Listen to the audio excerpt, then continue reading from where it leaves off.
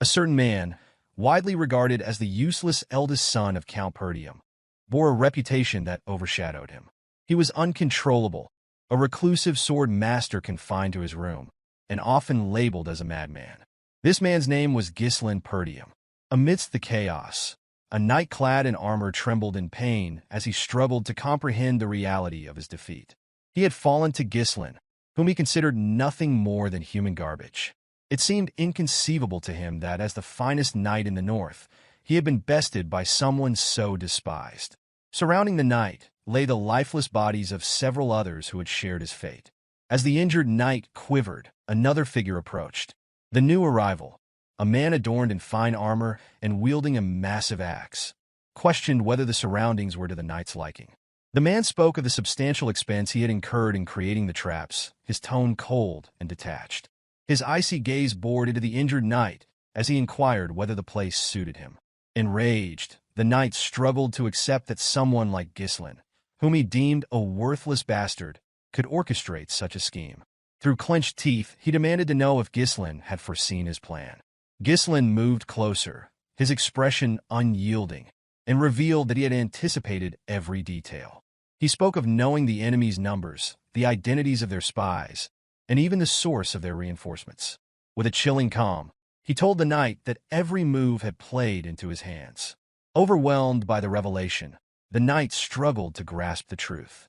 Raising his voice, he declared himself always to have a hidden ace and demanded to know how someone as insignificant as Ghislain could have orchestrated such a victory. Before the knight could finish speaking, Ghislain silenced him with a kick to the face. He commanded him to stop talking. Removing his helmet, Ghislain declared his intention to win not only this war, but every conflict to come.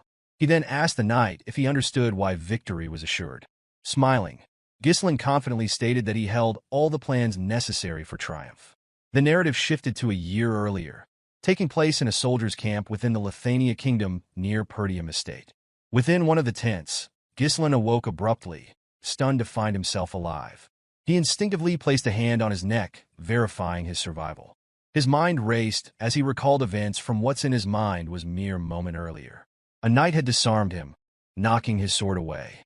As he fell to his knees, blood dripping from his mouth, the knight, distinguished by red hair and golden armor, proclaimed Ghislain's end. This knight, known as the noble knight Idun, was one of the continent's 7 strongest men. Idun had declared the war over, his voice laced with finality. Pointing his sword at Ghislain, he asked if the defeated man had any last words. Struggling for breath, Ghislain admitted his regret at being unable to fulfill his vengeance. He added, with defiant resolve, that he hoped Idun would meet his end. Idun had smiled at the remark, dismissing it with derision and labeling Ghislain an arrogant fool. Idun informed Ghislain that he had not anticipated him being the eldest son of the fallen Perdium household. He reminded Ghislain of how he had abandoned his family after the death of his sister. The revelation caught Ghislain off guard, prompting him to question how Idun, a man from a different kingdom, could possess such knowledge. The noble knight dismissed Ghislain's surprise, explaining that he had worked tirelessly to track him down. With a malevolent smile, Idun revealed that he and his allies had conspired with the Delphine household to orchestrate the downfall of the Perdium family. Ghislain was stunned by this confession, shocked to learn that Duke Delphine's household had not acted alone. Moving his sword closer to Ghislain's neck, Idun declared that there was no need to divulge further details, as Ghislain was fated to die. He demanded that Ghislain accept his end, but Ghislain, filled with fury, vowed never to forgive him. Unmoved by Ghislain's defiance, Idun struck a decisive blow, severing his head with a single stroke. The scene shifted to the present, where Ghislain stumbled toward a barrel of water. He gazed into its reflective surface, confirming that his head was still intact. Confusion gripped him as he struggled to reconcile the events, wondering if he was hallucinating. Glancing around, Ghislain noticed that he appeared much younger than he remembered. Suspicion gnawed at him as he speculated whether he had been captured and used as an experiment by mages. Resolving to exact revenge if that were the case, he scanned the area and noticed a sword lying beside the barrel. While deep in thought, he heard a voice call out to him, addressing him as young master. The figure entered the tent and urged him to come outside, stating that he knew Ghislain was awake. The man, A soldier named Ricardo who served the Perdium household took another step closer. Before he could react, Ghislain moved behind him and pressed the sword to his neck. Startled, Ricardo froze as Ghislain, in a serious tone, warned him that his life would depend on how accurately he answered the questions. Ricardo, addressing Ghislain as young master, retorted that he was crossing a line. Ghislain, taken aback by Ricardo's casual demeanor despite the threat, demanded an explanation. With surprising nonchalance, Ricardo pushed Ghislain back and revealed that he had worn himself out earlier with a tantrum before falling asleep. Ricardo reminded him of his earlier tirade about wanting to command the army on a raid against the orcs. Ghislain, still unable to process the situation, accused Ricardo of spouting nonsense. Unfazed, Ricardo picked up a bag and instructed Ghislain to pack, explaining that others were waiting. With growing unease, Ghislain asked where they were headed. Ricardo, walking past him, informed him that their destination was the Perdium estate. Stunned by this revelation, Ghislain grabbed Ricardo and demanded clarification, asking if he truly meant the fallen Perdium estate. The scene shifted once more. Ghislain stood atop a cliff, gazing at the estate in the distance. The sight confirmed that it was indeed the Perdium estate. However, confusion clouded his thoughts as he tried to comprehend why it appeared untouched. He vividly remembered the estate being reduced to ashes the last time he saw it, yet now it stood in pristine condition. Ricardo stepped closer to Ghislain and questioned whether he had been having a nightmare. He expressed disbelief that Ghislain would refer to the Perdium household as a fallen one and warned that the Count would expel him for uttering such words. Despite Ricardo's statements, Ghislain remained unconvinced of the reality surrounding him. Believing he was trapped in a dream, he pinched his cheek to test the sensation. Feeling the sharp sting of pain, Ghislain came to the startling realization that everything was real. Observing his youthful face in the reflection and the unscathed state of his estate, Ghislain deduced that he had somehow returned to the past. Memories of his younger self surfaced, filled with resentment toward his household. His immaturity, born of feelings of inferiority, had caused trouble, alienating him from the family. Over time, criticism became unbearable, and he ultimately fled from home. Years later, he survived countless battles as a mercenary, honing his skills and earning renowned title. With his reputation solidified, Ghislain returned to his county, intent on making amends for past mistakes. But by then, his household had been reduced to ashes. Now, standing before his family's flag on top of a camp, Ghislain felt a flood of relief. Everything he had lost, his estate, the people he cherished, was still intact. Overcome with emotion, he laughed uncontrollably, teetering on the edge of madness, and fought the urge to burst into song. Yet, the moment of joy was fleeting. Ghislain recalled Ricardo's earlier mention of their mission, a raid on the orcs. His memory immediately turned to the disastrous raid in his past life, the day most of the squad perished. In his previous life, Ghislain had joined the raid to make a name for himself. Reports had claimed there were only 3 orcs, leading him to underestimate the danger. Lacking experience in command, he had insisted on leading the squad. When the group encountered over 20 orcs instead, the outcome was catastrophic, and nearly everyone lost their lives. Determined not to repeat his mistake, Ghislain resolved to handle the monsters strategically. Though orcs lacked cunning, their brute strength made them formidable. His primary concern was earning the trust of soldiers who viewed him as a useless failure. Lost in thought, Ghislain was jolted back to reality by a loud crash. A wooden guard post flew through the air, landing heavily in front of him. A soldier screamed, alerting the others to the orcs' arrival. Chaos erupted as the men scrambled to take defensive stances. Ghislain's heart sank. The orcs had come earlier than in his past life. He watched in horror as the beasts tore through the soldiers, their massive weapons and hulking forms overwhelming the defenders. Amid the chaos, a man in blue armor shouted for the soldiers to form ranks. The commander of the raid squad, Scoven, called for calm and ordered a defensive formation. As Scoven moved to confront an orc, the creature swung its massive weapon at him. The commander narrowly blocked the attack with his sword, but the situation grew direr. Scoven realized that the squad had been ambushed and caught unprepared, and the number of orcs far exceeded their expectations. While Scoven reeled from the situation, a voice called out, warning him of danger. An orc loomed behind him, preparing to strike. Before the blow could land, someone pushed Skovin out of harm's way. It was Ghislain, who stepped between the commander and the orc. Skovin was stunned to see his young master standing there. As the orc's axe descended, Ghislain acted swiftly. He stabbed the creature's hand and severed its fingers with his sword. Without hesitation, he followed up with a precise slash to its thigh, wounding the beast and halting its advance. The soldiers, along with Skovin, stood frozen in disbelief as the orc screamed in agony and collapsed. Ghislain, however, was dissatisfied with the cut he had inflicted.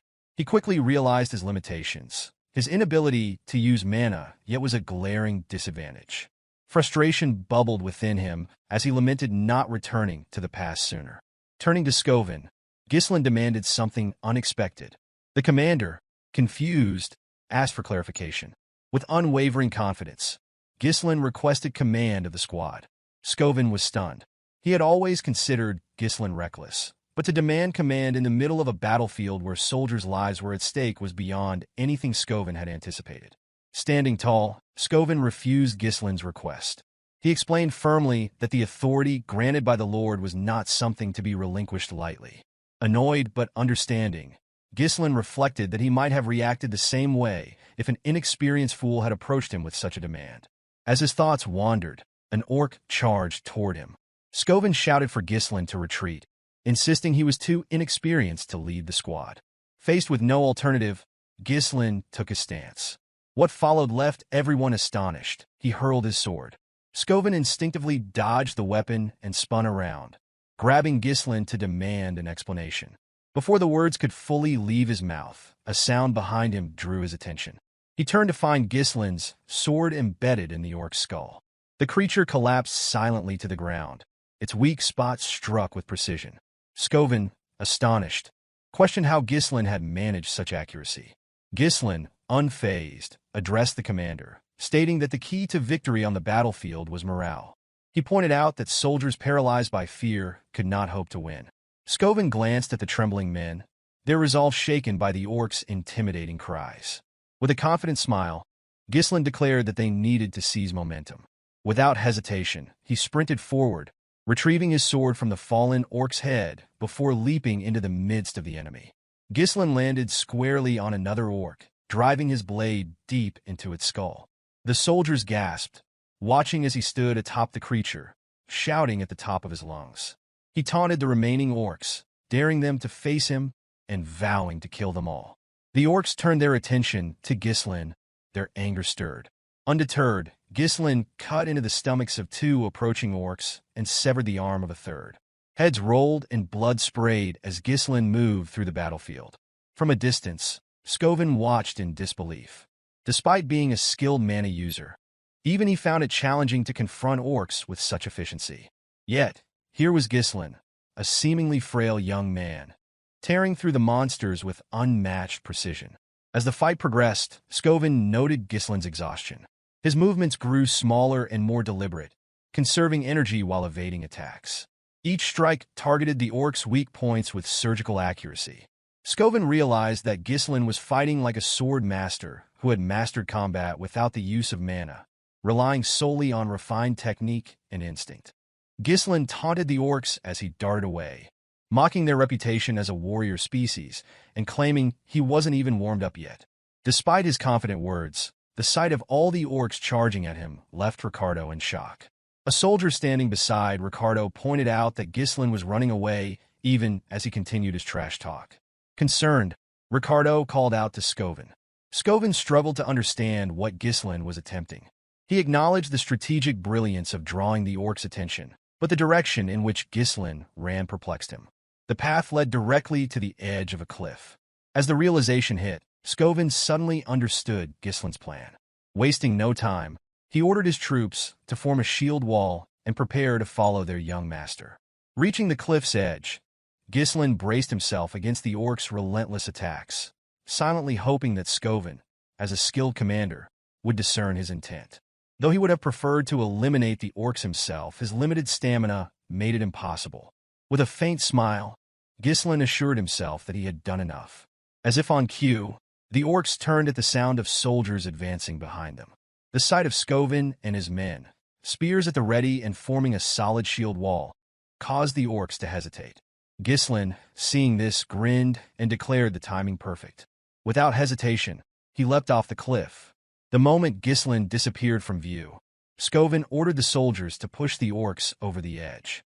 The troops advanced, shouting as they drove their spears into the monsters. The orcs, overwhelmed, were pushed off the cliff one by one, their massive bodies tumbling to the ground below and painting the area in blood. The soldiers stood stunned, marveling at what they had achieved. They could hardly believe they had managed to defeat all the orcs. With the battle over, Skovin rushed to the cliff's edge and called out for Ghislain. To his relief, he spotted his young master clinging to the cliffside, his sword embedded into the rock. Ghislain, breathing heavily, smiled weakly at the commander. Skovin, relieved, stretched out his hand to help him up. Unfortunately, Ghislain's depleted stamina caused his grip to weaken. Before he could reach Skovin's hand, he slipped, releasing the sword and plummeting into the abyss. Skovin and the soldiers looked on in horror. The scene shifted to a hazy memory. Ghislain heard a familiar voice calling to him. He recognized it instantly. It belonged to Elena. Images of his sister flooded his mind. Her tears when their mother passed, her gratitude for his care, and the bitter words she once spoke, telling him she hated him. As these memories replayed, Ghislain felt a tug and saw Elena as a little girl, asking to go with him. Awakened by this vision, Ghislain opened his eyes. He was in a room with a cloth draped across his forehead. He realized the soldiers had managed to save him, and a wave of relief washed over him. Yet he couldn't shake the strangeness of the dream. Attempting to sit up, he was overcome by pain, his body trembling from the toll of his exertion. As he lay there, the door opened, and a maid with white hair entered. Her name was Belinda, and she beamed with happiness upon seeing Ghislain awake. Setting a bucket on the table, she expressed her worry and reminded him that she had advised him to leave the battle to the soldiers. To her astonishment, Ghislain suddenly rushed forward and embraced her tightly. Belinda stood in shock at her master's sudden embrace. She asked if she had offended him somehow, but Ghislain reassured her, saying he was simply happy to see her. Since his childhood, Belinda had served as Ghislain's personal tutor and remained by his side despite his immature antics. However, after the Perdium family fell to ruin in his previous life, Belinda had vanished, and he never saw her again. Belinda, confused by his unusual behavior, asked why he would be so happy when they saw each other every day. Ghislain felt the need to share the truth. He urged her to listen carefully and revealed that a catastrophe would soon strike their family. Uncertain what he meant, Belinda pressed him for an explanation. With a serious expression, Ghislain told her that he had died and come back to life. Belinda laughed, assuming he was exaggerating because of his near-death experience with the orcs. Ghislain clarified that he wasn't referring to the recent battle, but Belinda dismissed his words, instead warning him that he should focus on his own safety. Realizing she didn't believe him, Ghislain grew frustrated. Belinda shifted the subject and asked what he would have done if he were too injured to attend the upcoming festival. Her question caught Ghislain off guard. Belinda reminded him that Elena, his sister, had been eagerly waiting for this day to go to the festival with him. She emphasized that it was a perfect opportunity for the siblings to mend their strained relationship. Ghislain glanced at a picture of himself and his sister, recalling the annual festival held at this time. In his previous life, his trauma had kept him from enjoying it. He asked Belinda when the festival would begin. She replied that it was scheduled for next week, a date etched into Ghislain's memory. A week from now was the day that his life changed forever. While lost in thought, someone entered the room. Ghislain was shocked to see Elena, who had come to visit him. Without hesitation, Ghislain ran to embrace his little sister. Belinda and Elena both stared in surprise. Elena, startled by her brother's unusual display of affection, asked him what he was doing. Ghislain told her he had missed her, but Elena pushed him back, remarking that his behavior was creepy. Ghislain was further taken aback by her strength, having never realized how strong she was. Elena, dusting off her clothes, explained that she had come because Belinda had asked her to visit. She demanded to know what game he was playing and questioned whether he thought this would fix everything. Ghislain, confused, asked what she was talking about. Elena reminded him of his past behavior, recounting how he had once told her to leave him alone because she was annoying and that he felt disgusted by her very breath. Hearing this, Ghislain was horrified by the memory. In his previous life, he had not been close to Elena, and he admitted to himself that he had been a terrible brother. Overwhelmed with guilt, Ghislain apologized to his sister for his past actions. Belinda was stunned. She had never seen her master apologize first. Elena, skeptical, asked if he had hit his head. She mentioned hearing that an orc had struck him during the raid. Ghislain, irritated, wondered why both Belinda and Elena kept bringing this up. He corrected them, insisting he was the one who defeated the orcs. But as soon as he spoke, a sharp pain shot through his body, and he collapsed. With a smug smile, Elena teased him, remarking that he had returned unconscious after battling the orcs. Belinda and Elena laughed at the sight of him trembling, leaving Ghislain surprised by their laughter. Yet deep down, he was happy to see them acting just as he remembered. Reflecting on his past, Ghislain regretted how much time he had wasted on meaningless pursuits. He remembered the festival that would occur next week. In his previous life, he had rejected Elena's offer to go together, claiming the events of the raid had upset him. That decision marked the last time he ever saw his sister. Elena's shredded body had been discovered along with her bodyguards in Ghislain's previous life. He couldn't shake the regret of not accompanying her that day. As these thoughts consumed him, a knock on the door interrupted his brooding. Two armored men entered the room, Jamal and Philip, Elena's bodyguards. Jamal informed Elena that they were waiting for her. Elena, slightly annoyed, reminded the men that she had asked them to wait outside. Apologizing, Jamal explained that the servants had requested her assistance in overseeing their work on the festival supplies. This revelation surprised Ghislain, who questioned why the maids would assign such a task to Elena. Belinda, ever blunt, remarked that Ghislain was clueless because he spent his days lazing about. She explained that Perdium was suffering from a worker shortage, forcing even the young lady to contribute. The news shocked Ghislain. He couldn't believe such a shortage existed, though it made sense. His past self had never paid attention to the estate's affairs. Elena announced that she needed to leave, but as she turned to go, Ghislain unexpectedly volunteered to help. Both Elena and Belinda were taken aback. Elena, skeptical, wondered aloud if her brother had truly been hit on the head during the raid. Later, in the town, servants busily prepared for the festival. Elena could be heard scolding Ghislain, who had followed her despite her protests. She argued that his presence would frighten the workers. Ghislain countered, questioning whether this was how she treated someone offering assistance. With a sharp reply, Elena told him that the best way he could help was by staying out of their way. As his sister tried to push him away, Ghislain's mind wandered to the grim discovery of her body in his previous life. Her remains had been found near the slums, far from the festival grounds. He deduced that someone must have lured or forced her there. Determined to prevent this outcome, he resolved to familiarize himself with every corner of the castle to uncover potential threats. Amid the commotion, a soldier ran toward them, addressing Ghislain as his lord. The voice instantly triggered recognition, and Ghislain identified the man as old Fergus. Breathing heavily, Fergus wiped his sweat, relieved to see his master alive and well. Grabbing Ghislain, Fergus humbly referred to himself as a lowly servant and explained that he had come immediately upon hearing news of the orcs. Ghislain, irritated by the constant reminders of the raid, dismissed the topic brusquely. Elena approached Fergus, commending his timely arrival. With a sly smile, she explained that her brother had been acting strangely since waking up and begged Fergus to escort him back to his room. The old soldier readily agreed, much to Ghislain's annoyance. His infamous hooligan reputation was becoming an obstacle, even in situations like this. Resigned, Ghislain decided to delay his investigation of the castle until the following week. Turning to Fergus, he requested to be taken to an abandoned training field within the estate. Fergus was taken aback and asked why Ghislain wanted to go there. With a resolute expression, Ghislain declared his intent to train. The old man was astonished, but complied with the request. Arriving at the training ground, Ghislain was surprised by its pristine condition. The area was well maintained, the weapons in excellent shape, and the grounds ready for use. It was far better than anything he had encountered as a mercenary. Fergus explained that the facility had been kept in readiness in case Ghislain ever wished to use it. The old soldier admitted that he had always believed Ghislain's recklessness was a phase he would outgrow. Ghislain, moved by the man's faith in him, tapped Fergus's armor and declared that he intended to live a long life.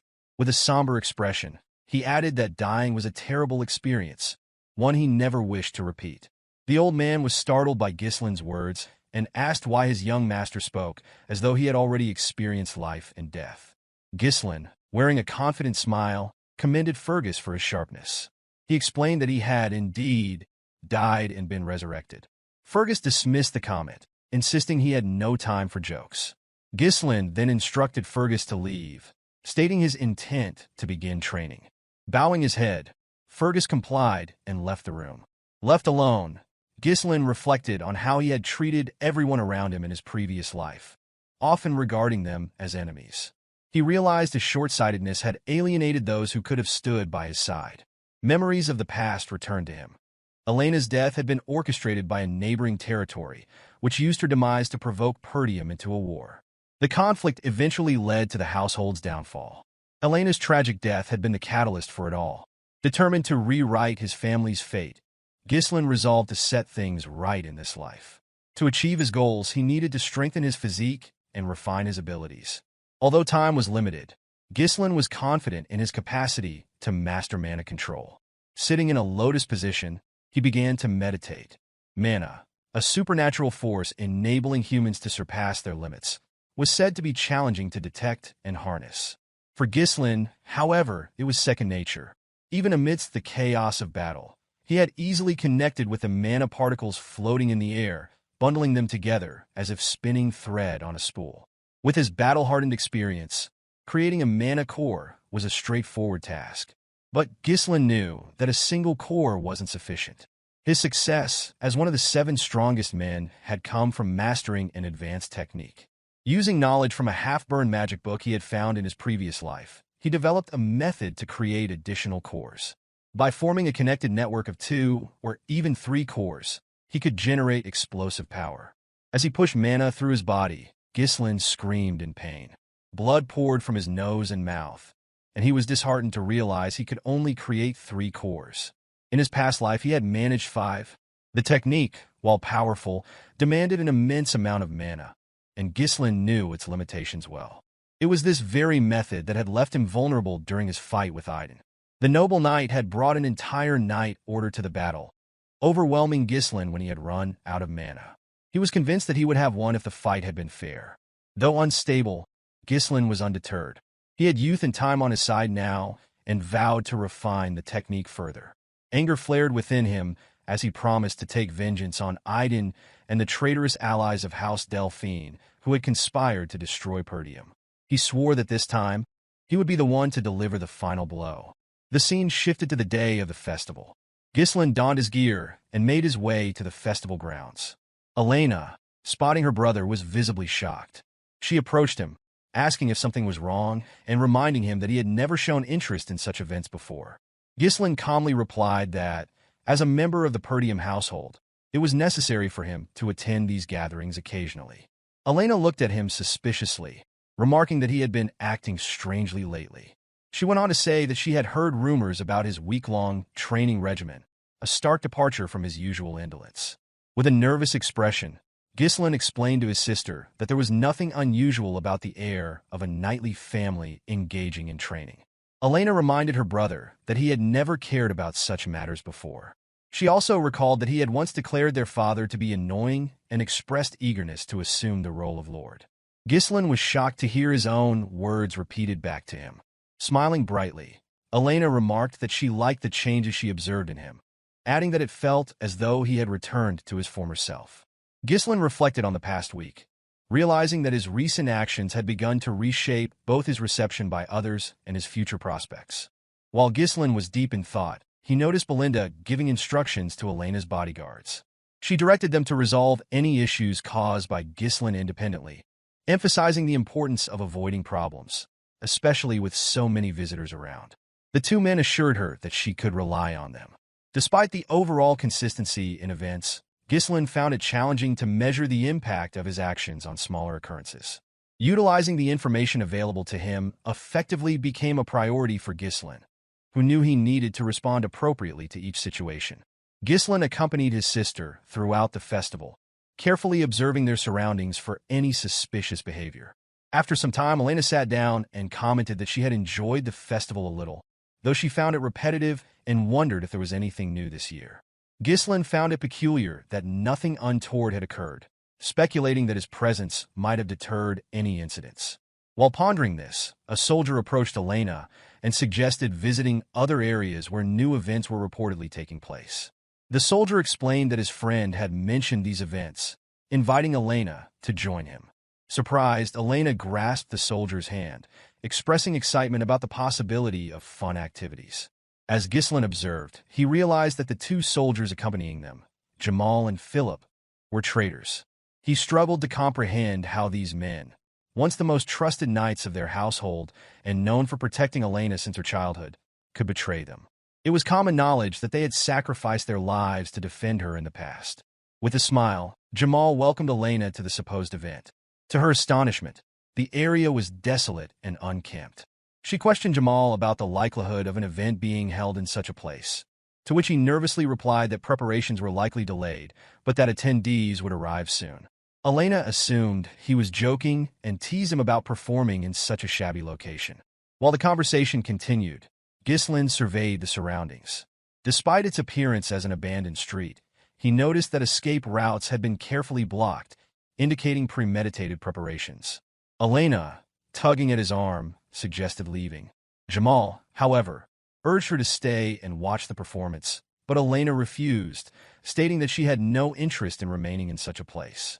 Ghislain asked his sister if she worked out, playfully commenting on her strength. Before she could respond, Philip appeared with a menacing expression, asking Elena to wait. Alarmed, Elena accused the two men of acting strangely and questioned whether something was wrong. Jamal apologized for frightening her and, with an unsettling demeanor, mentioned a request that had been received. As Jamal spoke, three men entered the area. Two were dressed in black, while the leader wore a blue coat and matching hat. This man, named Frank, commended the traders on their efficiency. Jamal approached Frank, announcing that they had delivered their mistress as promised and stating that their deal was now concluded. Frank noticed Ghislain's presence and expressed dissatisfaction, noting that he had not asked for him to be brought along. With a nervous grip on her brother, Elena held on tightly as Jamal, smiling, declared that Ghislain had foolishly followed them, unaware that he was walking into his graveyard. Ghislain questioned Jamal, asking if he truly believed he could escape after betraying them. With a smug expression, Jamal dismissed the concern, suggesting that Ghislain should worry about himself. He explained that he and his ally could simply flee to a distant land. Jamal elaborated that they had grown tired of the impoverished county, plagued by barbarian raids, and noted that many others were leaving as well. As he spoke, Ghislain closed the distance and struck, slicing through Jamal's armor in a single blow. The sight stunned everyone present as Jamal's body fell apart. Ghislain coldly remarked that those who left before never tried to sell out their own people. Turning to Philip, Ghislain demanded to know if he was wrong. Philip quickly seized Elena, cursing Jamal and calling him an idiot. He expressed disbelief that a knight could fall to an amateur. Before Philip could draw his sword, Ghislain hurled his blade, striking Philip's forehead and killing him instantly. Elena rushed to her brother's side. One of the men in black, still processing the scene, asked Frank if the young man before them was truly Ghislain. Another commented that Ghislain had no prior combat experience or formal training. Frank confirmed their observations, though he admitted he found it difficult to believe. The sight of Ghislain eliminating two knights so swiftly, using mana-infused strikes, was unexpected. Trembling, Elena asked Ghislain to explain what was happening. Instead of responding, he struck her neck, rendering her unconscious. Gently placing her on the ground, he told her to rest for a while. Frank, watching this, thanked Ghislain for simplifying their task. He noted that Ghislain was far more formidable than expected and revealed that they had intended to deal with Jamal and Philip themselves. Lighting a pipe, Frank inquired whether Ghislain had been concealing his true abilities all along. Ghislain retrieved his sword from Philip's head and, with a measured tone, asked why Frank was so interested in his skills. As he examined the group, Ghislain dismissed the men in black as insignificant threats. Frank, however, was different. The sheer mana he exuded was on a completely different level. Recognizing the danger, Ghislain resolved to finish the battle quickly. Releasing his mana, he prepared a set of strings. Before engaging, he demanded to know who had issued the order. Frank mockingly replied that it was pointless for a dead man to know such details. Realizing they would not give up the information willingly, Ghislain readied himself, stating that the truth would soon come out regardless. One of Frank's subordinates asked if they should decapitate Ghislain. Frank ordered them instead to capture him alive and break all his bones, ensuring he would lose his sanity. With a sinister smile, Frank added that Ghislain's screams of agony would make for a perfect masterpiece. At Frank's command, the two men charged at Ghislain. Ghislain reached into his pocket and hurled a firecracker at one of the attackers. The sudden distraction caused the man to falter, and in that moment, Ghislain closed in and delivered a fatal stab to his head. The remaining subordinate scoffed, calling it a cheap trick before launching his own attack. Ghislain swiftly maneuvered his sword behind him to block the strike. As the two locked weapons, Ghislain gripped his blade tightly, using it to strike the man's hand. Before the man could recover, Ghislain executed a swift strike, severing his head. As Frank launched a sudden attack, Ghislain deflected it with a second sword. Frank was stunned, unable to comprehend how Ghislain managed to block from such an awkward position. Believing his ambush to have been flawless, Frank was caught off guard. Ghislain quickly shoved Frank's sword downward and rose to his feet, delivering a clean slash across Frank's neck, causing his pipe to fall to the ground. To Ghislain's astonishment, Frank retaliated almost immediately, using mana to reinforce his neck. Frank admitted his surprise and stated that he would have lost his neck if not for his concentrated mana. Ghislain realized that the man had minimized the attack's damage by directing his mana to the critical area. Frank adopted a combat stance and questioned the origin of Ghislain's unusual swordsmanship. With a menacing smile, he promised that Ghislain would meet his end here. Shoving Ghislain backward, Frank mocked his meager mana, confidently assuring him of defeat. However, Ghislain's smile in response unsettled Frank. Puzzled, Frank hesitated, giving Ghislain the opportunity to parry his sword and disrupt his balance. Ghislain followed up with a swift kick to Frank's face, forcing him to retreat. Wiping the blood from his mouth, Frank smirked and reminded Ghislain that such attacks were futile against his reinforced mana. Yet moments later, Frank coughed violently and collapsed to his knees, bewildered by the unexpected potency of Ghislain's attack. Frank struggled to process how Ghislain's seemingly low mana could bypass his enhancements. Ghislain slowly approached, revealing that he had suspected someone of orchestrating his sister's demise, but never imagined the true culprit. With a piercing gaze, Ghislain unleashed his third core, dramatically amplifying his mana. Frank, visibly shaken, was unable to react before Ghislain appeared directly in front of him, moving at a speed his eyes could hardly track. Ghislain's attacks came fiercely and relentlessly, each strike heavier than the last. Despite his best efforts, Frank's arms grew numb under the barrage, and his sword was nearing its breaking point. Frank tried to regain his footing, reminding himself that excessive mana bursts typically had limited effects. However, Ghislain's surge defied his understanding. It was as if the young man had transformed entirely. Ghislain, noticing Frank's faltering defense, shattered the assassin's weapon with a decisive strike. Without hesitation, he followed through with a heavy blow to Frank's body, driving his sword deep into the assassin's torso. Frank cried out in agony, but Ghislain silenced him by gripping his throat and pinning him against the wall. Keeping his blade embedded, Ghislain demanded answers, insisting that Frank reveal who had ordered the assassination. Refusing to cooperate, Frank produced a hidden blade and vowed to take Elena with him, unwilling to go down without inflicting further harm. Before he could act, strings wrapped tightly around his wrist, halting his movement. Ghislain, controlling the strings, warned Frank against making any rash decisions. With a cold, unwavering stare, Ghislain proposed a deal, promising to sheath his sword if Frank complied and refrained from further resistance. Frank was stunned to realize that the threads binding him were made with mana. He could not fathom when Ghislain had managed to create such a tool. With calculated precision, Ghislain drove his sword deeper into Frank's body, remarking that someone of Frank's caliber should be able to patch up the injury. His voice carried a chilling tone as he warned that no amount of skill would matter once Frank's mana core was destroyed. Panic flickered in Frank's eyes as he glanced down to see Ghislain's sword glowing ominously. The assassin screamed as he felt his mana core cracking uncontrollably, shouting at Ghislain and accusing him of madness. He warned that the backflow could cause a catastrophic explosion, obliterating the entire area, and questioned whether Ghislain intended to self-destruct. With an unflinching gaze, Ghislain coldly replied that only the unskilled made such mistakes and assured Frank he had complete control. Frank was unnerved by Ghislain's expression and realized he wasn't bluffing. Accepting his impending death, Frank screamed and revealed that Count Desmond had orchestrated the assassination. The Count, he explained, sought a pretext to ignite a war against the Perdium and Degard families. Ghislain was taken aback by this revelation. In his previous life, such schemes were typically carried out by families allied with Duke Delphine. It infuriated him to see the Duke pulling strings from behind the scenes while remaining uninvolved. Ghislain demanded to know if this was why Frank had targeted his sister. Frank confirmed it with a grim smile.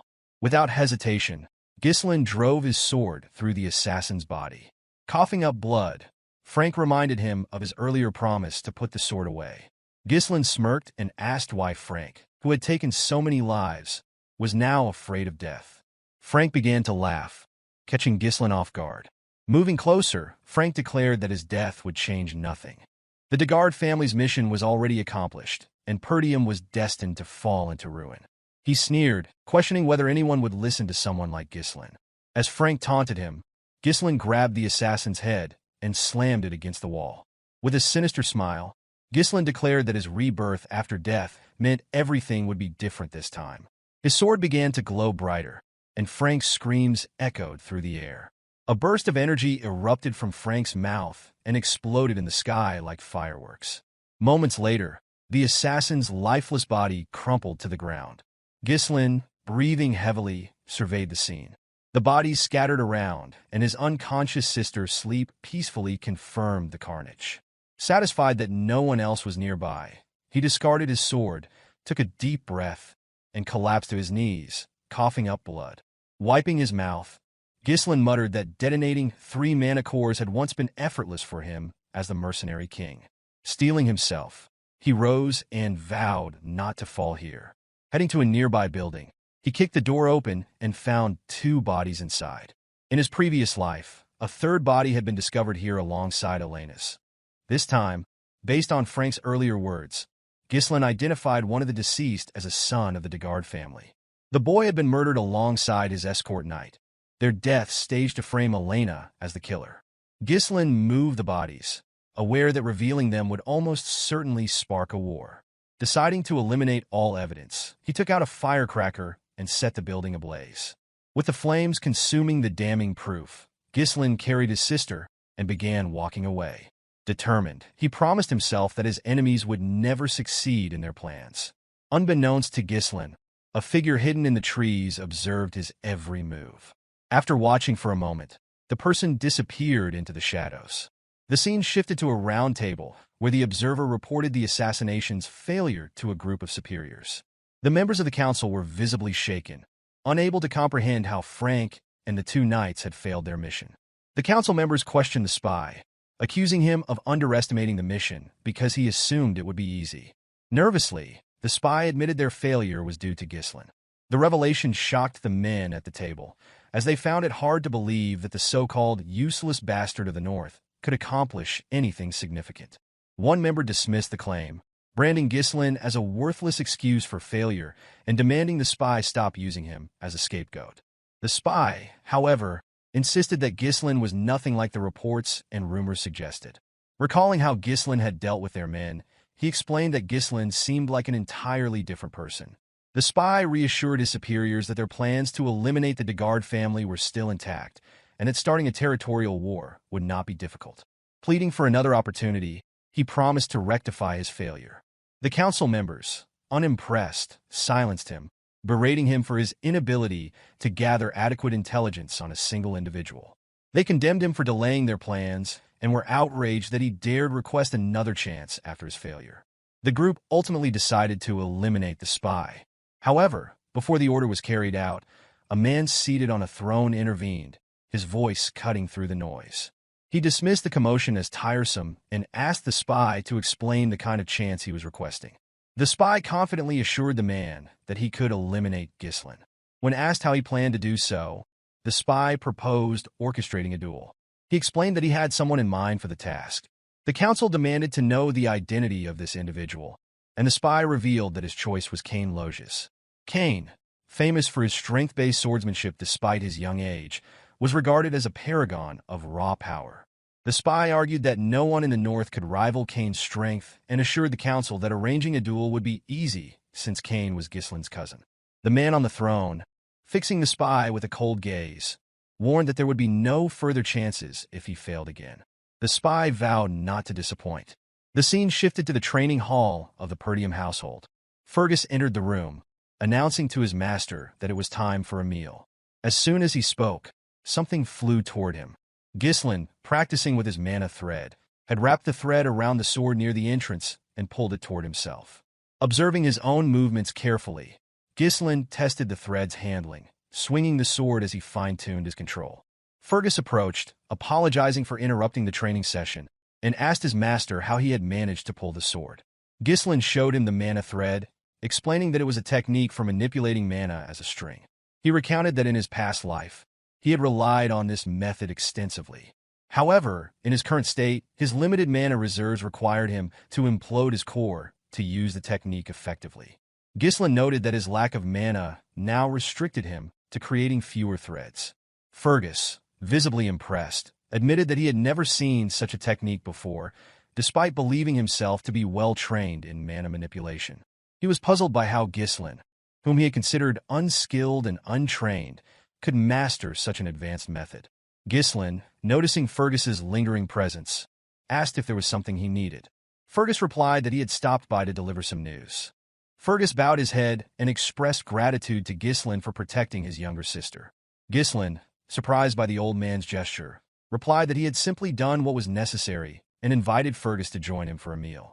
A day later, the festival was temporarily halted, as expected after the incident involving a knight's attempt to traffic the young lady.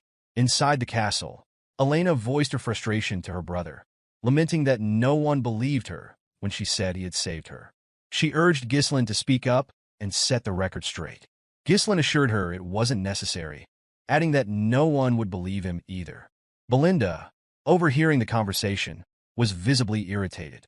She expressed her disgust at Jamal and Philip, declaring that she always suspected the two knights were perverts and accusing them of trying to take Elena for their own gain. Ghislain, meanwhile, found relief in knowing that his sister had survived the ordeal.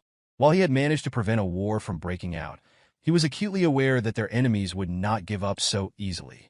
Realizing he couldn't face these threats alone indefinitely, Ghislain concluded that he needed to establish his own military force.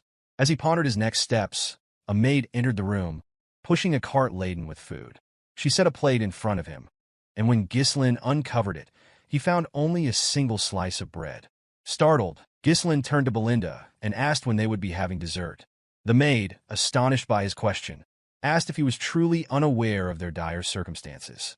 Before Ghislain could respond, shouting from outside the castle caught his attention. He froze momentarily, startled by the commotion. At the castle gates, a portly, bearded man was demanding compensation from the Perdium household for the losses incurred by the abrupt cancellation of the festival. He was not alone. Other men had joined him, brandishing pitchforks and voicing similar demands. They called for Ghislain and Elena to come out, accusing them of wasting the county's money. The guards pleaded with the crowd to remain calm. Ghislain peered out the window to assess the situation, but struggled to understand the root of the unrest. Belinda, standing nearby, explained the context. She informed him that the county's economy heavily depended on merchants who thrived on the profits generated by the annual festival. While last year's festival had been profitable, this year's premature cancellation left many merchants struggling, and their anger was understandable. Ghislain was taken aback by the revelation, having not realized the county's financial state was so precarious. Recognizing the potential danger if the merchants' frustrations escalated, he resolved to intervene.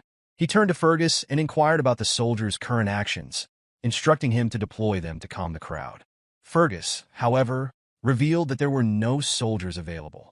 Ghislain was stunned by this news, prompting Fergus to explain that most of their forces had been dispatched to the Forest of Monsters for reconstruction efforts following an orc raid. Frustration etched on his face, Ghislain absorbed the reality of their situation.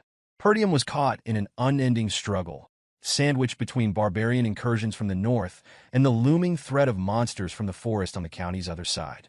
The challenges of governing the region became increasingly apparent, and Ghislain realized the need for a swift and strategic response to address the growing unrest. Ghislain struggled to grasp the reality of their dire situation. No money and no soldiers. He pulled Belinda aside and reminded her that she was responsible for managing his finances. He asked her to use whatever funds he had left to calm the merchants. Belinda, visibly surprised, informed him that he had no money remaining. Stunned, Ghislain demanded an explanation. Belinda reminded him that the Count had cut off his allowance due to his past extravagance, spending money recklessly. Realizing he was broke, Ghislain pleaded with Belinda to lend him some funds, but she admitted she had no cash either. The scene shifted to Ghislain staring out the window at the town below, his thoughts racing. He couldn't believe his family was in such a precarious state. Without money, even his knowledge of the future seemed useless. Ghislain began to consider whether anything on the estate could change their fortunes. As he pondered, Ricardo burst into the room, breathing heavily. Startled, Ghislain asked him why he was in such a hurry. Ricardo, visibly distressed, informed him that there was a problem. Cain wanted to see him. The mention of Cain shocked Ghislain. The scene shifted again to Scoven, who was struggling to remain standing. His face was bruised, and his opponent struck him once more, landing a blow so forceful it pierced his chest plate and left him sprawled on the ground. At the entrance to the tavern, Ghislain arrived just in time to witness the commander's collapse. Scoven, noticing his young master, called out weakly. Ghislain, irritated by the sight, turned his attention to Cain, who greeted him with a wide smile. Standing before Ghislain was a massive young man, Cain Loges, heir to the Loges County. Ghislain recognized his cousin immediately, recalling that Cain had always been both his friend and rival. As Cain descended the stairs, Ghislain asked Ricardo for an explanation. Ricardo revealed that he and Scoven had come to the tavern to investigate reports of a disturbance. Upon arrival, they encountered Cain and his escort knight. Recognizing them, Cain questioned the rumors he had heard about Ghislain. Scoven had attempted to explain the details, but Cain had silenced him by grabbing his jaw. With a sinister smile, Cain accused Scoven of lying to the heir of Loges County before proceeding to beat him. Cain then asked Ricardo to recount the story properly. According to him, the rumors suggested that Ghislain, despite never training, had taken down an orc with his bare hands and single-handedly dealt with traitorous knights. Cain, mocking the tale, claimed he was merely giving the commander a wake-up call to knock some sense into him. Cain turned his attention to Ghislain, accusing him of being the root of the situation. He sneered, claiming that none of this would have happened if Ghislain hadn't lied. Ghislain immediately remembered Cain's behavior, recalling how his arrogant cousin had always treated him like a subordinate. Every time Cain visited Perdium, he caused trouble, yet no one dared confront him because of his high status. Cain's bold demeanor and confidence were celebrated as qualities befitting an heir, while Ghislain's insecurities and perceived weakness drew criticism. Unexpectedly, Ghislain smiled at the memory. Cain, startled, hadn't anticipated such a reaction. Normally, Ghislain would have charged at him after such blatant provocation. A few hours earlier in Loges County, the spy approached Cain with a request to kill Ghislain. Cain was initially shocked, but listened as the spy assured him that the esteemed one would support his family if he succeeded. Cain admitted that dealing with Ghislain wouldn't be difficult, but killing the heir of a county was another matter entirely. He asked how such an act could be executed without causing scandal. The spy explained that they could lure Ghislain into a duel and stage his death as an unfortunate accident. The spy assured Cain that the duel could be made to look like a trivial dispute between heirs. Disguised as an escort knight, he promised to orchestrate the situation perfectly. With a smile, he reminded Cain that this was a rare opportunity, even for someone like him. Cain, grinning, expressed disbelief that he now had a chance to kill his own cousin. With growing enthusiasm, he urged the spy to leave with him immediately. Right at this moment, Cain pondered why the mysterious organization might want to eliminate Ghislain. He suspected that something about his cousin had changed. Smiling at the thought, Cain asked Ghislain why he was simply standing there. Sitting casually on the stairs, he demanded Ghislain bring whatever he had prepared for him. Ghislain, puzzled, asked Cain what he meant. Cain explained that he had heard about the festival's interruption and insisted they liven things up and enjoy themselves. He reminded Ghislain that they always worked well together on such things, and with a menacing expression, asked if he was wrong. Ghislain, unbothered by Cain's intimidating demeanor, took a moment to reflect. Then understanding dawned on him. Cain was talking about alcohol and women, things Ghislain had been forced to arrange for him during his past visits. Back then, Ghislain had complied to avoid being beaten up by his larger, stronger cousin. Those demands had drained Ghislain's funds, and he now understood Belinda's reminder that his father had cut him off for spending recklessly. As these memories resurfaced, Ghislain smiled, realizing the solution to his current financial problem had been in front of him all along. Snapping back to reality as Cain called out again, Ghislain assured his cousin he would bring what was needed soon. However, with a sharp look in his eyes, he informed Cain that there was a debt to settle first. The spy, observing from the side, was startled by the shift in Ghislain's demeanor. Confused, Cain asked what Ghislain was talking about. Ghislain explained with a calm smile that all the extravagant arrangements Cain had enjoyed were paid for out of his own pocket. Now he demanded repayment, 1,000 gold to be precise. Cain, taken aback, protested that the expenses couldn't have exceeded 100 gold. He claimed that the money was merely a friendship fee, given out of appreciation for Cain's companionship. Ghislain scoffed and called Cain an idiot, stating that he had always been treated as a doormat. With a smirk, Ghislain warned Cain to repay him immediately or face a beating. The tavern fell silent as onlookers gawked at Ghislain's boldness. Cain sighed, stood, and accused Ghislain of acting out because he had been lenient with him. He dismissed the idea that Ghislain had grown stronger and accused him of spreading false rumors about defeating knights. Cain labeled Ghislain a parasite who leached off the land and claimed that everyone in the north regarded him as a worthless scoundrel. With those words, Cain clenched his fist and demanded Ghislain pull himself together. Without further warning, Cain launched an attack. Ghislain easily sidestepped, dodging the blow. Both Cain and the bystanders, including Ricardo and the spy, were visibly stunned. Cain, growing more agitated, swung again, this time aiming for Ghislain's head. Ghislain ducked, moved low, and delivered a swift punch to Cain's ribs. Cain recoiled in pain, shocked to feel the force of the blow. Ghislain swung a punch toward Cain's head, but Cain managed to block it with his hand. Though he smiled at successfully blocking the attack, Cain immediately fell to his knees, screaming in pain. The spy rushed to his side, asking if Cain was all right. Ghislain, unimpressed, told Cain to stop whining, pointing out that he had blocked the attack. The spy quickly turned on Ghislain, demanding that he stay away from Cain.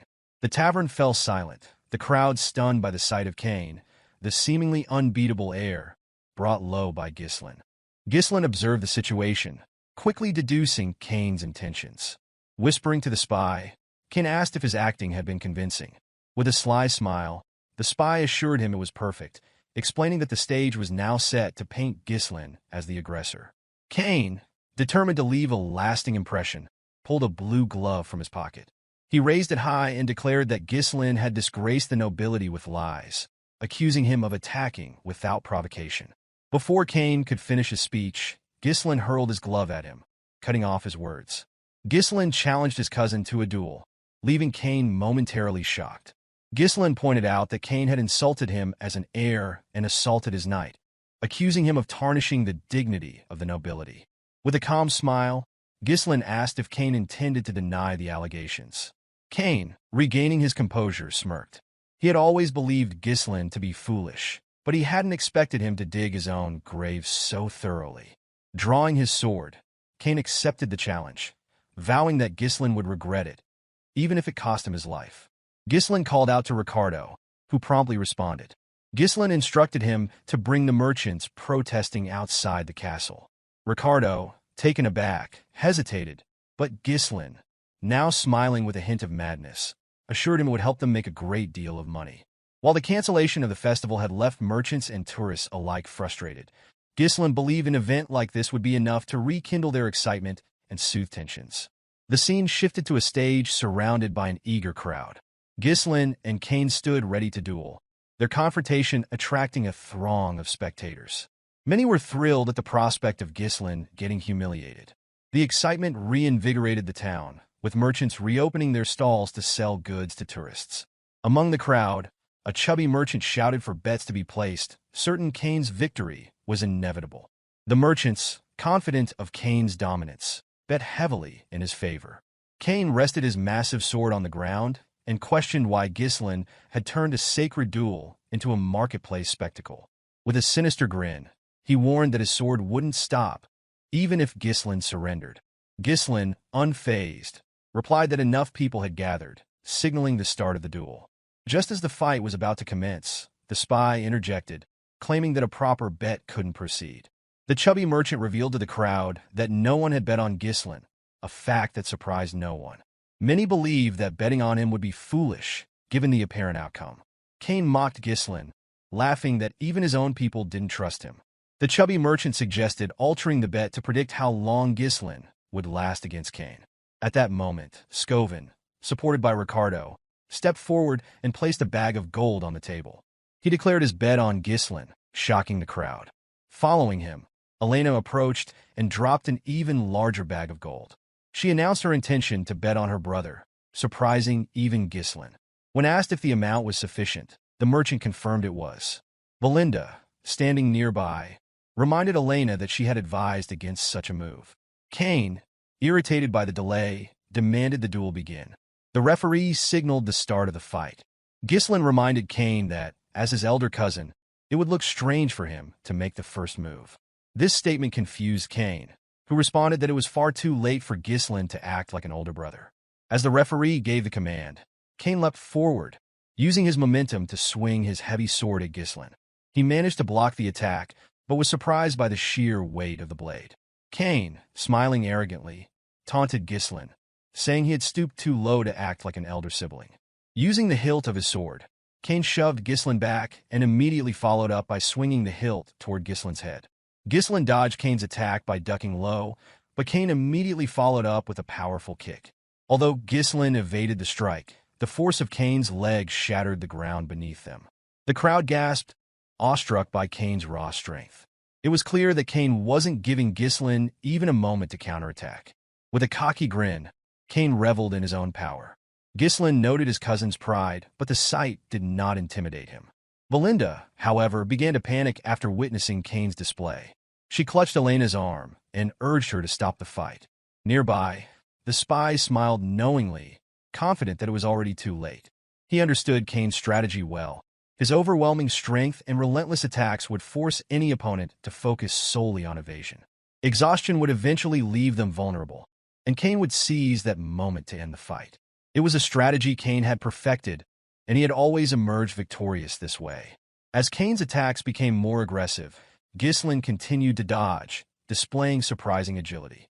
Kane, noticing this, remarked that his cousin was as slippery as ever.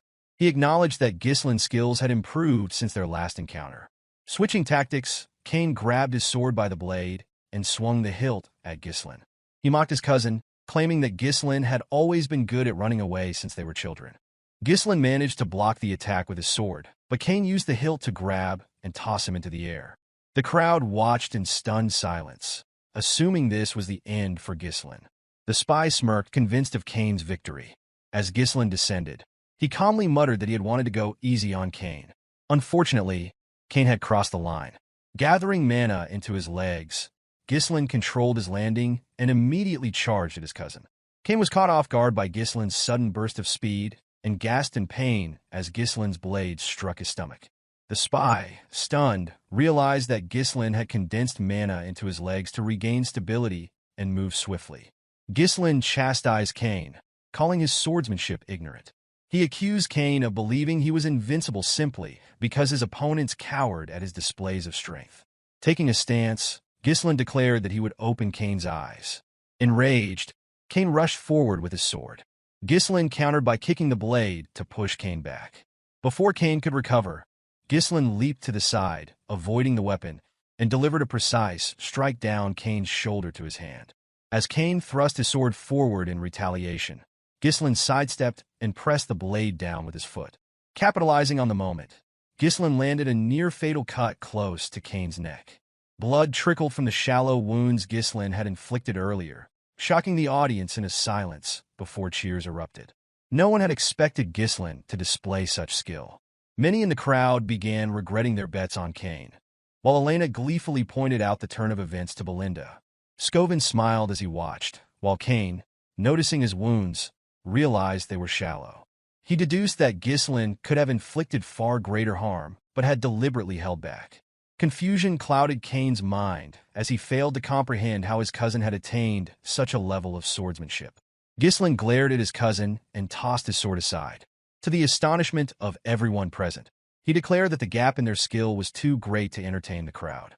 Turning to Cain, Ghislain stated that he would fight him barehanded. Cain, now visibly irritated, demanded an explanation. With a calm demeanor, Ghislain explained that he intended to use this duel as an opportunity to educate his cousin. Rolling up his sleeves, he declared that the lesson would be delivered with his bare knuckles. Cain was taken aback when his cousin announced that he intended to educate him. Ghislain clarified to Cain that his skills in swordsmanship were superior and suggested providing a handicap. He proposed that they engage in a barehanded fight, an area where Cain excelled.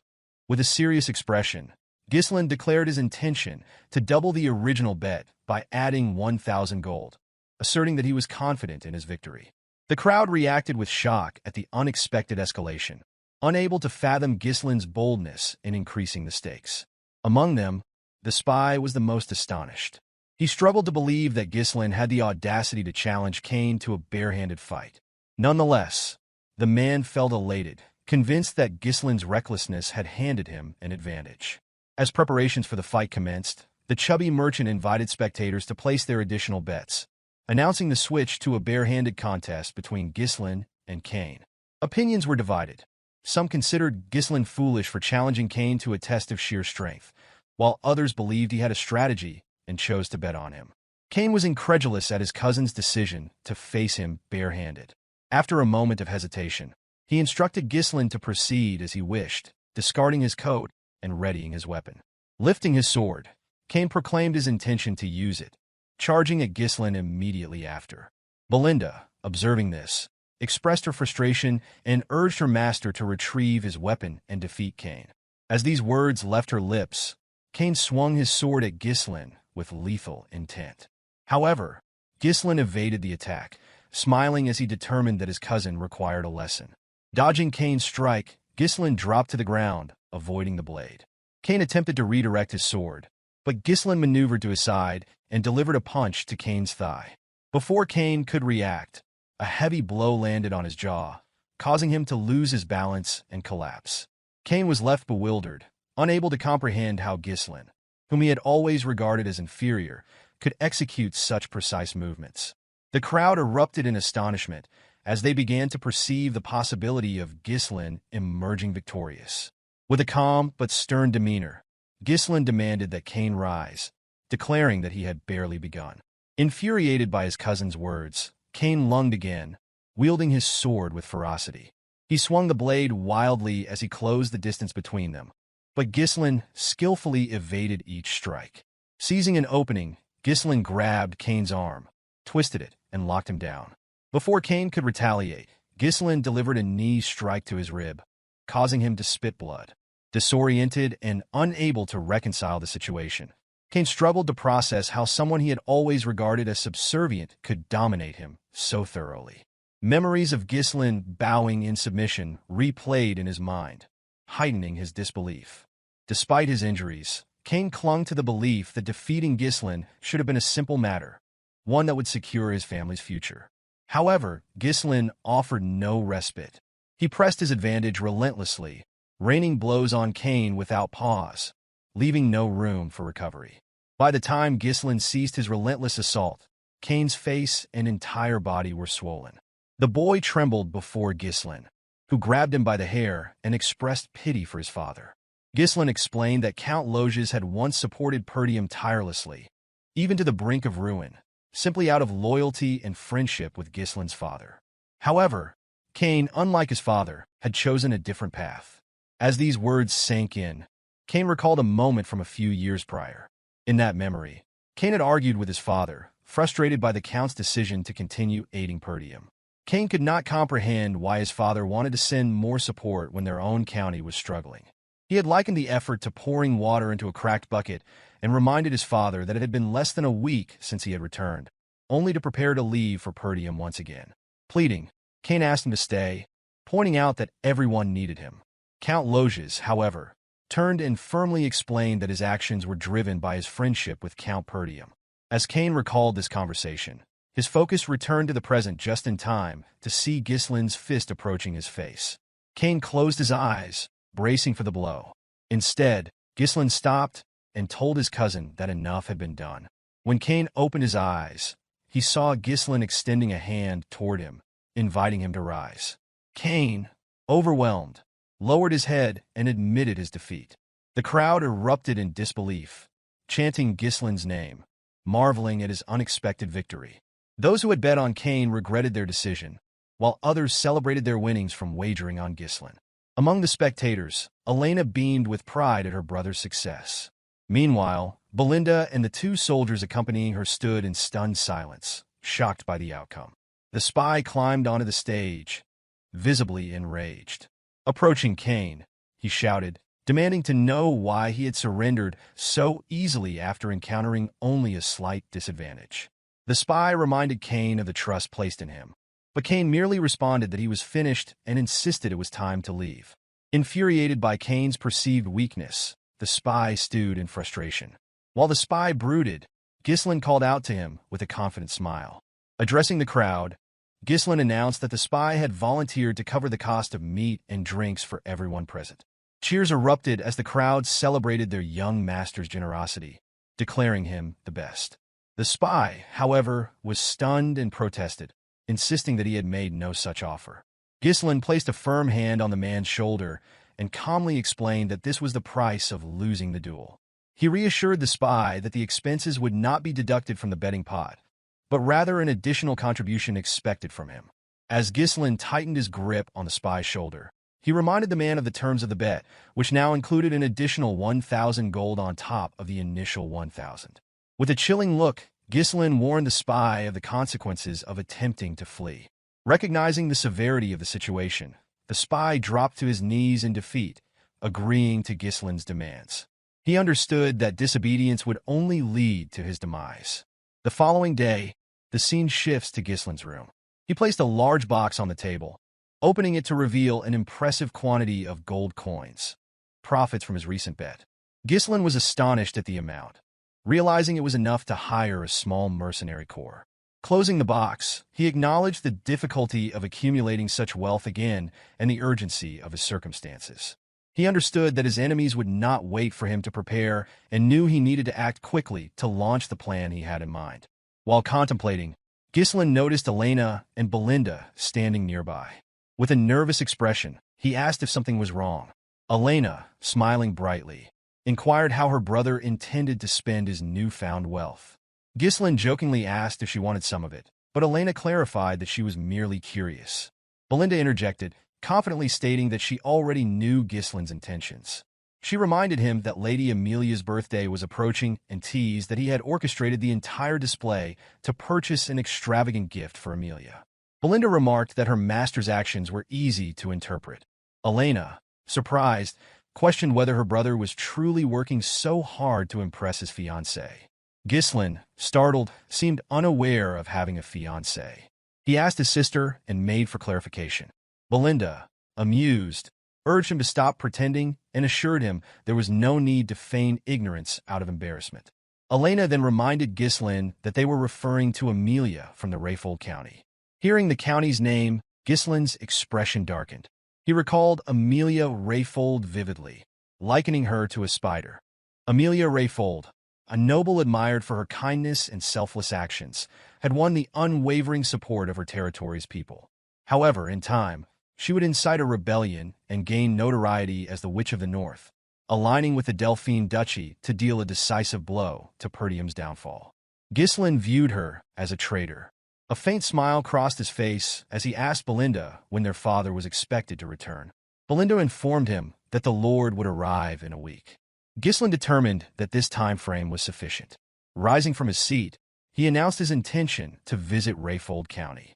Belinda, surprised, pointed out that it was not yet Amelia's birthday and asked about the reason for his visit. Ghislain revealed that he intended to secure funds from the county. The narrative transitions to a beautiful noblewoman placing her shoes on the ground. The woman, adorned with a spider near her mouth and striking red eyes, was revealed to be Amelia. She handed her shoes to a ragged girl nearby. The child, overwhelmed, struggled to believe that Amelia was gifting her the shoes.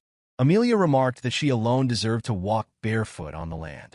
Turning to her soldiers, she instructed them to provide food and shelter to the surrounding people. Her men immediately set about distributing provisions, leaving the crowd astonished. As Amelia departed, the people expressed their gratitude for her kindness. The scene shifts again, now to Amelia's garden at the Rayfold Manor. A man knelt, cleaning Amelia's feet. This man, Bernarf, served as Amelia's escort knight. While stroking a cat on the table, Amelia recounted her father's insistence on absolute obedience from the people of their territory. She observed that the common folk would follow anyone who kept them warm and fed. Bernarf complimented Amelia's strategy, assuring her that winning the hearts of the people would benefit her in the competition to determine her father's successor. In response, Amelia struck Bernarf's face lightly with her foot. She then demanded an update on the duel involving the finest swordsman of the North. Bernarf apologized and explained that he had avoided participating to prevent drawing undue attention, reasoning that such attention could disrupt their plans. Bernarf reminded Amelia that the time had not yet come for her to reveal her claws. He kissed her feet, pledging his blade to her service. Amelia, with a calm yet commanding demeanor, reminded her knight that he was naturally her blade, as she had invested a great deal into his development. Lifting his head, she leaned closer, her expression darkening. With an intimidating tone, she warned Bernarf that weakness was unacceptable. Letting go of him, she shifted the conversation and inquired about the status of the merchants. Bernarf reassured Amelia that there was no need to worry about the Arctium merchants. He explained that their guild was purchasing all the materials needed for the reconstruction of the Forest of Beasts outpost, recently destroyed in an orc attack on Perdium. Furthermore, he detailed how they were recovering the annual support fund sent by Count Rayfold to Perdium. Bernarf also revealed their ongoing recruitment of soldiers and knights leaving Perdium. These men, well trained from battles against the barbarian tribes, were considered excellent additions to their forces. Amelia commended Bernarf's efforts, cautioning him to ensure that the guild maintained the appearance of an ordinary merchant operation. She emphasized the importance of keeping their true intentions concealed until their strength was fully amassed. While they spoke, a steward entered the garden, prompting Bernarf to rise and confront him. In a stern voice, he demanded to know who had allowed the interruption. The steward, unfazed, explained that news had arrived from the gate. Ghislain had come to visit. Amelia, surprised by this revelation, questioned the steward about the purpose of Ghislain's visit. The man relayed that Ghislain claimed to have matters to discuss concerning their merchant guild. Both Amelia and Bernarf were startled by this unexpected development. The scene transitioned to the visitor's room, where Amelia entered and took a seat. Across from her sat Ghislain, dressed in a rough coat and holding a small flower. Ghislain greeted her cordially, but Amelia expressed her disapproval of his unannounced visit. She chided him for his lack of etiquette and manners. Smiling, Ghislain explained that he had come to present her with an early birthday gift.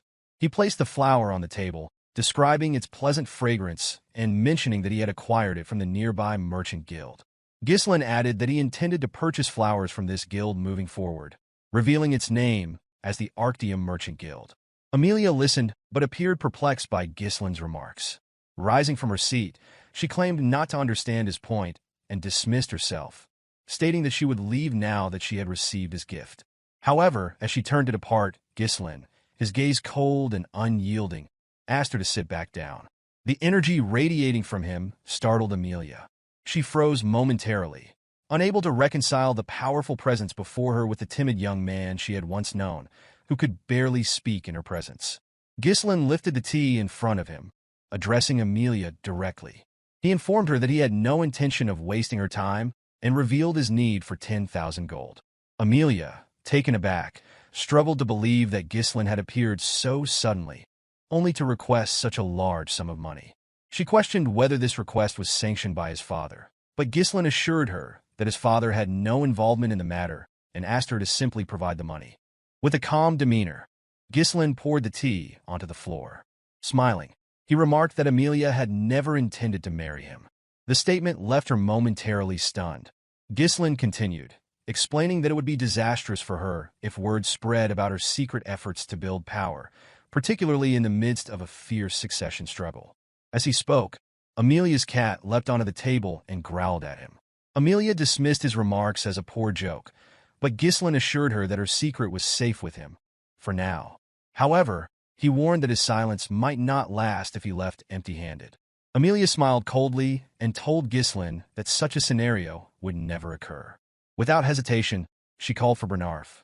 The knight entered the room promptly, placing a hand over his chest as he greeted Ghislain. Recognizing Bernarf, Ghislain recalled him as a loyal companion to Amelia and a skilled swordsman, capable of rivaling the finest sword in the north. Ghislain addressed Amelia directly, warning her that his death would spark a war. He asked if she could truly handle the consequences. Unfazed, Amelia responded that if a ruffian barged in, caused chaos, and was subsequently killed by her escort knight, that would be the story the world would hear. Smiling, she ordered Bernarf to kill Ghislain. The knight drew his sword without hesitation, and Ghislain realized he had no choice but to take the situation seriously. Placing a hand on his sword hilt, Ghislain prepared to defend himself. Before he could act, Bernarf smiled, catching Ghislain off guard. A sudden noise broke the tension as an assassin emerged from a knight's armor positioned behind Ghislain. The assassin aimed to strike at Ghislain's chair, but Ghislain quickly jumped to avoid the attack. As the assassin struggled to free his weapon, Ghislain delivered a powerful kick to his chest, sending him crashing through the window. Both Amelia and Bernarf were visibly stunned by the display. Turning back to his hosts, Ghislain expressed disbelief at Amelia's feigned politeness while orchestrating a surprise attack. Picking up his sword, he remarked sarcastically on the poor hospitality. Without delay, he charged at Bernarf, swinging his weapon. The knight managed to block the attack. With a cold glare, Ghislain questioned whether Rayfold County had forgotten the principles of chivalry. Bernarf, unfazed, apologized mockingly. He reminded Ghislain that he had been the first to show disrespect by arriving unannounced and unsettling his mistress. Seizing Ghislain's sword, Bernarf locked it in his arms and declared that courtesy was unnecessary for someone like him. As Bernarf moved to attack, Ghislain evaded the strike with ease. Jumping into the air, Ghislain delivered a strong kick that forced Bernarf to retreat, creating space between them. Bernarf had heard rumors that Ghislain was all talk and lacked skill, but the man before him did not resemble a novice. Observing the exchange, Amelia demanded to know why her knight was fighting so conservatively.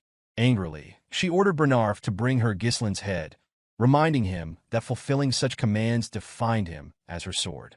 Upon hearing the command, Bernarf assumed his stance and released his mana, daring Ghislain to step forward. Ghislain smirked, finding it absurd that a mere escort knight would presume to order him around. Bernarf, unfazed, remarked that he was doing Ghislain a favor. He advanced swiftly, appearing in front of Ghislain in an instant. Swinging his sword with incredible speed, he caught Ghislain off guard. Although Ghislain managed to dodge the strike, Bernarf's blade still grazed his face, leaving a shallow cut. Ghislain was stunned by the knight's speed and precision. Bernarf pressed his advantage, launching a series of fierce attacks. Ghislain struggled to parry each strike, the ferocity of the blows forcing him on the defensive. Observing the duel, Amelia was equally surprised and unsettled. She had not expected a so-called weakling like Ghislain to hold his own against Bernarf. Despite the display, Amelia remained confident in her knight's superior skill. Ghislain managed to block another strike, locking Bernarf's sword in place and moving his blade dangerously close to the knight's neck. Before he could land a decisive blow, Bernarf skillfully pulled his sword back and trapped Ghislain's weapon with his arm. Countering swiftly, Bernarf attacked with the same technique he had used earlier. Ghislain smirked, recognizing the maneuver and attempting to disarm Bernarf as he had before. However, this time, the outcome was different. Ghislain quickly realized that Bernarf's body had been reinforced with mana, allowing him to maintain his grip.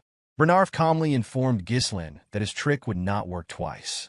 Seizing the opportunity, Bernarf slammed Ghislain to the ground and rushed forward to capitalize on the advantage. Ghislain, recovering quickly, deflected the oncoming strike and leaped backward, creating some distance between them. Assessing the situation, Ghislain deduced that Bernarf's use of mana had given him a significant physical edge. Bernarf took note of his opponent's resilience, remarking that Ghislain was far removed from the rumors. He acknowledged that one could truly understand an opponent's capabilities only by engaging in combat. Analyzing Ghislain's technique, Bernarf observed that his swordsmanship lacked the structure of formal training, appearing instead to have been honed through real combat experience. With a confident expression, Bernarf inquired if Ghislain had fought the barbarians so frequently that he had adopted their chaotic style. Tossing Ghislain's sword aside, Bernarf declared that such methods were only effective on the battlefield and that Ghislain's deviation would end now. Breathing heavily, Ghislain silently admitted the difficulty of the battle. Bernarf's precise thrusts, aimed narrowly at vital points, disrupted Ghislain's sense of timing and distance. At close range, Bernarf's larger frame and refined techniques created an overwhelming advantage. Ghislain realized that Bernarf was an opponent beyond his current level. Raising his hand, Ghislain revealed a mana thread attached to his wrist. He informed Bernarf that his own time was running out as well. Pulling the thread sharply, Ghislain caught the knight off guard. Bernarf, unfamiliar with the technique, hesitated for a fraction of a second. Using this opening, Ghislain struck Bernarf at the back of his head with the hilt of his sword. As Bernarf staggered, his stance faltered, and Ghislain advanced. Delivering a powerful knee strike to Bernarf's face, Ghislain left the knight disoriented. Bernarf, confused and unable to process what had just transpired, could not fathom how Ghislain had managed to position his weapon so effectively. Amelia called out to Bernarf, but Ghislain immediately raised his sword and launched an attack. To Ghislain's surprise, Bernarf managed to block the strike and countered by pushing him back with his own blade. Despite the force, Ghislain held his ground. Observing the intensity of the battle, Bernarf turned to Amelia and urged her to leave the room, stating that he could no longer guarantee her safety. With a determined expression, the knight declared that he would now give his best effort. Ghislain, unfazed, smirked coldly and remarked that this was precisely what he wanted, admitting that it had been a long time since he had faced such an entertaining opponent. The narrative shifts to Amelia, who was fleeing the room with her cat. Anger simmered within her as she reflected on the humiliation Ghislain had caused her. She questioned how he had learned about the Merchant Guild, suspecting someone had leaked the information. It seemed impossible for him to know such details without inside help. As she ran, Amelia begrudgingly acknowledged that the rumors of Ghislain slaying orcs and rescuing his younger sister from assassins were likely true. Despite this realization, she still believed that much of his reputation was due to luck or exaggeration. Turning a corner, Amelia expected to find the guards she had stationed there. Instead, she was met with a shocking sight. Her guards lay unconscious on the ground, and a hooded woman stood amidst them. The woman turned and greeted Amelia with a smile, remarking on how long it had been since their last meeting. Under the hood, the woman was revealed to be Belinda. Startled, Amelia demanded to know why the maid was there. Before she could react further, Belinda moved with incredible speed, appearing beside her with a blade pressed to her neck, ordering her to remain silent. Amelia froze in disbelief at the blade against her throat. Belinda's gaze settled on the spider, still clinging to Amelia's lip switch. With practiced ease, Belinda removed the spider. Smiling, she revealed that she had overheard Count Perdium and Count Rayfold during the engagement ceremony. She recounted how Amelia's siblings had mocked her for her fascination with spiders, and how Amelia had raised the creatures as a means of exacting revenge. Belinda then questioned why Amelia continued to wear a spider, suggesting it could either symbolize overcoming her trauma or a display of defiance. Without waiting for an answer, she tossed the spider to the ground and crushed it underfoot. With a satisfying crunch, she declared that it did not suit her. With an unsettling calm, Belinda urged Amelia to cooperate. The scene shifted back to the room where Ghislain and Bernarf continued their fight. Ghislain noticed a change in the air, sensing the overwhelming mana Bernarf was now releasing. Bernarf addressed Ghislain, recalling his earlier remark about being an entertaining opponent. With disdain, he declared that only a lowly mercenary would speak in such terms. He dismissed Ghislain as unworthy of calling himself a noble like his mistress. Ghislain, taken aback, countered with a sharp reminder that Bernarf was merely an escort knight. He firmly warned Bernarf not to question his nobility. Bernarf rushed forward, launching a series of rapid attacks against Ghislain. Despite the knight's incredible speed, Ghislain managed to block the strikes, though it became increasingly difficult.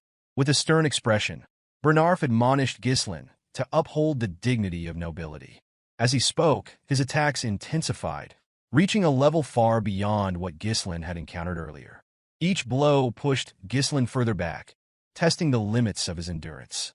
Frustrated, Ghislain growled that enough was enough. Using his sword, he deflected Bernarf's blade and attempted to pierce his opponent's head. However, Bernarf intercepted the attack skillfully, bending Ghislain's sword away and forcing him to retreat. With a swift counter, Bernarf thrust his blade forward, landing a strike on Ghislain's shoulder. To the knight's astonishment, Ghislain had intentionally taken the hit, using the impact to push the blade aside and create an opening. Capitalizing on the moment, Ghislain launched a counterattack, but Bernarf managed to block it in time. Realizing the danger of underestimating his opponent, Bernarf maintained his guard, locking down Ghislain's sword and kicking him away. He remarked that this was the difference between a true warrior and one who wields a sword for mere entertainment. Ghislain, breathing heavily, couldn't help but find the battle exhilarating despite the mounting pressure. Bernarf's overwhelming speed, reach, and relentless attacks kept him in control of the fight. Any attempt by Ghislain to counter through close-quarter grappling was immediately neutralized. In a binding clash, Bernarf deceptively locked their swords together, giving the impression that neither could break free. With Ghislain's current mana reserves, it was nearly impossible to overcome the knight's superior strength. The situation was dire, and Bernarf appeared to have the upper hand. As Ghislain analyzed his predicament, Bernarf charged again, forcing him to act decisively. Ghislain, preparing himself, acknowledged that the fight had to end soon. While Bernarf had accounted for nearly every variable, he had overlooked one critical factor: Ghislain's unique mana cultivation technique. Drawing upon his third mana core, Ghislain unleashed an explosive surge of power and met Bernarf head-on. When their swords clashed, Ghislain channeled his newfound strength, forcing Bernarf's blade downward and disarming him with sheer force. The knight froze in disbelief, unable to comprehend how Ghislain had summoned such overwhelming mana mid-battle. Before Bernarf could recover, Ghislain raised his sword to strike a fatal blow. At that moment, a voice interrupted, commanding Ghislain to stop. Turning, he saw Amelia standing nearby, fury etched across her face. She demanded that Ghislain take the 10,000 gold and leave immediately. Irritated, Ghislain lowered his sword and stepped back, remarking that it would have been far simpler if she had handed over the money when he had asked politely. Belinda, observing the scene, quipped that Ghislain's actions went far beyond what could be called a lover's quarrel. Ghislain, unfazed, replied that it was merely a difference in opinion. Approaching Amelia, he rested his sword on his shoulder and informed her that there was unfortunate news. With a calm but firm tone, Ghislain announced that the fee had now doubled to 20,000 gold. In the next scene, Amelia smashed a vase onto the floor, her frustration echoing through the room. Bernarf stood beside her, bowing slightly as he apologized for his failure. He explained that Ghislain was far stronger than the rumors suggested, admitting that he had underestimated him. Bernarf revealed that Ghislain had managed to release mana exceeding that of an advanced-level knight. Amelia, her expression darkening, stated grimly that Ghislain had changed. When Bernarf cautiously suggested reporting this development to the Delphine Duchy, Amelia's reaction was swift. She slapped him sharply and grabbed his shirt, glaring at him with fury. She reprimanded him, asking if he truly understood the terror Duke Delphine inspired. Amelia explained that exposing the incident would spell their doom. The alliance with the Duke, formed secretly and without her father's knowledge, hinged on a covert agreement. The Duke had promised to support her rebellion in exchange for her assistance in toppling Perdium. Amelia added that her siblings would kill her if the agreement ever came to light. Her anger deepened as she considered the possibility that Ghislain might already know about the deal, given his knowledge of the Merchant Guild secrets. Turning to Bernarf, she declared that Ghislain had to be eliminated, no matter the cost. Bernarf readily accepted the directive. Amelia then inquired about the state of Ghislain's injuries. The knight explained that while he had inflicted light injuries across Ghislain's body and a heavier wound on his shoulder, Ghislain's use of explosive mana would likely leave him in poor condition for a time. Bernarf cautioned that they could not use knights from their own territory, as doing so would leave a trail. Amelia nodded, acknowledging the constraint and reminding him of the reason she had trained a specific group of operatives. Immediately understanding her intent, Bernarf asked if she intended to deploy the Wildcats. Amelia confirmed this, explaining that the Wildcats were composed of war orphans, outcasts, and those without status. Only the most naturally talented individuals proficient in mana were selected for this elite group. Amelia placed a flag on the map before her, marking a location, and instructed Bernarf to send a dozen of the Wildcats there. She emphasized that only those skilled in mana manipulation should be chosen. Bernarf understood her reasoning. The ravine she marked was the only narrow passage between Rayfold territory and Perdium County. Its remote location and restrictive terrain made it an ideal site for discreet operations. Bernarf assured his mistress that he would prepare the Wildcats as instructed. Amelia, her expression resolute, vowed to repay Ghislain for the humiliation he had inflicted upon her. The scene shifted to Ghislain, who was seated in a carriage. Wrapping a cloth around his injured arm, he appeared deep in thought. Ghislain's senses prickled, and he wondered if Amelia was already planning her next move. Fergus, seated nearby, asked if he was all right. Ghislain assured him that he was fine, explaining that the cuts were not very deep. Reflecting on the recent battle, Ghislain acknowledged that he had pushed himself to his limits, but was satisfied with the outcome. The 20,000 gold he had obtained from Amelia was enough to cover the foundational funds needed to rebuild Perdium. For his territory, it was equivalent to years of accumulated savings. Despite his earlier anger, Ghislain had decided against killing Amelia, knowing that her death would have inevitably triggered a war, one his county could not afford at the moment. Ghislain understood that he could not risk the safety of his territory for the sake of his whims. Perdium was already struggling to handle the barbarian threat, making it wiser for him to retreat for now. The knowledge he possessed about the Arctium Merchant Guild would be enough of a burden on Amelia. As he put on his jacket, Ghislain resolved to make good use of Amelia's predicament. Belinda, observing her master's confident demeanor, asked if events were unfolding according to his plan. She reminded him of his earlier instructions to subdue the guards upon hearing fighting noises and to take Amelia hostage if she exited the room. Ghislain clarified that he had entrusted Fergus with those tasks. As he spoke, a wave of pain coursed through his body, causing him to spit blood. Alarmed, Belinda and Fergus quickly moved to his side. Ghislain realized that the pain was the recoil from using and opening his third mana core. Although the current discomfort was less severe than before, it remained a significant burden. He acknowledged that this would be troublesome to endure every time he accessed his power and concluded that he needed to find a way to increase his mana capacity. While he was lost in thought, Belinda grabbed his hand and took out a large needle coated with mana.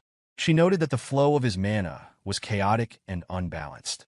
Without hesitation, she began applying the needle to various points on his hand. Ghislain was startled by the sensation, feeling something being released from his body.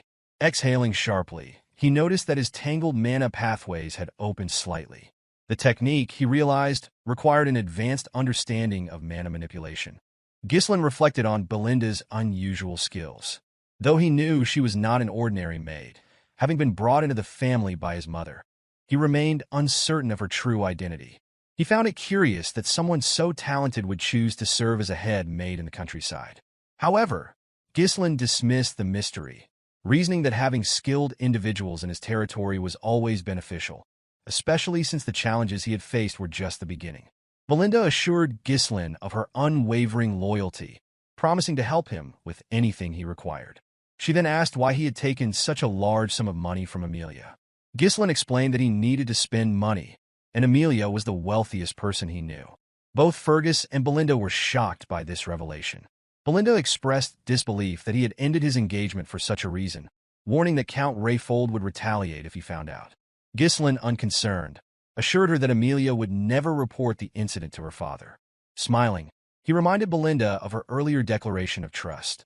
Annoyed, Belinda demanded to know his intentions for the money, asserting that she had taken risks alongside him. Ghislain revealed that he intended to use the funds to conquer the Forest of Beasts. Belinda was taken aback, while Fergus expressed skepticism, pointing out that efforts to conquer the forest had failed since the time of Ghislain's great-grandfather.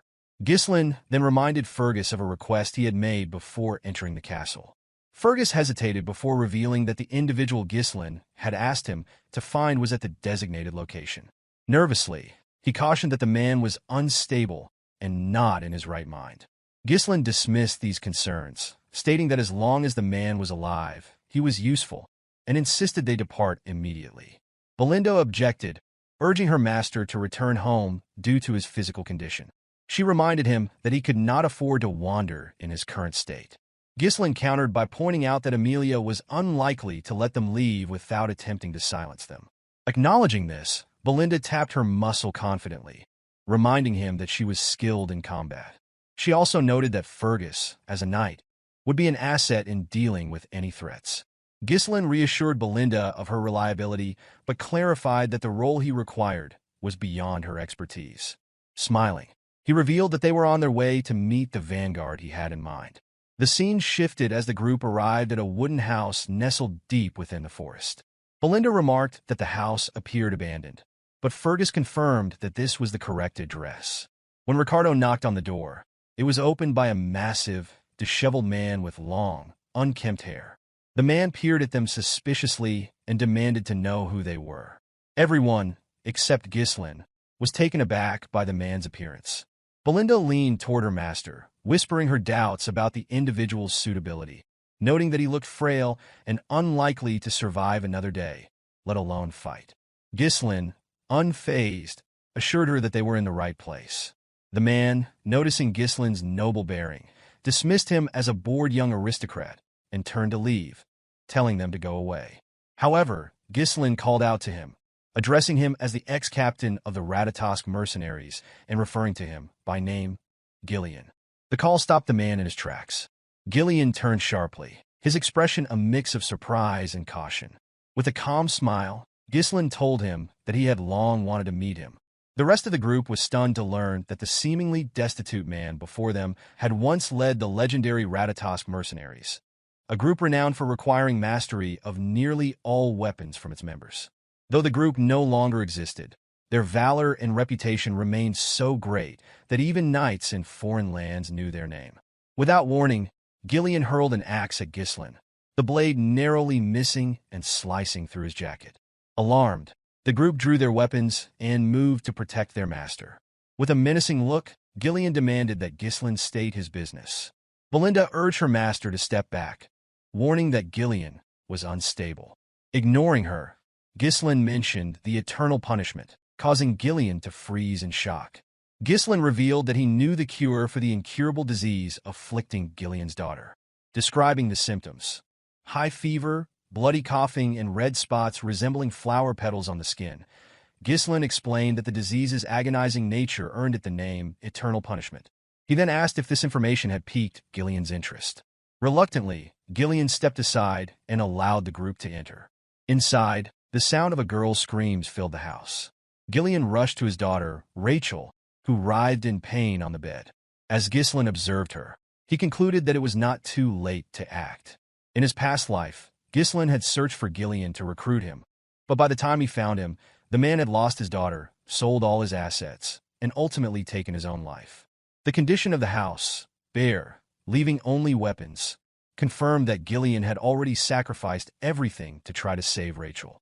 She is sobbing, pleaded with her father to end her suffering. Realizing the urgency, Ghislain removed his jacket and announced that he would begin treatment immediately. Before he could act, Belinda placed a hand on his shoulder, urging him to leave. She admitted that she didn't know what he intended to do, but she insisted that the disease was beyond his power. Even priests had failed to cure it, declaring it a punishment from the gods. Belinda implored him to explain how he planned to deal with such a dire illness. Ghislain brushed her hand aside, asserting confidently that he could save Rachel. Belinda was unconvinced and called out to him again. Ghislain turned to remind her of her earlier promise to trust him, which left her momentarily silent. He handed her a list of medicinal herbs and instructed her to purchase them immediately. Surprised by the items on the list, Belinda quickly carried out the task and returned with the requested supplies. For wandering mercenaries like Ghislain, survival often depended on knowledge, and while the disease, known as eternal punishment, was currently deemed incurable, a cure would eventually be discovered in the future. Ghislain, drawing on his foreknowledge, prepared to apply his unique insight to save Rachel's life. The cure quickly became a topic of great interest, especially due to its relatively simple method of preparation. Ghislain, thanks to its straightforward process, remembered it clearly. The primary challenge, however, was the exorbitant cost of the ingredients, with the fairy's blessing being the most critical and expensive component. To prepare the cure, the fairy's blessing and the herbs were finely chopped, tightly packed into a bottle, and covered with distilled alcohol. The mixture was shaken thoroughly and left to sit for a while. Afterward, the remaining ingredients were added and stirred until combined. Once the preparation was complete, Ghislain handed the purple glowing liquid to Ghislain, instructing him to let his daughter drink it. Desperation left Ghislain with no alternative. He quickly fed the liquid to his daughter, Rachel. Almost immediately, the red spots on her face began to fade, leaving everyone in the room astonished. The group could barely comprehend what they were witnessing. Ghislain, more shocked than anyone, stared in disbelief at the visible transformation. Ghislain, calm and composed, remarked that the outcome was as expected. With a trembling voice, Ghislain asked Ghislain how he had accomplished this, pointing out that even holy power had failed to cure her. Ghislain explained that divine power was not omnipotent. While it could enhance the body's vitality and regenerative capabilities to aid in combating illnesses, it was fundamentally different from a cure. Ghislain's hands trembled as he grabbed Ghislain and desperately asked if his daughter could truly be healed. Ghislain reassured him that Rachel would be fully cured within a few months. Overwhelmed, Ghislain stepped back and bowed his head in gratitude, acknowledging that Ghislain must have come to this remote place with a purpose. He confessed that all he had left was his body and offered to become Ghislain's servant or even his dog if that was what he desired. Ghislain dismissed the man's offer, stating firmly that he wanted neither a slave nor a servant. Instead, he declared that he sought the captain of the Ratatosk mercenaries. As Ghislain raised his head, he noticed something extraordinary. Ghislain's eyes shone with the ambition of a dreamer. Inspired, Ghislain stood up and grabbed an axe, using it to cut off his long ponytail. The group watched in awe and fear as the man's demeanor transformed. Without the ponytail, Ghislain looked like an entirely different person, more alive, determined, and ready to act. Moving toward his weapons, Ghislain asked if there were others accompanying Ghislain or if anyone might come looking for him. Ghislain confirmed that his group was the only one present. Ghislain then inquired whether Ghislain had enemies, to which Ghislain admitted he did and added that he would likely gain more in the future. Ghislain picked up a spear and wrapped a rope around it. With swift precision, he hurled the spear through the wooden wall of the house, sending it deep into the forest outside. The force destroyed part of the wall, and the group watched as the spear found its target. Ghislain pulled the spear back toward him using the rope, demonstrating his formidable skill. The scene left everyone in the room silent, their awe at Ghislain's transformation evident. As the spear re-entered the house, it became clear that Ghislain had spear-fished an assassin. The weapon had struck the figure directly in the chest, leaving him struggling to free himself. Without hesitation, Ghislain grabbed the assassin by the neck and demanded to know who had sent him. The assassin, revealed to be a member of the Wildcats, appeared stunned that Ghislain had detected him. Ghislain turned to Ghislain, asking what he wanted to do with the captive. Ghislain, already suspecting who had sent the assassin, placed his hand on his sword, but remarked that he had no desire to draw it again that day. Ghislain intervened, placing a hand on Ghislain's hilt to stop him. Smiling faintly, he assured Ghislain that he would handle the matter. With a swift motion, Ghislain snapped the assassin's neck, killing him instantly. Bowing respectfully, he turned back to Ghislain. Belinda, watching the scene unfold, was shaken by Ghislain's lack of hesitation in killing. She struggled to understand why her master would want to recruit someone so dangerous. Kneeling before Ghislain, Ghislain swore his loyalty, pledging to place his life in Ghislain's hands. Ghislain, recognizing the value of having such a powerful ally for his reconstruction plans, accepted the pledge with a smile, expressing his eagerness to work with Ghislain. The narrative shifted to a cabin deep in the woods, where a group of wildcats was gathered. A trafficker reported to the group that one of their members had been killed. The news caused shock and unrest among the group, prompting their leader, Vigo, to demand silence. Apologizing for the commotion, the traffickers explained that Bernarf had assured them that Ghislain would neither locate their reconnaissance unit nor be capable of killing them. Vigo questioned whether the reconnaissance team had made mistakes or been given bad intelligence. One of his subordinates, trembling, revealed that Ghislain had joined Ghislain's group. Startled, Vigo grabbed the subordinate by the neck and demanded confirmation. The man nervously insisted he was certain, recounting that he had seen it with his own eyes. Hearing this, Vigo smiled, expressing satisfaction that his former captain was finally taking action.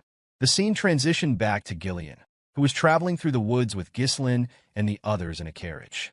Belinda, feeling cramped, complained about the sheer volume of weapons Ghislain had brought along. She asked Ghislain whether it was truly necessary to transport so many, remarking that a sword or two should have sufficed. She expressed disbelief that they had been forced to purchase another carriage to accommodate Ghislain's arsenal. Ghislain calmly reminded her that they already needed an extra carriage to ensure Rachel traveled comfortably.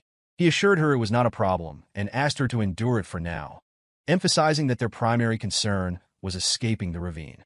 Belinda then inquired whether the captured assassin had been sent by Amelia. Ghislain confirmed her suspicion.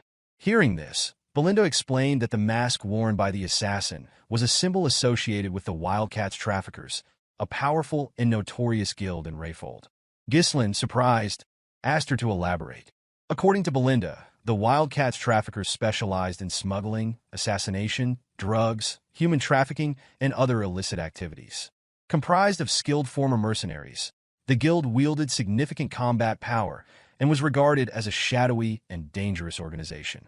Ghislain, curious, asked how Belinda had come to know this information despite spending most of her time in the castle. The maid revealed that she had learned about such matters before entering her role as head maid. She urged her master to exercise caution, emphasizing the Wildcats' persistence and ruthlessness. Ghislain, smiling confidently, assured her that he would be fine, reminding her that they had Ghislain on their side.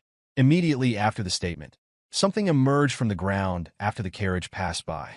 The figures began chasing the carriage, and Ghislain sensed their presence. As the figures closed in, they leapt out of the ground, revealing themselves to be Wildcats. The Wildcats launched an attack on Ghislain, catching him off guard with their ambush. He responded swiftly, drawing both an axe and a sword to block their assaults. With precise movements, he severed one's hand using the axe and then drove it into the chest of another. Before the injured Wildcat could retaliate, Ghislain ripped his head apart, and both bodies fell lifeless to the ground. As the men fell, their remaining allies released ropes that triggered massive trees to drop onto the carriage. Ghislain, surprised by the trap, heard Belinda warn that the trees could crush them. Reacting quickly, he seized the ropes and slowed the horses, narrowly avoiding disaster. However, the path was now obstructed. Ghislain remarked that he had anticipated the ambush. Nearby, Wildcat traffickers began to close in, and one of them, Vigo, addressed Ghislain directly. He referred to Ghislain as the former captain of the Ratatosk mercenaries, a title that visibly startled him. Vigo accused him of cowardice, claiming he had disbanded the entire group for the sake of his daughter. Stepping down from the carriage, Ghislain denied any knowledge of the accusations. Vigo, visibly irritated, countered by blaming Ghislain for the life he had been forced to endure. He questioned whether Ghislain had grown so senile that he couldn't recall his past comrades. Ghislain offered no response, which further convinced Vigo that he was feigning ignorance. With a smirk, Vigo declared that he would force Ghislain to remember and commanded his men to attack. The attackers advanced quickly, prompting Ghislain to offer his assistance. Ghislain, however, declined, stating that Vigo clearly had personal business with him. He assured Ghislain that he could handle the situation alone. Before the Wildcats could strike, Ghislain infused his axe with mana and dispatched 4 attackers in a single, devastating swing. The sight of this stunned the remaining assailants, who surged forward in a renewed attack. Drawing his short sword, Ghislain struck down the first who approached with his axe, stabbed the second through the neck, and cleaved the third in half after deflecting their strike. Vigo observed these feats with little surprise, recognizing that Ghislain's strength had not waned. He instructed his men to split into 2 groups and encircle Ghislain. As they moved to execute the order, Ghislain mounted a horse, drawing a larger axe and spinning it menacingly. Charging at the Wildcats, he unleashed a mana-enhanced strike that decimated several attackers. The remaining Wildcats, hesitant to approach, shifted their focus to the horse, but before they could act, Ghislain attached a rope to his axe and swung it in a deadly swirl, cutting through their ranks. Belinda watched in disbelief as Ghislain dispatched his opponents. With his men defeated, Vigo launched a direct assault. Sensing the attack, Ghislain equipped a shield to block the strike. Vigo accused him of ruining his life and vowed to kill him. With 3 blades in hand, Vigo hurled them at Ghislain's horse, bringing the animal down. Ghislain dismounted just before the fall, landing on the ground only to face an incoming blade.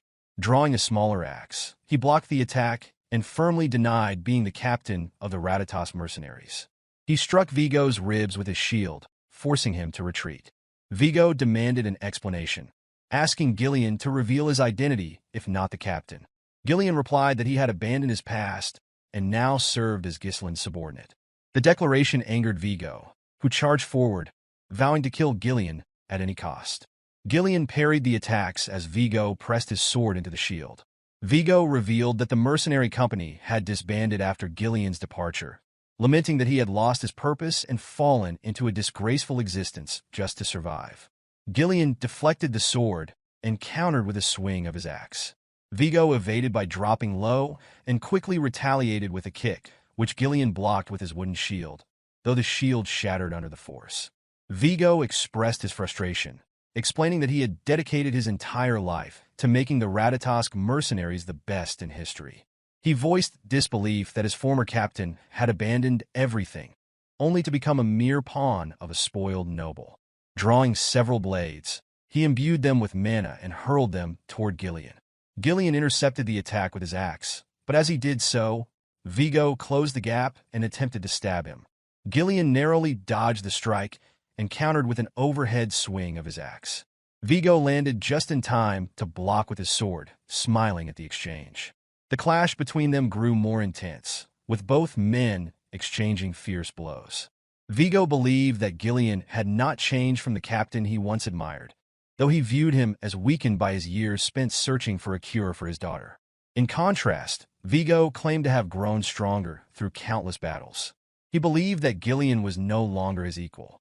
Ghislain unleashed a massive swing, which Vigo dodged by leaping over him. Using his sword for leverage, he flipped and landed behind Ghislain. Wasting no time, Vigo kicked the blades Ghislain had previously blocked, sending them hurtling back toward him.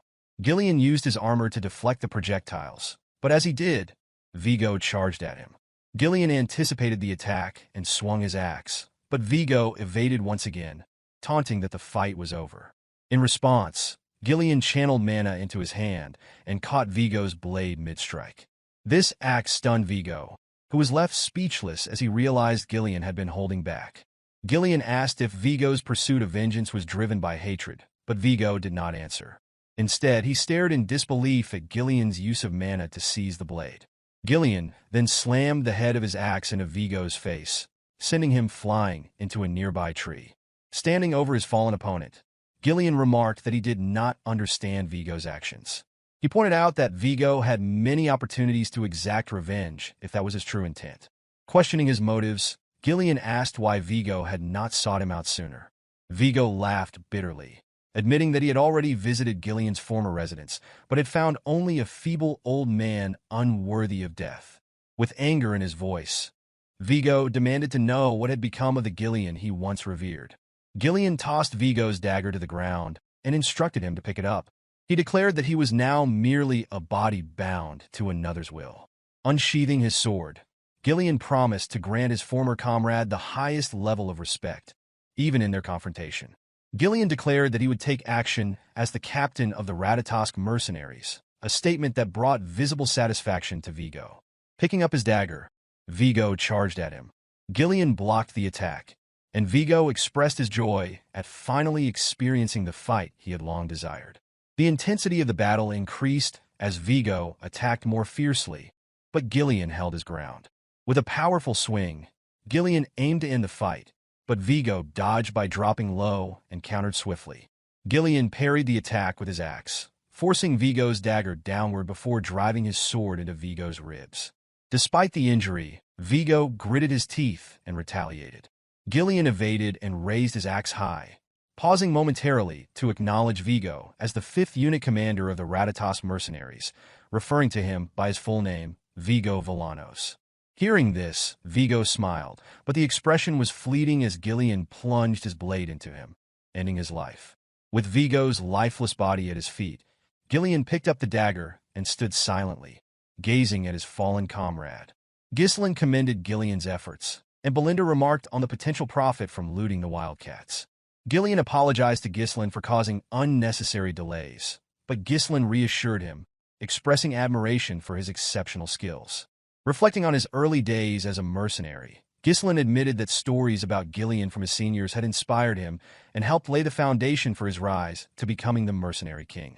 This encounter confirmed to Ghislain that recruiting Ghislain had been the right decision, as he had gained a reliable ally. Ghislain then asked Ghislain if he remembered who Vigo had been. Ghislain raised Vigo's sword and replied that Vigo had been an old comrade. These words resonated deeply with Ghislain, prompting him to reflect on his own former comrades. He wondered where they were and what lives they were leading, knowing that their paths had diverged long before meeting him. Resolving to reconnect with them one day, Ghislain instructed the group to follow Belinda's suggestion and gather anything valuable from the wildcats. Belinda ordered Ghislain to lead the collection efforts, but Ghislain curtly reminded her that he was not her subordinate. 2 days later, the group reached Perdium territory. Belinda, visibly relieved, commented on their arrival. Ghislain looked at the city ahead and asked Ghislain if it was Perdium. Ghislain confirmed it, feeling a sense of contentment at returning home. He reflected on how, when he had first run away, he believed he could return any time. As Ghislain studied the county, Ghislain asked for his opinion. Startled, Ghislain nervously responded that it seemed great. Ghislain, however, disagreed. He pointed out that the houses were outdated and renovations were impossible. He revealed that the fields lay uncultivated because the farmers had been conscripted into the military, leaving the land barren. Ghislain remarked that he had heard of Perdium's perpetual conflict with the northern barbarians, but admitted the situation was worse than expected. Ghislain affirmed the dire circumstances, but expressed determination to fix the issues. Turning to Ghislain, he declared that he needed his strength to make it happen. Both Belinda and Ghislain were surprised by this sudden appeal. Ghislain understood that the upcoming battle would be a long and arduous one, a fight to eradicate everything tied to Duke Delphine and to safeguard what had been taken for granted. Resolute, he vowed to restore the land, no matter the cost. As the group entered the county, Belinda noticed something unusual and urged her master to look ahead. When Ghislain lifted his gaze, he saw a figure he hadn't expected. The silhouette was unmistakable, a man in armor with a coat draped over his shoulder. It was his father. At Perdium Castle, several men were gathered, engaged in discussion with the Count. The Count proposed reducing their forces, a suggestion that shocked the assembly. One man protested, warning that maintaining the front lines would become increasingly difficult with fewer troops. Another suggested requesting additional support from the Rayfold family. In response, the general administrator disclosed that the Rayfolds had cut the support funds. He added that they were amassing soldiers and stockpiling food instead, a revelation that left the knight in the room visibly surprised. One man pointed out the urgent need for funds to rebuild the Forest of Beast garrison, which had been partially destroyed in the recent battle against the orcs. He argued that reducing the Knight Order's forces would barely provide financial relief and carried significant risks. Ghislain observed the heated debate, finding the scene unsurprising. Among the men was Randolph, the knight captain, known for his commanding presence. Albert, the bearded treasurer, exuded a gruff seriousness, while the general administrator, Homern, maintained a more composed demeanor. Ghislain's thoughts drifted to his father. Though only a few months had passed since their last meeting as the young Lord of Perdium, for Ghislain, who had lived decades as the Mercenary King, the time felt far longer. Addressing his father directly, Ghislain welcomed him back home. Count Zwalter Perdium, Ghislain's father, found his son's words unusual, given their typically formal interactions. As a child, Ghislain had disliked his father's stern and serious nature, but now he saw the weight of countless burdens etched into the Count's shoulder, the exhaustion and responsibility of governing the land. Sipping his tea, Zwalter remarked that he had heard of Ghislain's absence from the castle for a week. Ghislain explained that he had visited the Rayfolds. The Count inquired if he had caused any trouble during his visit, to which Ghislain reassured him that he had not. Albert, the treasurer, interjected, mentioning rumors of a duel Ghislain had won against Cain. along with a significant sum of money. Albert, skeptical, questioned if the young lord had gone to Rayfold to gamble. Ghislain, irritated by the suggestion, clarified that his trip had been an investment-related visit and that he had conducted business with Amelia. Homern, the general administrator, advised Ghislain to be mindful of his actions, reminding him of his future responsibilities as the next ruler of Perdium. Ghislain, maintaining a calm demeanor, acknowledged the reminder, but assured Homern that there was no need for concern. Homern grew increasingly frustrated as it became evident that Ghislain was disregarding his advice. His concern only deepened as a result. Zwalter set his tea down and intervened, instructing his subordinates to stop. Turning to his son, he remarked that he had heard about some good trouble Ghislain had caused during his absence. Ghislain, puzzled, waited for clarification. Zwalter then asked if it was true that Ghislain had executed Jamal and Philip for attempting to sell Elena. The mention of those disloyal knights surprised Ghislain. Randolph, the knight captain, interjected with skepticism, insisting that it was impossible for Ghislain to have defeated the two knights alone. He speculated that they must have turned on each other and that Ghislain merely delivered the final blow. Ghislain understood the captain's disapproval. Despite their treachery, the fact that knights had died at Ghislain's hand troubled Randolph. To avoid conflict, Ghislain chose to go along with Randolph's version of events. Randolph, with a smug expression, declared that his assumption had been correct. Zwalter, however, praised his son for his actions, much to Ghislain's astonishment. The Count dismissed the details of how the knights had been dealt with, stating that the only thing that mattered was Elena's safety. For the first time, Ghislain received a genuine compliment from his father. Encouraged, he informed Zwalter that he had a request. Zwalter, surprised by the declaration, listened as Homern cut in, warning Ghislain to stop if he intended to ask for money. Randolph agreed, citing all the trouble Ghislain had caused in the past. With visible irritation, the captain listed incidents such as selling military provisions for gambling funds, setting the front gate on fire to grill an army horse, and melting down armor to forge a useless, legendary sword. Ghislain couldn't refute the accusations. Though he didn't recall these events clearly, he knew he was likely responsible. Ghislain clarified that he wasn't asking for money, but simply needed his father's permission. Zwalter asked what the request entailed, and Ghislain revealed that he wished to pioneer the Forest of Beasts. The announcement shocked everyone present. Ghislain, unfazed by their reactions, smiled confidently. Later, in his bedroom, Ghislain recounted the encounter with amusement, sharing that his father had denied his request. According to him, Zwalter had reacted with alarm and began yelling at him. Belinda, unsurprised, commented that the response had been predictable. She explained that the forest was teeming with dangerous monsters and that there was nothing to gain from such a venture. Ghislain then asked Gillian if he had heard the plan from Belinda. Gillian confirmed that he had, recounting Ghislain's intention to fund the endeavor using the money received from Amelia. He further explained that the Forest of Beasts was infamous as a forest of death, where no one had ever returned alive. Its deadly reputation extended even to other regions, and people universally avoided it. With a calm smile, Ghislain assured his guard that he was well aware of the forest's dangers. Ghislain explained that there was nothing to gain by delaying their departure any further.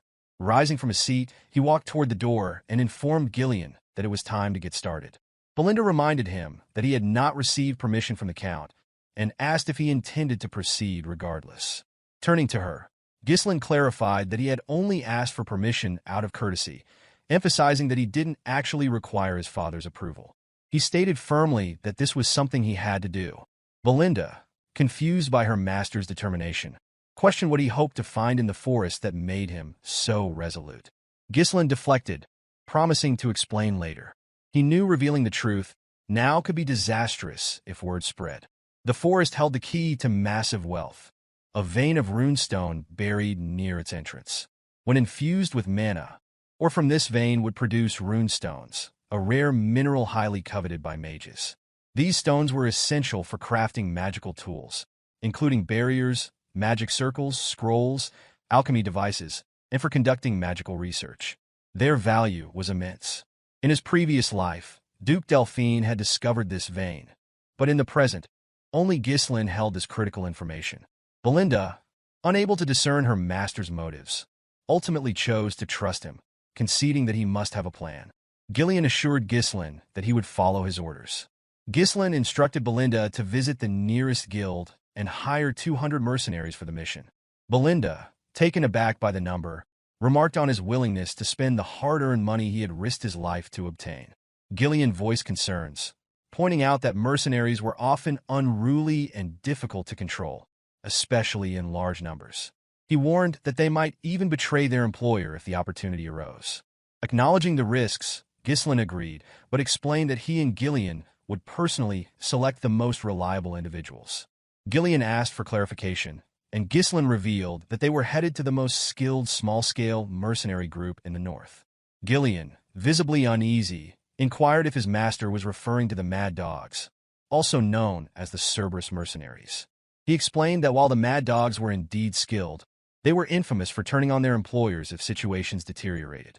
Ghislain confidently responded that they were going to put a leash on the Mad Dogs.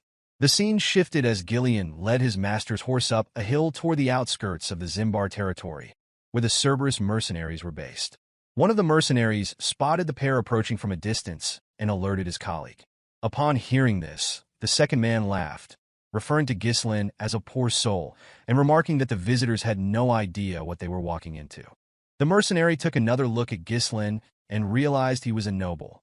Convinced that Ghislain would be a profitable target, he continued observing through his spyglass. Suddenly, someone grabbed him, prompting a scream of pain that startled the rest of the camp. It was Ghislain who had seized the man, lifting him effortlessly with one hand. The mercenary cursed Ghislain, demanding to know what he was doing. Without a word, Ghislain hurled the man with such force that the upper half of his body became lodged in the sand. The remaining mercenaries, outraged by what had happened to their comrade, began shouting at Ghislain. One of them stepped forward, accusing Ghislain of acting recklessly because of his connection to a noble family. This mercenary held a chain with a spiked ball attached, smiling as he warned Ghislain not to expect to leave the camp alive. Unaware of who he was dealing with, the man paused as he noticed someone else entering the camp. Ghislain, seated on his horse, addressed the mercenary, instructing him to be quiet and fetch his captain. The mercenary laughed mockingly at the demand and began spinning his chain. He taunted Ghislain, calling him a noble brat and declaring that it was time for him to learn responsibility. As he hurled the spiked chain toward Ghislain, something intercepted it midair. The person responsible was Ghislain, who had stopped the attack with a dagger. The blade lodged into a section of the chain, halting its movement and causing the spiked ball to drop to the ground. The mercenary, shocked by the display, watched as Ghislain twisted the dagger into the chain to disable it further. Ghislain smiled at the scene, remarking that words alone would not suffice. He instructed Ghislain to handle the situation, but warned him to ensure no fatalities. Ghislain acknowledged the order, took hold of the chain, and yanked the mercenary toward him with ease. The man flew helplessly in Ghislain's direction, and as he came close, Ghislain struck him in the stomach with the spiked ball. The mercenary cried out in pain, drawing more enraged responses from his comrades. Declaring that Ghislain's status as a noble servant meant nothing to them, they charged at him. Ghislain twisted his dagger further into the chain, using it to hoist the injured mercenary into the air. He then threw the man into the group of attackers, scattering them as they collided with their fallen comrade. The remaining mercenaries, stunned by Ghislain's strength and precision, hesitated as Ghislain turned to glare at them. His piercing gaze sent fear through their ranks. Ghislain dismounted his horse and addressed the group, demanding to know how much longer they intended to keep him waiting. He ordered them to fetch their captain immediately. Before they could respond, a voice interrupted, asking about the cause of the commotion. The mercenaries quickly parted, clearing a path for the newcomer. The man, with fiery red hair and an imposing presence, introduced himself as Kair, the captain of the Cerberus mercenaries. Curious about their purpose, Kair asked Ghislain why they were seeking him. Ghislain found the question absurd, believing there was only one reason to approach a mercenary group. Without hesitation, he stated that he was there to entrust them with a request. Kair was taken aback by the situation and questioned Ghislain about why a client would harm one of his subordinates. He remarked that a noble should have better manners. Ghislain, smiling, responded that this was his unique way of greeting. He added that it was the most effective method to tame someone. Kair, amused by the remark, chuckled and wondered aloud what might have happened if Ghislain had greeted them twice. The scene shifted to Kair's tent, where he and several mercenaries sat with Ghislain and Ghislain. Kair asked Ghislain to explain the nature of his request. Ghislain revealed his intent to hire the mercenary group to pioneer the Forest of Beasts. The announcement stunned Kair's men, who were incredulous at the idea of entering a forest notorious for being filled with dangerous creatures. Knowing the forest bordered Perdium territory, the mercenaries exchanged uneasy glances. Kair, maintaining his composure, asked Ghislain what kind of person he must be to consider disturbing such a perilous place. Ghislain introduced himself as the young lord of Perdium. Kair and his men, surprised by the revelation, erupted into laughter. They could hardly believe they were speaking to the infamous young lord described in local rumors. Their laughter grew louder as they became convinced that Ghislain had lost his mind. Kair, dismissive, told Ghislain that he likely had no idea what the Forest of Beasts was truly like, having grown up sheltered in a greenhouse. He asserted that the forest was no place for rookies like him. Declaring the discussion over, Kair signaled his men, who raised their weapons. Ghislain, seeing this, lifted his axe in preparation for a fight. Ghislain, unfazed, asked Kair if he was afraid. The question startled Kair, who responded with a smile that he was disappointed. He remarked that he had heard of the Cerberus mercenaries' reputation for skill, but now he believed it to be a hoax. Placing his foot on the table, Kair warned Ghislain not to provoke him, reminding him that mercenaries do not take jobs that offer no worthwhile reward. Ghislain replied that weaklings often rely on excuses, a comment that visibly annoyed Kair. Kair declared that Ghislain was ruining the mood with his pathetic provocations, dismissing him as a clueless brat unworthy of his time. He assured Ghislain that he would allow him to leave unharmed, but demanded compensation for the trouble caused. Ghislain, his demeanor now serious, refused. He then made a bold request, a Moriana's recognition with Kair, the captain of the Cerberus mercenaries. Both Ghislain and the other mercenaries were shocked by the challenge. Kair, narrowing his eyes, asked Ghislain if he even understood what he was asking for. Ghislain, wearing a confident smile, confirmed that he did. He explained that Moriana's recognition was a traditional mercenary duel, bound by specific rules. Each participant used only a single dagger, with one arm tied to their opponent's. The use of mana was strictly forbidden, and stepping outside the designated small circle counted as a loss. The match thrust both participants into a brutal, life-or-death struggle, confined within a small space that limited their movements. Often, the duel resulted not only in the death of the loser, but sometimes even the victor. Ghislain explained to Kair that the terms of the match required the loser to admit defeat without reservation and submit completely to the winner, effectively becoming the winner's subordinate or dog.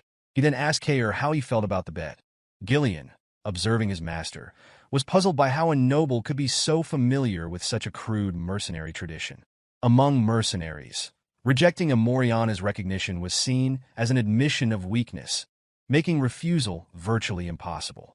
Kair began laughing maniacally, his expression turning unsettling. Addressing his subordinates, he mockingly announced that they had a bold young noble who wanted to prove himself by mercenary standards. Encouraged by their captain, the mercenaries laughed along, amused by the absurdity of the situation. The scene shifted outside, where Ghislain and Kair stood ready for the duel. Their arms were tied together, and each was handed a dagger.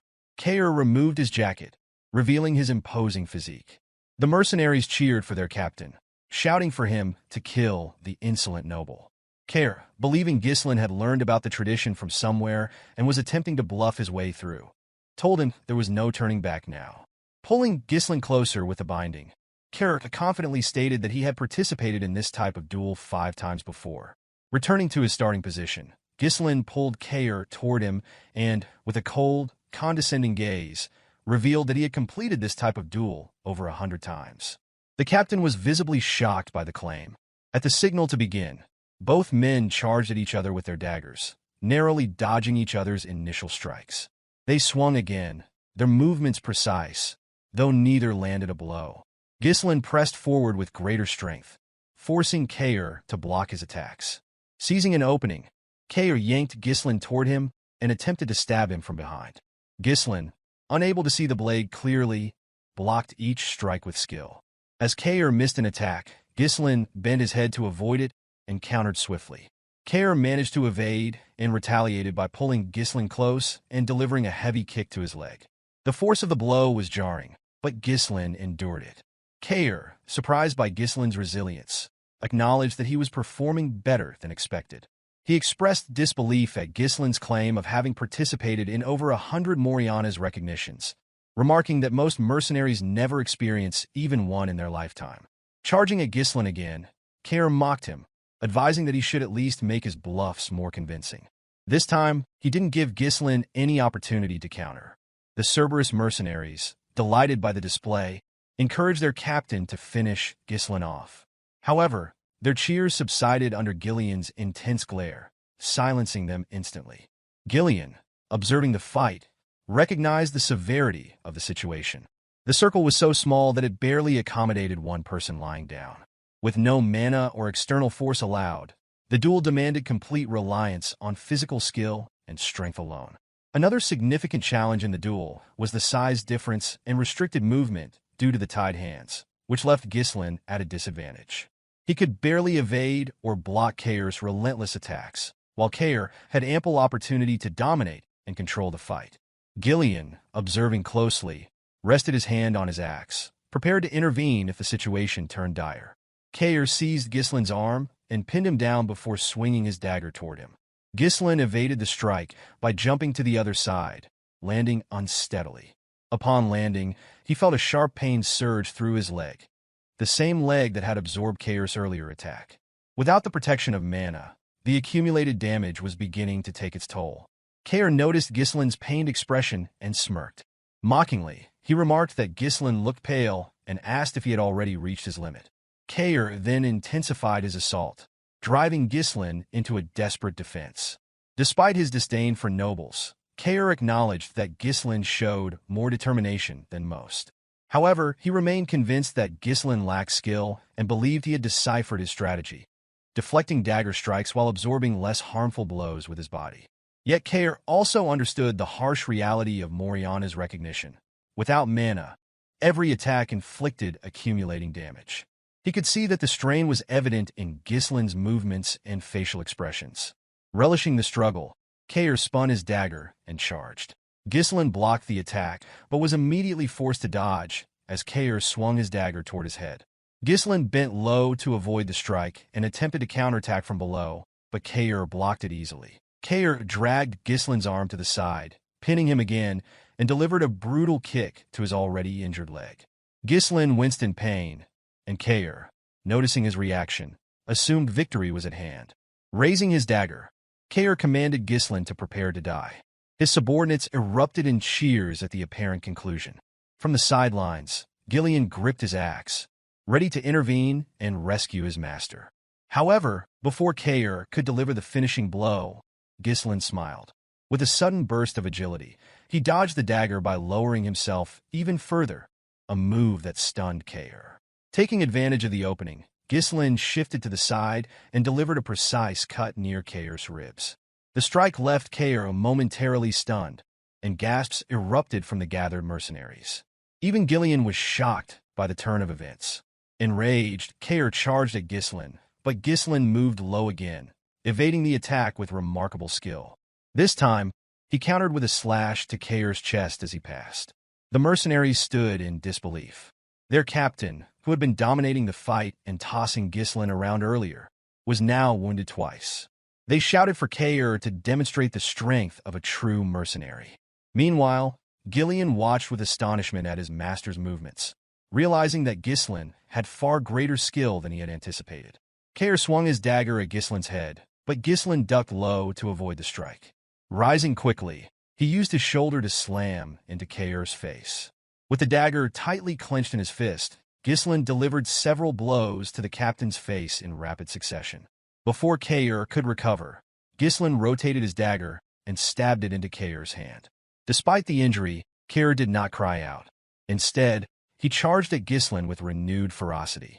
Ghislain, however, easily dodged each attack. Kair began to falter, confused by the sudden change. Just moments earlier, Ghislain had seemed barely capable of withstanding his strength. Ghislain, watching intently, finally understood. Kair's reliance on brute force was his downfall. His powerful swings had stiffened his muscles and restricted his movements, making his body rigid and slow. By contrast, Ghislain had avoided resisting directly. Instead, he relaxed his own body, using the captain's momentum to redirect the fight into his favor. Ghislain, impressed by this unexpected display of strategy, quietly placed his axe back in its sheath. As Kair gasped for breath, his men taunted him, urging him to stop playing around and finish the fight. Ghislain commended Kair for his resolve, noting that many others in his position would have resorted to breaking the rules by using mana when cornered.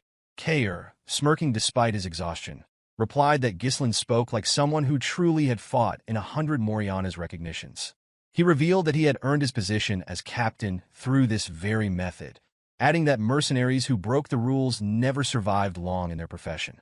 Ghislain smiled at Kair's words, stating that he admired his spirit. Kair admitted that he was at a disadvantage in a direct confrontation, but pointed out that victory in Moriana's recognition was not limited to overpowering an opponent. He reminded Ghislain that stepping outside the circle was an automatic loss. With that, Kair grabbed Ghislain's arm, hoisted him into the air, and attempted to throw him out of the circle. Confident in his plan, Kair was certain that this would secure his victory. However, before Ghislain's foot could touch the ground, he tightened his grip on Kair's hand and pushed his legs upward, bracing against Kair's knees to stop his descent. Using Kair's body for support, Ghislain reversed the momentum, pulling Kair toward him. Taking advantage of the surprise, Ghislain climbed up Kair's leg, maneuvered behind him, and locked his arm around the captain's neck. In one fluid motion, he slammed Kair's head to the ground, pushing it outside the circle. The gathered mercenaries stared in stunned silence, unable to believe what had just happened. Kair, realizing his loss, glared at Ghislain in frustration. Ghislain smiled gently, declaring his victory. Still in disbelief, Kair turned to Ghislain and demanded to know his true identity, unable to reconcile the skill he had witnessed with the idea of Ghislain being a noble. Fixing Kair with a cold, piercing gaze, Ghislain stated that he disliked the captain's attitude and reminded him that he was now speaking to his new master. Pulling Kair to his feet, Ghislain asked what he planned to do next. Kair assumed the fight was over, but Ghislain calmly corrected him, pointing out that he himself had not yet stepped outside the circle. Kair, taken aback, watched as Ghislain clenched his fist. Ghislain announced that it was time to discipline his subordinate, signaling that the ordeal was far from over. Ghislain delivered a solid punch to Kair's face, knocking him to the ground. Kair quickly raised a hand, asking Ghislain to wait. He reminded him that the fight was over the moment a combatant stepped out of the circle. In response, Ghislain struck him again and questioned if Kair intended to abide by rules on the battlefield. Kair, furious, called him a bastard and reminded him that nobles weren't supposed to act this way. Ghislain, his expression serious, ordered him not to speak back to his master. When Kair insulted him again, calling him a lunatic, Ghislain hit him once more. The punches continued, one after another, until Ghislain's hand was smeared with Kair's blood. The mercenaries, watching from the sidelines, grew uneasy. They had expected Ghislain to let their captain go after winning the duel, but instead, the beating continued. Kair, his face swollen and bloodied, begged Ghislain to stop. Ghislain pulled him to his feet and, with a cold gaze, reminded him that he had not yet stepped out of the circle. Kair, horrified, turned to his men and shouted for them to intervene and kill Ghislain. The mercenaries grabbed their swords, but before they could approach, Ghislain unsheathed his axe. His commanding tone froze them in place as he warned that anyone interfering with his master's discipline would be killed. The mercenaries, seeing the deadly intent in Ghislain's eyes, dared not move. Kair, trembling like a beaten dog, turned back to the young noble. Ghislain asked if he was finished, and Kair's only reply was laughter born of fear. He knew he had miscalculated. Another punch landed, pushing Kair back. For the first time, Kair's overconfidence had failed him. He had always seen nobles as pompous losers, arrogant, selfish, and easily manipulated with the right scare tactics. It was this attitude that had earned him the nickname Mad Dog, a title he relished.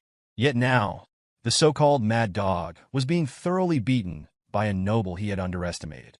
The mercenaries, visibly worried by their captain's condition, glanced at one another, unsure of what to do. Kair's face was swollen, his body bruised, and his strength depleted. Ghislain paused to assess Kair's injuries and then turned to the mercenaries. Breaking the silence, he ordered them to fetch water, bandages, and a towel. The men were taken aback by the command, but Ghislain calmly warned that their captain would die if they didn't act quickly. Shocked into action, they complied with his orders. Ghislain observed the scene closely. He noticed how the previously unruly mercenaries were now following Ghislain's commands without question. In a world where strength often carried more weight than laws, Ghislain had established his authority in the most direct and irrefutable way. He had demonstrated who was in charge. In the next scene, Kair sat slumped in a chair, his body wrapped in bandages. Ghislain placed a sheet of paper on the table in front of him and instructed him to sign it. Kair, staring at Ghislain with a mixture of defeat and resignation, realized that he had no choice but to comply. Kair hesitantly took out a pen and signed the document. As he handed it to Ghislain, he nervously asked him to take it. Ghislain, fixing him with a cold stare, demanded he repeat what he had just said. Kair, now visibly shaken, stammered that he looked forward to working with him. Ghislain grabbed Kair's hand, causing him to flinch. With a calm but firm tone, Ghislain told him they were now family and that he too looked forward to their collaboration. A few days later, at the outskirts of Perdium territory, a group of mercenaries had gathered in the early morning. One of them, yawning, asked if anyone knew why they had been summoned so early. A bald man carrying a shield chimed in, mentioning a rumor that their employer was the young lord of Perdium. The mercenaries were shocked to hear this. One of them scoffed, calling Ghislain just a brat and doubting his ability to manage mercenaries effectively.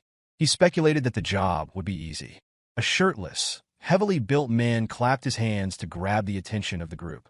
Known as Gordon the Muscle, he smiled and addressed his fellow mercenaries, suggesting that they needed a representative to handle their brat employer. His imposing presence caught everyone's attention, and they nodded in agreement. Gordon commended their admirable posture in devising ways to gain rewards without effort, but he warned them that their plan would fail without unified voices. The mercenaries agreed with Gordon, recalling past incidents where poor coordination had led to failure. The bald man asked Gordon about his plan, and he explained that knowing one's boundaries was crucial. Opening a bag of coins, he announced that he would act as their representative to pressure their employer, requesting contributions from the group for his hard work. The mercenaries, impressed by Gordon's confidence and size, believed him to be the perfect choice for the task. Praising his reliability and wit, they added coins to the bag. Their plotting was interrupted when one of them noticed someone approaching. Looking up, they saw Ghislain riding toward them alone on his horse. The sight surprised them, and one remarked that Ghislain might flee once he saw Gordon's intimidating build. Gordon instructed the group to approach him together, creating an imposing presence. Smiling confidently, he declared it was time to teach the young lord a lesson about the real world. However, before Gordon could confront Ghislain, he noticed a group trailing behind him. As they drew closer, the mercenaries identified the group as the Cerberus mercenaries, recognizable by their distinct dog-snout-shaped helmets. Shocked, Gordon questioned how Ghislain had managed to recruit the infamous Mad Dogs. When Ghislain finally reached the group, the mercenaries instinctively stepped back. Turning to Gordon, Ghislain asked if he was the representative. Gordon, now visibly nervous, admitted that he was. Ghislain inquired about his name, and Gordon introduced himself as Gordon the Muscle. Ghislain smiled, commenting on the uniqueness of the name before tapping Gordon's chest and complimenting it as pretty cool.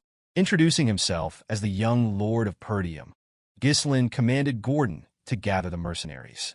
Once assembled, Ghislain addressed them with a serious demeanor. He announced that the time had come to begin the pioneering of the Forest of Beasts. In the next scene, Belinda was assisting Ghislain in donning his armor. All preparations for pioneering the forest had been completed. The expedition's temporary base had been constructed, resources had been procured, and the most critical asset, the troops, had been secured. Ghislain requested Belinda to perform a final head count, and the maid obliged. She informed him that 148 mercenaries had been contracted through the office, along with 41 Cerberus mercenaries he had brought himself. The total number of personnel reached 192. Ghislain acknowledged her effort, commending her for the work, and inquired whether Scoven had been properly informed. Belinda assured him that Scoven had been notified and, contrary to her expectations of resistance. The knight had stepped in to ensure their passage through the forest of beasts remained undetected. As the commander of the forest post, Scovin's involvement gave Belinda confidence that no immediate issues would arise. She urged Ghislain not to worry, and her reassurance brought a smile to his face. Ghislain then called for the mercenaries to assemble. He addressed them, stating that the land they were about to pioneer lay ahead. Acknowledging the rumors surrounding the forest, he explained that it was a place rife with unknown dangers, inhabited by monsters and unseen threats beyond imagination. Yet, he expressed his determination to conquer the forest despite its perils. The mercenaries, visibly unsettled by the mention of the forest of beasts, murmured among themselves, claiming they had not been informed of such dangers and feared for their lives. Belinda, stepping forward, silenced them and reminded them not to interrupt while their leader was speaking. Ghislain gave the mercenaries an opportunity to withdraw if they wished, promising to pay them 3 times their current wages should the mission succeed. The unexpected offer shocked the group, as it was an exceedingly tempting reward. Belinda moved closer to her master and whispered her concerns, pointing out that all their funds had already been spent on preparations. Ghislain calmly explained that such promises were necessary to boost morale. Confident in the mission's success, he assured her that there would be sufficient funds to fulfill the promise afterward. When he asked Belinda if she trusted him, she admitted she had no choice but to place her trust in him. Care commented to Ghislain that their master must be out of his mind to offer such an extravagant reward and questioned how Ghislain intended to honor his words. Ghislain, however, remarked that their master always had a plan. Ghislain officially named the group the Forest of Beasts Expedition Team and declared that it was time to move out. As the group progressed, they began cutting down the trees obstructing their path. Everyone, including Ghislain, actively participated in clearing the way. After felling a tree in front of him, Ghislain looked up, relieved to see sunlight piercing through the now-thinned canopy. Raising his hand, he directed the men to continue clearing the path toward the indicated direction. He instructed them to chop the felled trees into logs, load them onto carriages, and dig around the stumps to facilitate their removal. According to the Forest of Beasts Developmental Journal, a resource Ghislain had obtained in his previous life, the forest was vast and rich in untapped potential. He firmly believed that one day, the monsters would be driven out, and the forest's resources would be fully utilized. At that moment, what Ghislain needed most was money. He chose to disregard all other concerns, focusing solely on securing the quickest route to the runestone vein. The wealth from this expedition would play a pivotal role in halting the conspiracy surrounding Perdium. Care found it peculiar that their employer was taking such an active role, while one of the mercenaries suggested that Ghislain was simply trying to uphold the dignity of a noble. Another mercenary, wearing a helmet, scoffed, claiming that Ghislain was merely pretending and would soon give up. Belinda, overhearing the remarks, firmly told the men to stop gossiping and return to their work. Though they obeyed, she was visibly irritated by their dismissive attitude toward her master. She approached Ghislain, reminding him of the considerable effort he had put into hiring the mercenaries. She questioned why he was personally involved in the labor, pointing out that his actions made the men take him lightly. Ghislain reassured her that it was fine, explaining that having more hands on the job would allow them to finish faster. He emphasized that lingering in the area for too long would bring no benefit. Accepting his reasoning, Belinda remarked that he spoke as though he already knew what lay ahead. Care observed their exchange with a bemused smile. He found it hard to believe that his employer had someone worrying about him, while he himself had become the dog of his master, willingly heading into danger. Ghislain, overhearing this, struck Care with a log, prompting Care to accuse him of trying to pick a fight. Despite their banter, the operation proceeded smoothly. The Duchy of Delphine, which had conquered the kingdom and established a new dynasty, had launched a large-scale development initiative in the Forest of Beasts. Ghislain had been unable to uncover the Duke's specific motivations for focusing on the forest. However, he had managed to obtain a developmental journal that detailed major resource locations and the ecosystem of monsters. Armed with this knowledge, Ghislain had come better prepared. One of the mercenaries, noticing the abundance of oil lamps among their supplies, wondered aloud why they had been brought instead of cheaper torches. The lack of incidents along the way unsettled Ghislain. He had only read about the dangers of the forest and had no first-hand experience. Sensing the deepening of the forest, he cautioned the men to remain vigilant. While some mercenaries continued cutting trees, one remarked on the increasing darkness, asking if night had already fallen. Another mercenary, smiling, noted that no monsters had been encountered despite the forest's fearsome reputation. Agreeing, his companion speculated that the dangers had been exaggerated. He joked that even without any effort from their leader, Gordon, the job would have remained simple. They lamented that tripled pay seemed excessive for such an easy task. As they spoke, a bald mercenary struck Gordon on the back while he carried a log, jokingly demanding his money back. Gordon, however, noticed something strange. Turning to the others, he pointed out that they had cut countless trees along the way. When asked, the men confirmed that they had. Gordon's expression darkened as he directed their attention to the path behind. It was inexplicably blocked. The mercenaries froze in shock at the sight. Ghislain's voice rang out, commanding everyone's attention. Sensing the shift in the forest's atmosphere, the troops instinctively reached for their swords. The mercenaries who had earlier dismissed the rumors now began to panic, as an oppressive tension descended upon the group. Something was amiss. Ghislain called out to Gordon, warning him that staying there would result in his death. He instructed him to walk toward the group slowly. Gordon obeyed but stumbled into a tree and fell to the ground. The group immediately assumed defensive positions, calling Gordon an idiot. Turning back to face the others, Gordon was surprised that nothing happened. The mercenaries, equally perplexed, exchanged confused glances. A bald man among them chuckled, mocking their employer for being overly cautious. He claimed that the path only appeared blocked because the scenery was so similar, dismissing Gordon's concerns as a mistake. He further belittled the forest of beasts, calling it nothing more than a slightly dense forest with an exaggerated name. Ghislain, maintaining a serious demeanor, ordered the man to step closer if he wished to stay alive. Irritated, the mercenary accused him of trying to create unnecessary fear. As he finished speaking, vines suddenly wrapped around his waist. Before he could react, the vines lifted him into the air and toward the top of a tree, where a monstrous mouth filled with sharp teeth awaited. The massive tree-like creature devoured him in an instant. The creature, which had no detectable presence, was impossible to anticipate. It was a predator that thrived on catching its victims unaware. The monster's eye opened, revealing its identity as a dirus ent. Ghislain quickly noticed that numerous dirus ents were encircling the group. Panic spread among the mercenaries as they attempted to flee, convinced they were about to be eaten. The dirus ents extended their vines, capturing several mercenaries and dragging them into their gaping mouths. Gordon, clinging desperately to a nearby tree, screamed for help. One of the men approached him with an axe, urging him to hold on.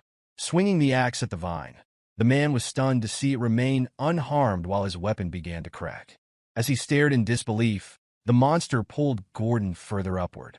Before Gordon could be consumed, Ghislain leapt into action. Infusing his sword with mana, he sliced through the vine and simultaneously landed a blow on the creature's eye as he descended. Blood gushed from the monster's wounded eye, and the mercenaries, astonished by their employer's feat, began to assume that the dirus ent's eyes were their weak points. Ghislain took a deep breath and shouted for the men to regroup. His commanding voice cut through their panic as he warned them that spreading out would only make them easier targets. He ordered them to form a tight shield formation and focus solely on defense until further instructions were given. The mercenaries, galvanized by his leadership, complied quickly, one of them vowing not to die in such a place. Ghislain rushed to the carriage and asked Kair about the oil lamps. Kair affirmed their presence, and Ghislain instructed him to light them and hurl them at the monsters to burn them down. Realization dawned on Kair. This was why so many lamps had been brought. Just as he began the task, a teammate warned that the monsters were watching them. Ghislain ordered the lamps to be thrown immediately. Kair and his team began tossing the lamps, but the dirus ents swatted them away with their vines before they could connect. Shocked by their inability to harm the monsters, Kair's subordinate noted that their strategy wasn't working. A dirus ent fired its vines at the group, but Ghislain intercepted them, cleaving the vines with his axe. Belinda, armed with knives, aimed for the creature's eyes, successfully hitting her targets. Ghislain instructed Ghislain and Belinda to prepare for a coordinated assault while protecting the Cerberus mercenaries.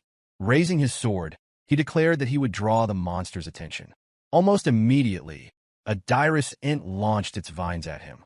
Belinda called out, urging him to be careful. Ghislain swung his sword, cutting through the vines, only to be targeted by additional attacks. Displaying remarkable agility, he dodged their strikes. One of the direst ants raised a massive leg, preparing to crush him. The mercenaries were stunned to see that the monsters, despite resembling trees, had legs. Many believed that their employer was about to be crushed. Ghislain, undeterred, infused his sword with mana and struck at the leg of a direst ant, severing it. Using the momentum of his leap, he drove his sword directly into the creature's eye. The remaining direst ants immediately shifted their attention to him, their movements drawing gasps of shock from the onlookers. Belinda, maintaining her composure, ordered the Cerberus mercenaries to throw the oil lamps. Certain that this tactic would succeed, the mercenaries acted swiftly. The lamps shattered against the direst ants, setting them ablaze and eliciting ear-piercing shrieks of pain. The Cerberus mercenaries cheered at the sight of their effectiveness, but Ghislain quickly urged them to continue throwing the lamps until every direst ant was consumed by fire. Flames began to engulf the monstrous creatures, spreading rapidly across their bodies. The mercenaries, still processing the scene, expressed both relief and disbelief that they were holding their own against such formidable foes. One remarked nervously that the entire forest might catch fire at this rate. Gordon, trying to mask his unease, dismissed the direst ants as being naturally weak to fire due to their tree-like nature. However, Ghislain's sharp command brought their focus back. He warned them not to let their guard down, emphasizing that the fight was far from over. The mercenaries were startled by his tone, realizing there was more to the battle. Ghislain gravely informed the group that the direst ants were about to reveal their true forms. As if on cue, the creatures released a dense cloud of steam, enveloping the battlefield. The mercenaries exchanged confused glances, speculating whether the fire had already been extinguished. Belinda and Ghislain rushed to Ghislain, seeking an explanation. He calmly clarified that while the monster's outer shells were vulnerable to fire, their inner structures were drastically different. The fire burning their shells had reached their moist, fleshy cores, causing the steam to form. When the steam dissipated, the mercenaries were horrified to witness the direst ants' true forms. The creatures emitted guttural screams, their grotesque appearances more fearsome than before. Disbelief rippled through the group as they struggled to accept that the monsters were still alive. Raising his sword high, Ghislain called for the troops' attention. He ordered them to ready their weapons, declaring that the fight would now transition to close-quarters combat. With a determined battle cry, he led the charge, launching himself toward the direst ants and setting the example for the others to follow. Ghislain moved forward alone with commanding confidence, though the group of the mercenaries hesitated to follow. The enormity of the task ahead weighed on them, and their fear was palpable. A member of the group expressed disbelief at the idea of a close-range attack against such a colossal monster, remarking that it was beyond belief. Another murmured that even one wrong move would mean their end, while a third admitted outright that standing against such creatures seemed impossible. Kair, however, dashed forward without hesitation. He called out to Cerberus, urging them to advance, and his mercenary group followed in close formation, as though he had been waiting for this moment to unleash his pent-up energy from enduring his master's previous discipline. Belinda, worried for her young master, hurriedly followed after him. Ghislain turned to the paralyzed mercenaries, his voice cutting through their fear as he asked what they were waiting for. He reminded them that the order came directly from their young master, Ghislain, urging them to trust and obey. His words carried reassurance, promising safety if they followed Ghislain's lead. The sight of Ghislain standing alone against a herd of direst ant reignited their spirits. A mercenary raised his weapon, rallying the others by shouting that whatever was destined to happen would happen. Another added that if the worst occurred, the young master would surely find a way to save them. Gordon's war cry echoed, and the group charged in unison, forming smaller teams to take on each direst ant. Ghislain issued clear instructions, explaining that the creature's burned shells were vulnerable and that they could now be cut without using mana. He urged them not to be afraid, dismissing the direst ant as nothing more than overgrown scarecrows. At the forefront, Kair, Ghislain, and Belinda took their positions, weapons ready, and prepared to face the onslaught.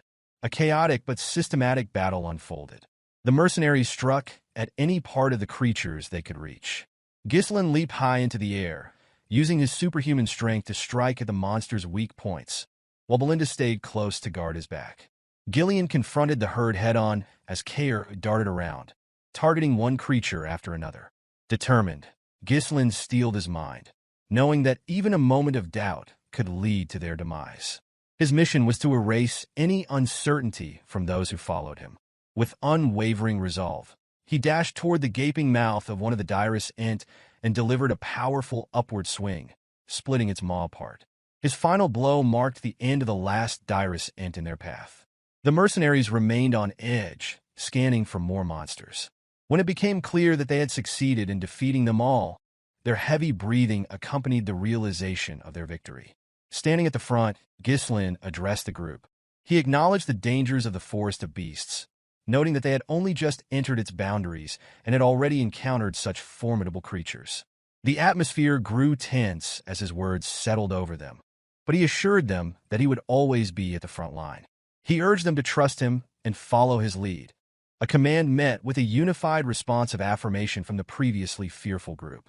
As they ventured deeper into the forest, they came across a massive boulder containing a runestone.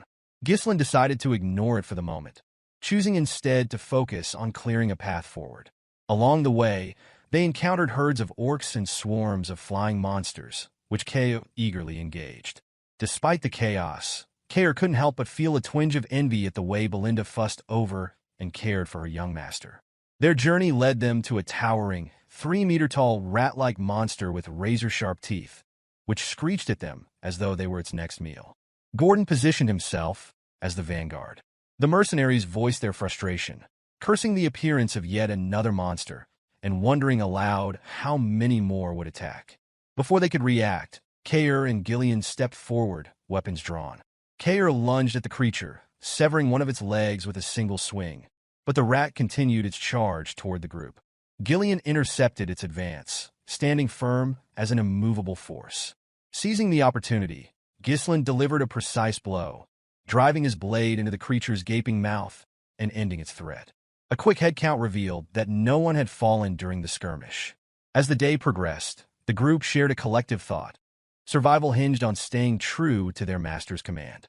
Together, they could overcome any challenge. Ghislain observed that the mercenaries were beginning to resemble a cohesive unit. Kair remarked that real-life experience was the best teacher, and Ghislain affirmed their sentiments before commanding them to clear the path ahead. The mercenaries immediately set to work, chopping down trees. Not all shared the same resolve, however. One mercenary privately thought that the Forest of Beasts had driven the group mad. Nightfall brought them to a pristine lake, where the mercenaries rushed to wash their faces and fill their water pouches. Belinda, ever cautious, stayed close to Ghislain, her worry evident as she watched the others approach the water. Ghislain assessed the situation and deemed the lake an important waypoint on their journey to the runestone vein. He ordered the group to set up camp with the lake behind them, deciding that they would rest there for the night. As the mercenaries gathered around the campfires for their meal, unease lingered. Some muttered doubts about the expedition, expressing concern about what deeper dangers awaited. Gordon dismissed the idea of abandoning the mission when Manus suggested it at another fire. Manus argued that their lives were more important than money and criticized their leader's motivations, accusing him of seeking glory through brute force. Others, like Gordon and a calm mercenary with a patch over his eye, defended Ghislain, pointing out his repeated efforts to save them and emphasizing that they had already been paid. Manus remained adamant, warning that nobles often treated mercenaries as expendable. His words sowed seeds of doubt among the group, though Manus inwardly plotted to use the others as cannon fodder to secure his own escape. The man with the patch over his eye spoke, his calm voice breaking the tension. He pointed toward Ghislain, surprising Manus. Ghislain was carefully applying medicine to an injured mercenary. He reminded the wounded mercenary to avoid exposing the wound to water, cautioning that it would take longer to heal otherwise. The mercenary thanked him quietly, gratitude evident in his tone. Belinda approached Ghislain, her concern spilling over into frustration as she scolded him for using such expensive medicine.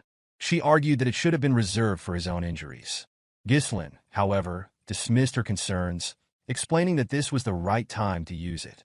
Medicine stored away served no purpose, he reasoned as he called out to the next injured mercenary for treatment. The man with the patch addressed the group again, asking if they truly believed Ghislain would use such valuable medicine on them if he saw them as mere cannon fodder. His words struck a chord. Another mercenary spoke up, agreeing that their current master was nothing like their previous one. Ghislain, they affirmed, was not the type to throw them away. Manus turned away in frustration, anger simmering beneath the surface. He muttered to himself about his failed attempt to sow dissent, realizing that it was now impossible to instigate the others. As he walked off, Ghislain approached the group and ordered them to finish their meals and get some rest. Then, he called Kair and Gillian aside for a private discussion. Kair, always direct, asked Ghislain whether he truly intended to do nothing about Manus's behavior. Ghislain responded calmly, stating that the monsters in the forest would keep Manus too occupied to cause further trouble.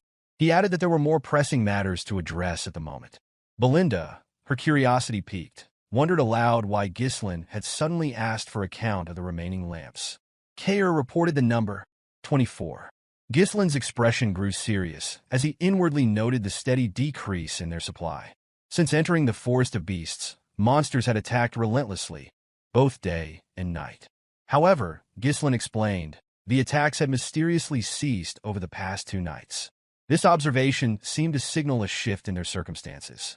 Realization dawned on the group. Gillian voiced what they were all beginning to understand, suggesting that they had entered a nocturnal territory where the influence of the monsters might be keeping others at bay. Ghislain confirmed the theory, his tone steady but grim. He warned them that the path ahead would be more perilous than anything they had faced so far. Ghislain placed several lanterns around the camp as bait. The mercenaries, unaware of his plan, slept peacefully through the night. Even Gordon, bare-chested, leaned against a tree trunk and slumbered undisturbed until a sudden noise roused him. His eyes widened in shock when he noticed a lantern floating seemingly on its own, as though an unseen force had seized it. The object vanished into the darkness as soon as Gordon let out a startled cry. Moments later, Gordon caught sight of something monstrous. 4 pairs of glowing red eyes pierced through the shadows. His scream of alarm grew louder as he flailed his weapon wildly, attempting to strike the creatures he had glimpsed. He shouted, urging whatever was nearby to retreat, his voice filled with terror. The commotion woke the other mercenaries, who quickly gathered around him. One of them asked what was happening. Gordon, still shaken, declared that a monster had been right next to him. His words were met with confusion, as none of the others had seen anything. They exchanged puzzled glances, assuming that Gordon might have been dreaming. Realizing the monsters were no longer visible, Gordon's confusion deepened. He looked around, insisting he had not imagined the encounter. One mercenary cursed at the disruption, complaining about the noise, while another suggested cutting Gordon some slack, considering the numerous recent encounters with monsters. Gordon continued to plead, trying to convince them of the reality of what he had seen, but most dismissed him. A third mercenary, however, hesitated. This one admitted to feeling something strange and waking up to see a lantern disappear before their eyes. Others began to chime in, sharing similar experiences. One mentioned hearing an eerie laugh. The group's uncertainty grew, and tension rippled through the camp. One mercenary voiced confusion, wondering aloud if everyone was losing their minds. Then, a one-eyed mercenary broke through the rising panic, stating that the presence of something unperceivable was undeniable. His calm yet resolute tone steadied the group. Ghislain entered the gathering, his voice commanding attention. The mercenaries immediately parted to clearly see him, their respect evident. At his side stood Gillian and Kair. Ghislain ordered everyone to regroup, preparing them to address the unseen threat. As the mercenaries formed a defensive circle, guarding one another's backs, the high-ranking members convened inside a tent to hear Ghislain's explanation. Gordon, still visibly shaken, questioned if monsters were truly surrounding them. The one-eyed mercenary voiced concern over their inability to see the creatures. Ghislain confirmed the suspicion, explaining that the creatures were likely drawn to the group near the lake. He identified them as shadow hunters, known as Pallor, beings capable of blending seamlessly into the darkness. He elaborated that physical attacks were futile against them, as they thrived by stealing surrounding light. The creatures used this ability to create an ideal hunting ground, where they could toy with their prey before striking. The mention of hundreds of such creatures left Gordon and the one-eyed mercenary shocked. Belinda voiced her realization, noting how the lantern's light had begun to dim. Kair's anger flared as he speculated that the creatures were toying with the group, his frustration driving him to suggest launching an immediate attack. Ghislain, however, dismissed the idea, insisting that waiting for the creatures to make their move would provide the best opportunity for a counterattack. Belinda questioned whether it was wise to wait, given the rapidly diminishing light. Ghislain explained that a reckless attack would only provoke the monsters further, forcing them to alter their tactics and escalate their harassment. Such a response, he warned, would leave the group unable to eliminate the creatures in one decisive action. Ghislain, skeptical, questioned whether it was even possible to deal with hundreds of invisible and seemingly invulnerable monsters. Ghislain reassured him, referring to the magic scrolls he had previously instructed Belinda to prepare. These scrolls were handed out to each mercenary, accompanied by a detailed plan. As Ghislain knelt to sketch the plan in the dirt, and the gathered people paid close attention, he revealed that the Pallars were encircling the camp from 3 directions, using stolen light to tighten their hold. With their smaller numbers, the mercenaries could not hope to defend the entire area, particularly against such foes. A direct confrontation would leave them vulnerable to flanking attacks. Ghislain noted that the lake at their backs prevented a complete encirclement, a fact Ghislain confirmed. Despite the unfavorable situation, Ghislain remained confident, declaring that the group held the initiative in the battle. His confident tone instilled a glimmer of hope among the gathered mercenaries. Belinda, however, voiced her confusion, uncertain what he meant by holding the initiative. Ghislain laid out the plan. The group would divide into 3 units: a shield unit to withstand attacks, a crossbow unit to hold off the enemy, and an elite assault unit, which he himself would lead. The shield and crossbow units would form a tight formation in the center, their primary role to block incoming attacks. Meanwhile, the assault unit would focus all their firepower to quickly break through the enemy's left flank. Once they regrouped with the central forces and encircled the Pallars, victory would be within reach. Ghislain quietly acknowledged the plan, expressing his understanding. Gordon, however, questioned whether it would truly work, his uncertainty evident. Kair, ever confident, assured them that if the center held, the strategy was achievable. Belinda, raising her voice to interject, pointed out a critical concern. She reminded the group that the Pallars could not be attacked directly, as they merged seamlessly with the darkness. Her question, directed at Ghislain, left the others momentarily silent. All eyes turned toward their leader. Kair, the brawny yet occasionally insightful mercenary captain, suggested the use of mana. His suggestion, though rare, appeared reasonable for once. Ghislain, undeterred by the group's hesitation, reassured them, reminding Belinda of the magic scrolls that had been distributed. As night fell further, the mercenaries raised their voices in war cries, rallying their spirits for the impending battle. The formation was set, shields raised high, and the crossbowmen prepared to strike. One mercenary shouted instructions to maintain formation, emphasizing the importance of their cohesion.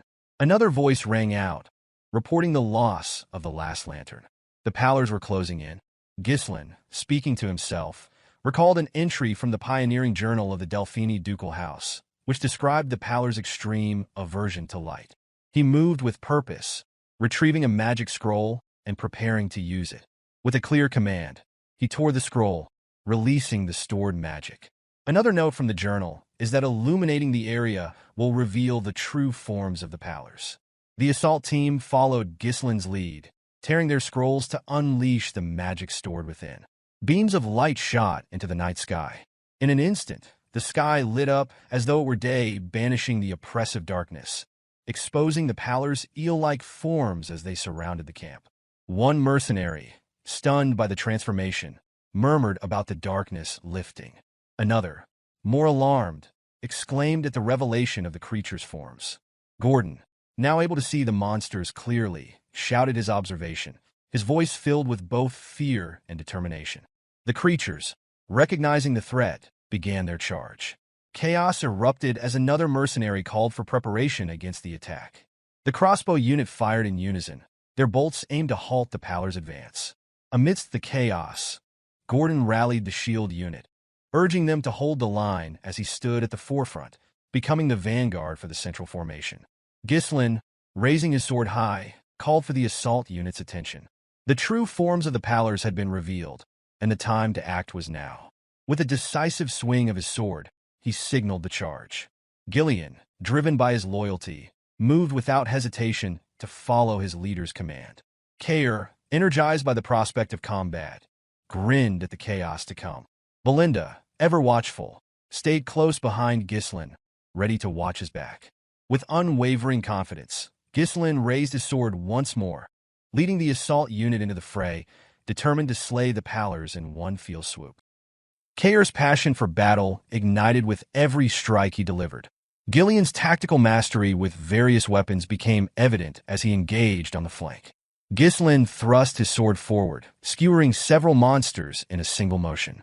He then swung his sword horizontally, slicing through more foes in the broad path of his blade. The Pallors, monsters capable of blending into the darkness, but with weak physical durability, filled the battlefield. Ghislain assessed that with this team, they could break through the enemy's ranks in an instant. With a wave of his hand, he commanded his forces to reduce the monsters' numbers as much as possible. Ghislain blocked the incoming attacks, drawing the monsters' attention with both an axe and a sword. Meanwhile, Caer disrupted their formation with swift movements and precise sword strikes, breaking through their ranks. Though he was not invincible, the sheer number of monsters soon swarmed him. At that moment, Belinda stepped in, creating an opening by throwing 8 daggers at the monsters surrounding Caer. Once she has done her part, she called out to Ghislain, signaling him to step in. Ghislain leaped high into the air, his sword moving as though dancing with the wind. He came down hard, striking with the full power of his blade, cutting down monsters in his path. This was the strength of Perdium's elite force in action. As magical light illuminated the battlefield, the fight continued around the shield and crossbow units. Fortunately, the monsters had yet to break through the mercenaries' ranks. From behind their shields, mercenaries shot their arrows without hesitation. One mercenary cursed the overwhelming number of monsters. Another reported running out of bolts. The pressure was mounting, and many wondered when the assault unit would arrive. The Pallors, growing closer with their gaping mouths, caused the shield unit to cry out in fear. But just as things seemed dire, the assault squad swept in from the flank, their weapons never pausing as they slaughtered the hundreds of Pallors in front of them. Ghislain paused briefly, silently commending the 2 units who had managed to hold their ground. Now, all 3 units were united. He could feel the momentum shift in their favor. One of the mercenaries shouted that the boss had arrived. Others, relieved, began shouting that they were saved. Gordon, visibly pleased, noted that the plan was going well. Ghislain, still focused, ordered his forces to spread out and surround the remaining monsters from all sides. The experienced mercenaries charged in an organized fashion. But as they moved, one of the Pallors, a horned one, issued a loud scream, commanding the others to retreat. This left the mercenaries momentarily confused. Pallors were not known for their intelligence, and it was strange to see them attempted to flee. Ghislain realized the Pallor leader must be giving the signal to retreat. He immediately ordered Belinda to find the leader, instructing her that the one with the horns was the one calling the retreat. Caer, seeing the retreat, asked if they should keep chasing them. Belinda questioned whether it would be better to simply let them go. Ghislain explained with certainty that the Pallors had a strong obsession with their prey. Even if they retreated now, they would follow the group for days, relentless in their pursuit. The only way to avoid another battle was to take down the leader, disrupting their command structure and causing them to fall apart. Belinda paused for a moment, a smile forming as she thought of how much her young master had changed. She pulled out a hook attached to a line, infused it with mana, and expertly threw it toward a tree trunk. She used the line to propel herself into the air, soaring over the retreating Pallors and heading straight for the leader. Spotting the horned creature, she spun the hook and launched it with deadly precision. Once it caught, she shouted to Ghislain, signaling him to give chase. Ghislain, seeing her signal, stretched his arm back and murmured to himself that he had found the target. With a burst of power, he poured mana into his legs and launched himself forward. He tore through the Pallors' ranks, cutting down several as he made his way to the leader. His sword pierced the horned Pallor's chest, driving through its heart. He muttered that it was the end, then swung his sword once more to cleave the leader's body in 2. With the leader dead, Ghislain turned to the remaining mercenaries and ordered them to wipe out the remaining monsters. He stood fearlessly before the mob of Palers, watching as the mercenaries charged forward without hesitation.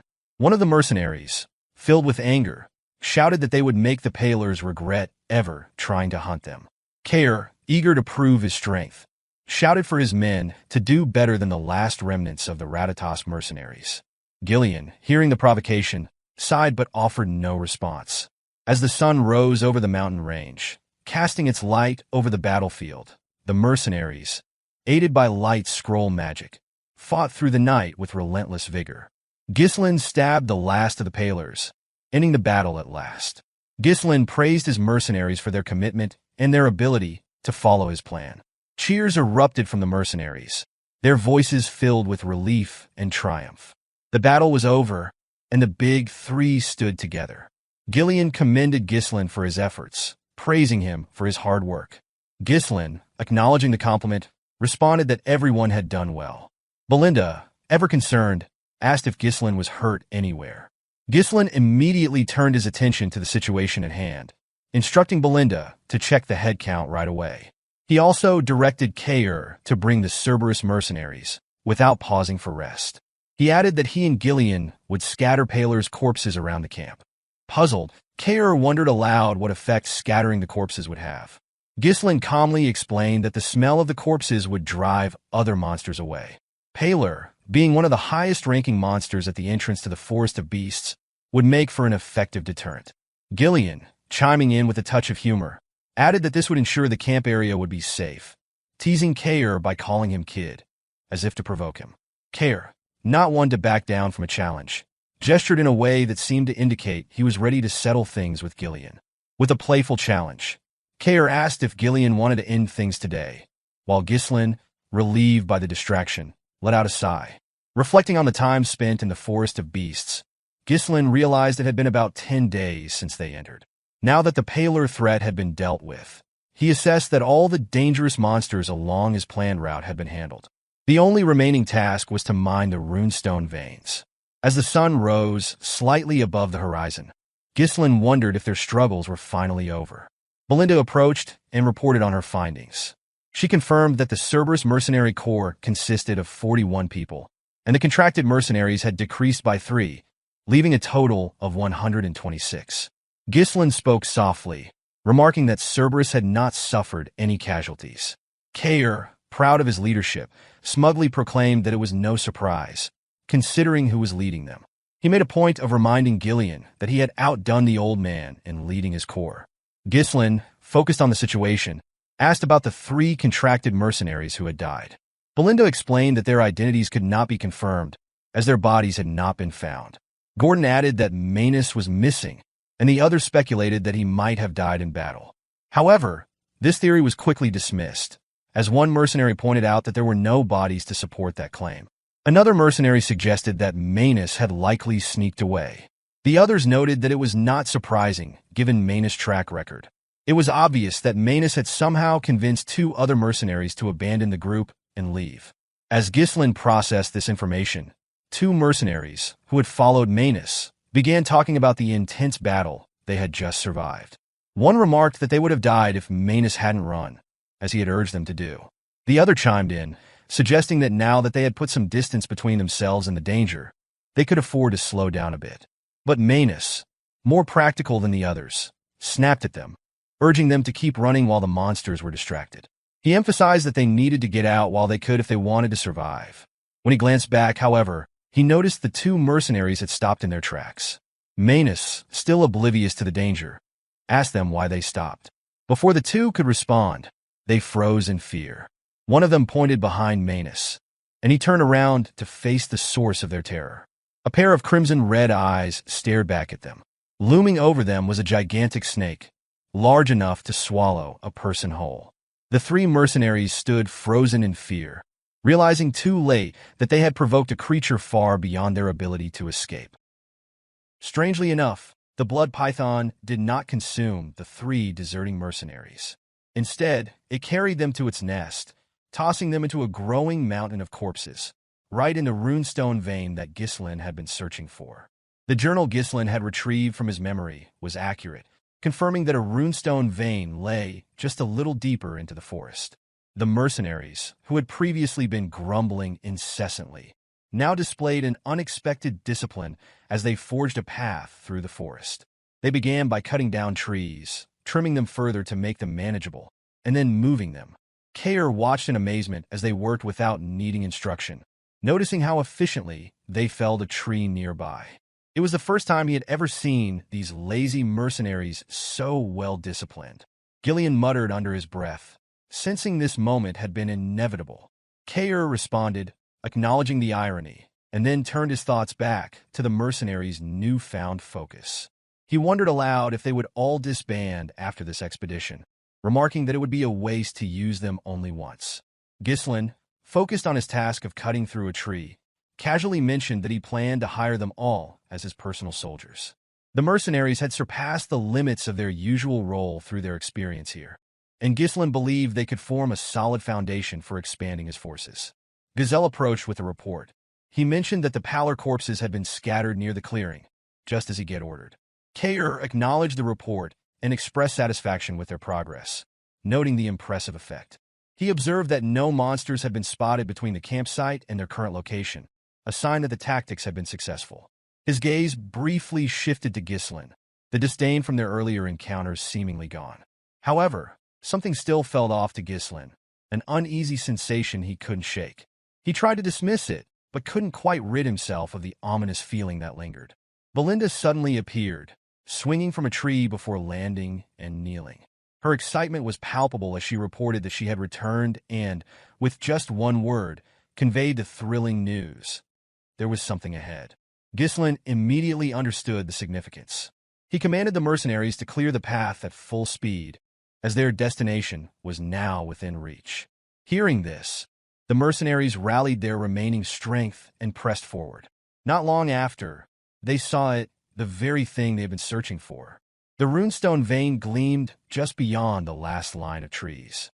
The sight of it was mesmerizing, and they paused, taken aback by the beauty of the shimmering crystals. One mercenary muttered in disbelief that this couldn't be real, while another voiced similar shock. Ghislain calmly explained that this was exactly why they had embarked on the expedition. It was a top-grade runestone vein. The crystals protruded from the earth like a mountain of diamonds, and Kair marveled at the sight, realizing that there truly was something valuable hidden in the forest. Ghislain, standing nearby, couldn't resist a smug comment, praising Ghislain's foresight. Belinda, in her usual exuberance, jumped to Ghislain's side, embracing him tightly as though it were the most natural thing in the world. She asked, with excitement in her voice, how he had known about the vein. One of the mercenaries wondered aloud if all the scattered crystals were truly runestone, while another enthusiastically shouted about how they had just stumbled upon something most would only dream of encountering once in a lifetime.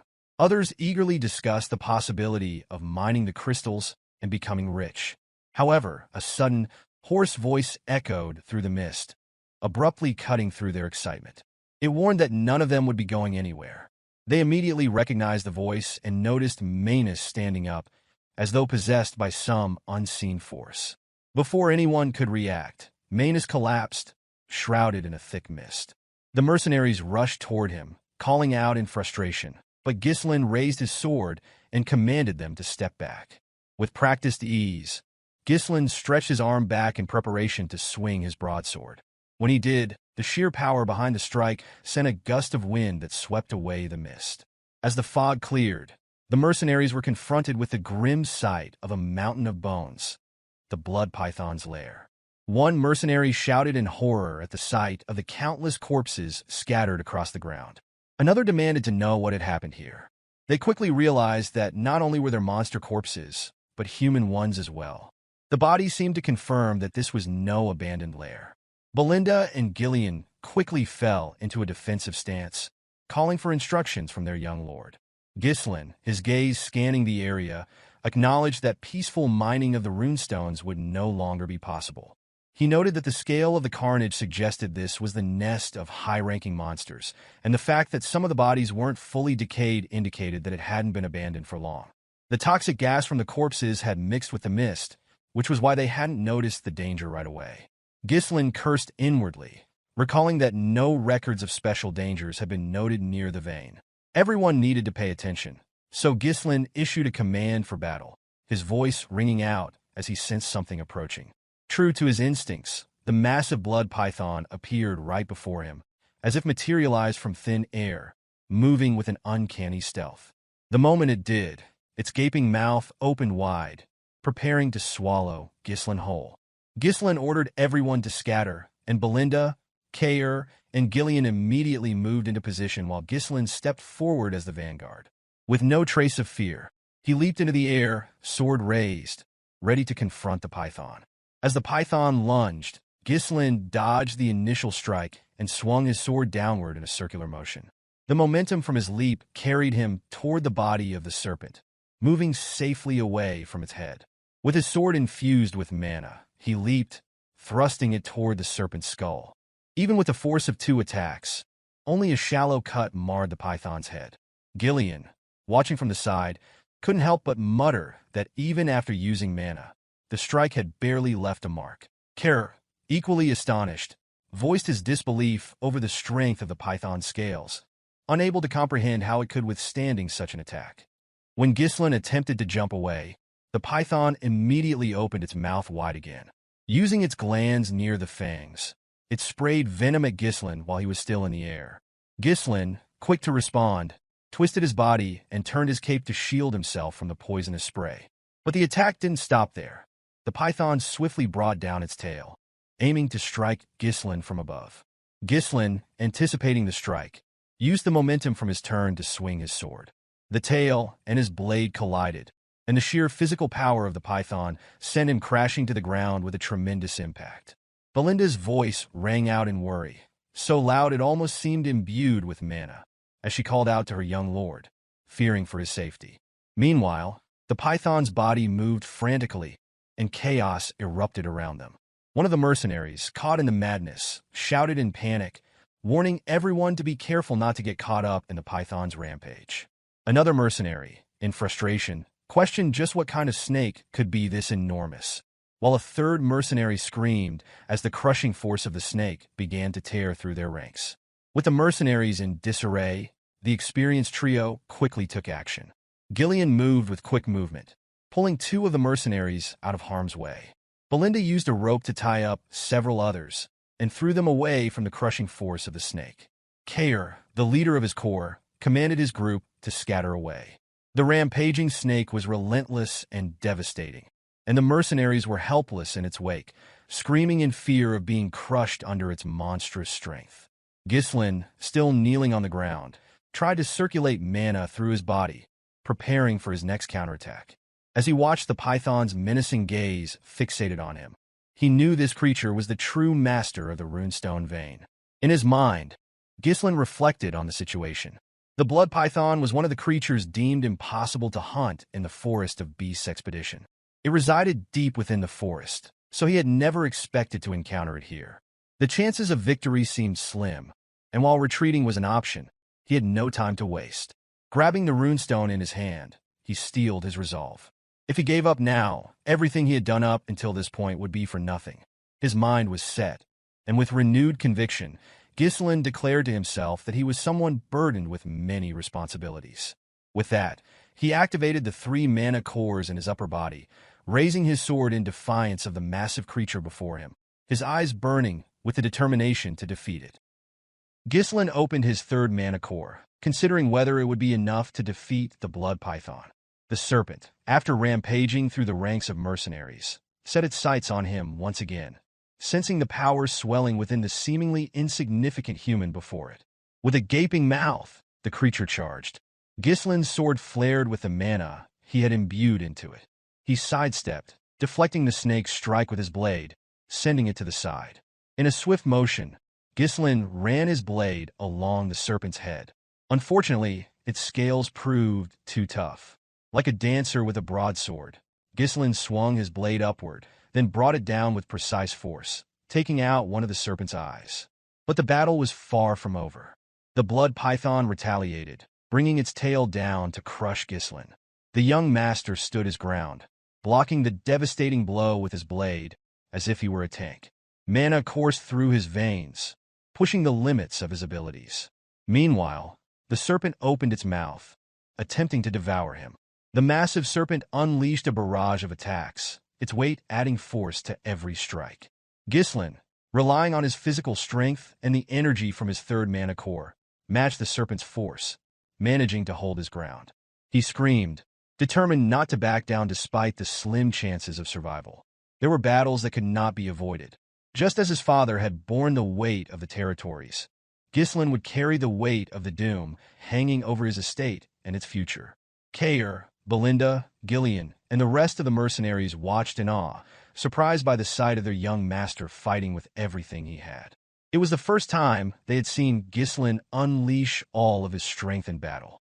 Ghislain leapt toward the snake's head, raising his sword to strike its open mouth. In his mind, this was the moment to fulfill his responsibility.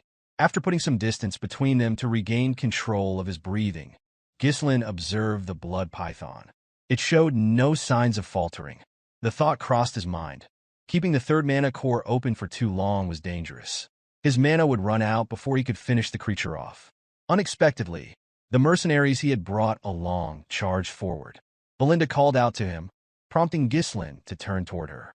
Gillian stood in front, and to his surprise, Kair stepped up to face the enormous serpent as well. Belinda checked to make sure Ghislain was unharmed, urging him to move to safety. She pleaded with him, urging him to get to safety while they would hold the serpent off. Ghislain's response shocked everyone present.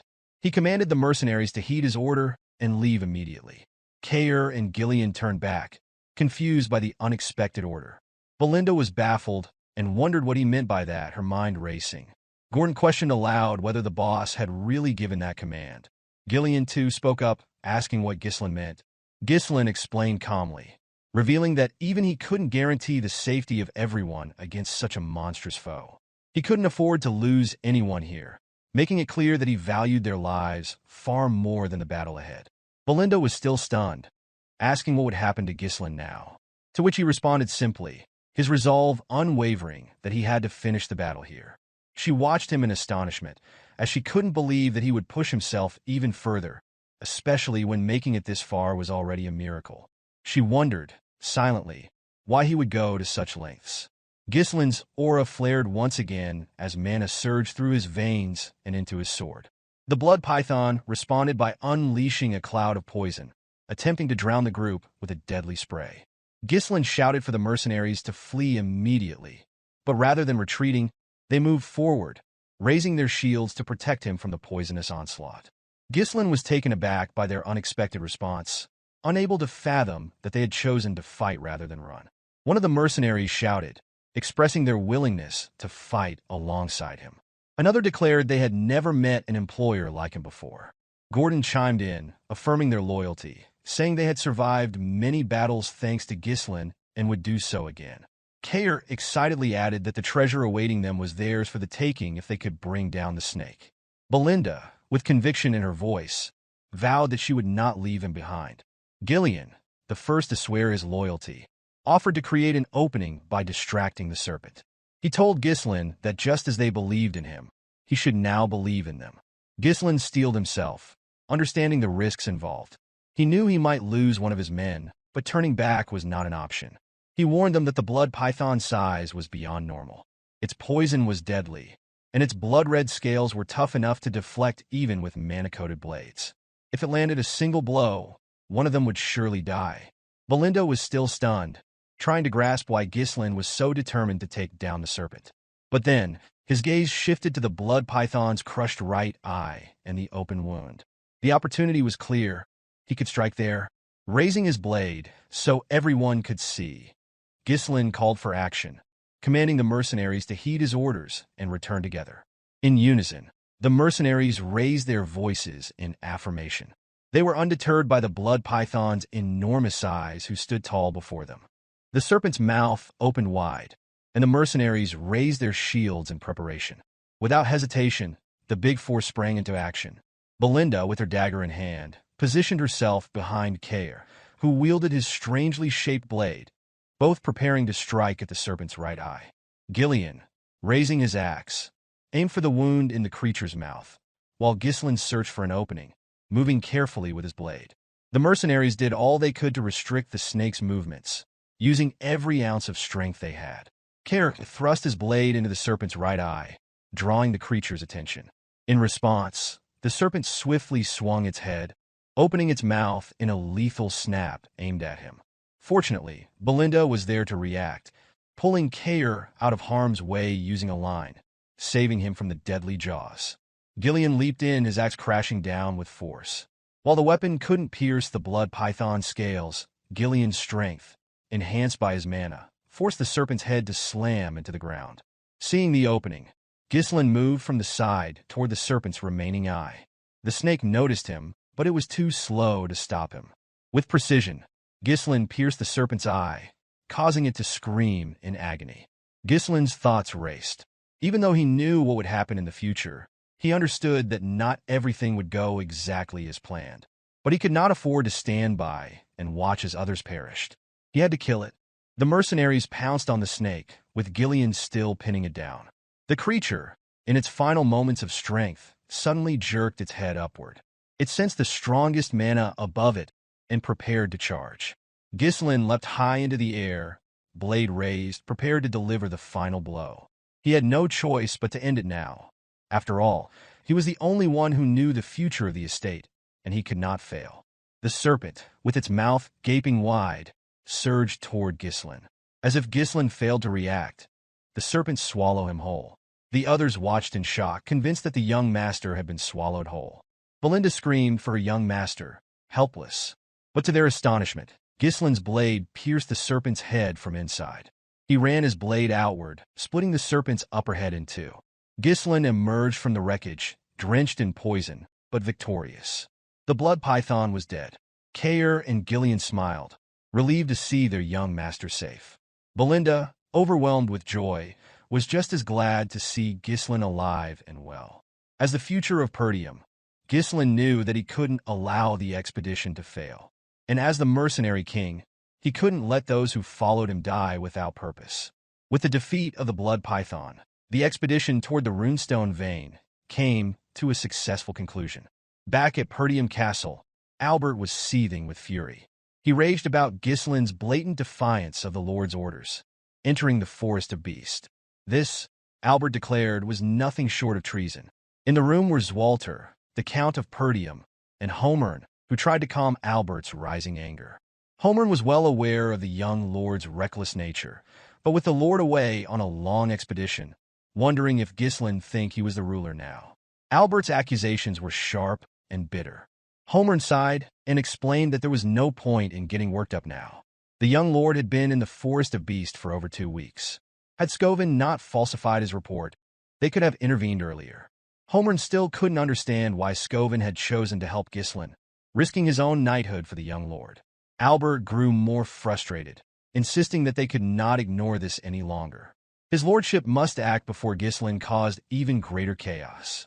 Homern agreed, adding that as soon as Ghislain returned, he must be imprisoned and severely punished. The Count remained silent, his mind racing with questions. He could not understand why his son had stirred up such trouble. Suddenly, the door swung open, and Randolph, the captain of the Perdium Knights, rushed in urgently. The atmosphere shifted instantly, and all present could sense the gravity in his tone. He informed them that it was urgent, and the Lord needed to come out immediately. Zwalter raised an eyebrow, his curiosity piqued, and asked what the matter was. With an expression that clearly carried weight, Randolph revealed the startling news that the young lord, Ghislain, had returned. Outside, Ghislain strode confidently toward Perdium Castle. He knew that meeting his father would bring great consequences, but he was certain that once his father saw the results of his actions, everything would be all right. Once Ghislain arrived, he immediately took a seat before his father, the 2 officials, and the knight captain. Albert, though seething with fury, remained silent, waiting for the Archduke to speak. Even Randolph and Homern could not guess what this young man had in mind. Meanwhile, though Zwalter was relieved that his son had returned alive from the Forest of Beasts, he couldn't bring himself to express his relief, for Ghislain had defied his orders. Ghislain calmly addressed his father, his voice carrying a childish tone. His words were simple, that he had returned.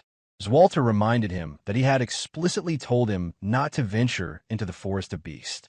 Ghislain apologized, stating that it was something that had to be done. This response only prompted confusion from Homern, who questioned what Ghislain meant by that had to be done. Randolph followed, asking whether Ghislain truly believed it was worth disobeying orders for. Entering the Forest of Beasts was a serious offense, Randolph added, emphasizing the danger not only to Ghislain's life but to the estate itself, emphasizing the risk if monsters had poured out of the forest and attacked the estate. Ghislain, undeterred by their scolding, calmly responded that he was still alive and no monsters had invaded the estate. His response only seemed to fuel Homern's anger, while Randolph shouted at him, demanding to know how he could dare speak back. Albert, who had been silent until now, finally spoke up, asking whether Ghislain found the situation amusing. Given that there had been no incidents in the Forest of Beasts this time, Albert suggested that they could let it pass, though his tone was tinged with frustration as he rummaged through his pocket. However, Albert then placed a letter on the table, making it clear that for this matter, there could be no excuses. Ghislain immediately recognized the letter from Count Rayfold, asking if it was indeed from him. Albert confirmed it, explaining that he had suspected something would go wrong when Ghislain visited Rayfold without warning. Worse, Ghislain had extorted 20,000 gold from Lady Amelia, who had been regularly sending support funds to Perdium. This had enraged Count Rayfold, who was now severing his ties with the estate and calling off the engagement. Albert stressed that this was a serious issue that could shake the entire estate. Ghislain took a moment to think. He was unbothered by the details of the report. He knew that manipulating a money-hungry count was not difficult, but it was clear that Amelia had resorted to working with an enemy to bring him down. Ghislain realized that the leverage he had over her was now useless, and he understood that revealing her secret deals or merchant connections would be seen as attempts to cover up the situation. If he had been even a little late in entering the Forest of Beasts, he would have been trapped in the estate. Time, he thought, was not on his side. He placed the letter back on the table. Albert, urging Ghislain to speak, questioned whether he had anything to say in response. Homern, interrupting, suggested that the 20,000 gold should be returned immediately. Randolph sighed, remarking that the amount would have covered the Night Order's expenses for some time. Ghislain responded simply, stating that he had spent it all. The four men were taken aback, but Ghislain explained that he had used the money to develop the Forest of Beasts. To the others, this sounded like one of Ghislain's usual reckless schemes. He was seen as having no concern for the future of Perdium's estate. Albert, still shocked, demanded to know if Ghislain had truly burned through all that money on a forest full of monsters. Ghislain, without offering excuses for his actions with Rayfold, simply apologized for the situation. Randolph, enraged, grabbed Ghislain by the collar, cursing him as a reckless brat. He reprimanded Ghislain for selling out the future of the estate with his own hands. Homern declared that Ghislain Perdium was no longer fit to be the Archduke and demanded that Ghislain be restrained and thrown into prison. In a calm, nonchalant tone, Ghislain responded that he would personally provide the necessary support funds from now on, including the 20,000 gold. Walter, clearly perplexed, asked his son what he meant by that with a calm voice. Ghislain, without hesitation, called out to Belinda, who had been waiting outside. She entered the room, holding a box in her hands. Ghislain explained that if his goal had been merely to enter the Forest of Beasts and return, he would never have started its development. Belinda placed a box on the table, and as she opened it, the older men were initially confused by the glowing crystal inside. However, Walter immediately recognized it. Ghislain revealed that was top-grade runestone. The recognition was immediate for those familiar with it, though Albert, seeing of it for the first time, expressed his surprise. Homern took the crystal and examined it closely, clearly impressed. He asked where Ghislain had acquired such a valuable item. Randolph, still processing the discovery, accused Ghislain of trading it for the 20,000 gold, though his face betrayed his shock. Ghislain, however, responded nonchalantly, explaining that he had mined it from the Forest of Beasts. Belinda, standing nearby, shot an annoyed glance at the older men for doubting Ghislain's words. Albert, still taken aback, noted that while the runestone was indeed valuable, it wouldn't nearly be enough to sustain the estate on its own. Ghislain nodded in agreement, but assured them that this wasn't all of it. He then led the group to the outskirts of the estate, where the results of his expedition were displayed in full. Piles of high-grade runestone filled the area, with more being transported in by carriage. In addition, the corpses of various monsters, valuable for their remains, were being sorted by the mercenaries Ghislain had hastily gathered for the mission. Homern, amazed at the scale of it all, asked Ghislain how much of this had been collected in just 15 days. Randalt, even more astonished, questioned whether he was seeing things. Zwalter, equally surprised, turned to Belinda and asked if everything had truly been obtained during the expedition. Belinda responded with certainty, affirming that Ghislain had personally led the effort and secured all of it. Ghislain, with pride, explained that the haul included the remains of various creatures like the dirus int and the blood python, but that the runestones here were just a small fraction of what had been mined from the vein. He reiterated that the purpose of the development was to benefit the estate, and as such, everything should be used for its benefit. Albert, reviewing the situation, estimated that with this much material, they would no longer struggle with support funds. The realization struck Randalt and Homern, leaving them shocked and impressed. Their demeanor shifted as they approached Ghislain, offering praise for his remarkable success. Randalt, acknowledging Ghislain's exhaustion from the expedition, spoke first, expressing his admiration. Homern followed, offering his own compliments, and the two even massaging Ghislain's shoulders in gratitude. Ghislain, however, had a few conditions before he would offer his support. He listed them one by one. The first condition was the immediate release of Scovin and Ricardo, as they had only followed his orders. His second condition was that public access to the Forest of Beasts remain restricted, warning that unnecessary rumors could harm the estate. After considering these requests, Homern found them reasonable, but Ghislain's third condition was far more contentious. He insisted that he would personally recruit and manage the mercenaries and security forces, as interference with the movement of troops within the estate would only waste time. Homern, alarmed by this suggestion, voiced his strong objection, demanding to know if Ghislain was proposing to form a private army. Equally concerned, Randalt voiced his objection, questioning what Ghislain might do with such an army. Albert, maintaining a more composed tone, stepped in to clarify the situation. He told Ghislain that he was mistaken if he thought he could simply do as he pleased without interference. He reminded Ghislain that his current position was one where he should be seeking forgiveness, not making demands. Ghislain, however, calmly explained that he was only setting the necessary conditions to replace Rayfold's financial support. He added that delays in operations like these would have a negative impact on Perdium's finances. He then turned to Albert, challenging him to consider if he was truly fine with the consequences of such delays. Albert, momentarily speechless, had no immediate response. Seeing the tension escalate, Albert turned to Zwalter, urging him to intervene. He pleaded with his brother, asking him to take control of the situation before Ghislain's demands jeopardized the future of the estate. However, Zwalter remained silent, watching the events unfold. Suddenly, a voice from behind called out to Ghislain, drawing the attention of everyone gathered. It was Gillian, who greeted Ghislain warmly. Kayer, standing nearby, also welcomed him with a smile, and Gillian praised Ghislain for his efforts. Ghislain responded affirmatively, acknowledging the praise, while the mercenaries who had joined them in the expedition stood in line behind Gillian, sharing in the sentiment of respect and admiration. Gillian reported the loading of the runestone was nearly complete and waiting for further instruction. With just a command, they would be ready to move at any time. Kayer, now speaking with more respect and calm, reported that, as instructed, the dirus int bark had been stored without preservatives. He then asked what should be done with the blood python. Ghislain gave the necessary instructions, telling them to dismantle the python's body, separating the venom, blood, flesh, and hide to prevent decay.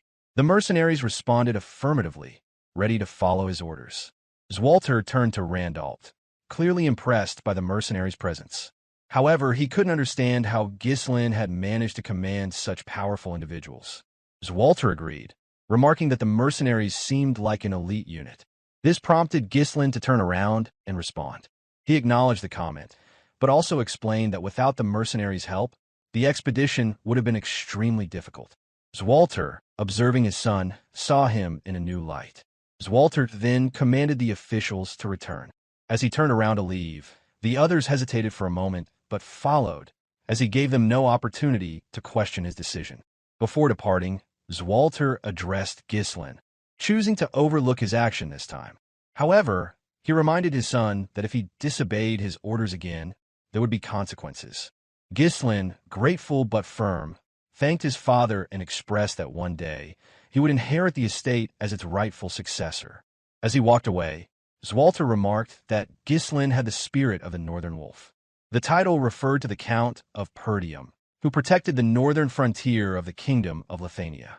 Ghislain's father, Zwalter, had led a lonely life. With weak military power and an estate suffering from poverty, he had been forced to defend the northernmost frontier for years. He had devoted his entire life to protecting the estate, without the company of his wife, Elena, or even his son. In the end, his reward had been a lonely and forgotten death.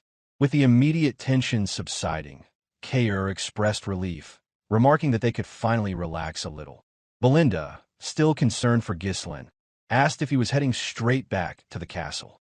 Ghislain replied that he wouldn't rest just yet, instructing Belinda to prepare everything so they could depart at any moment.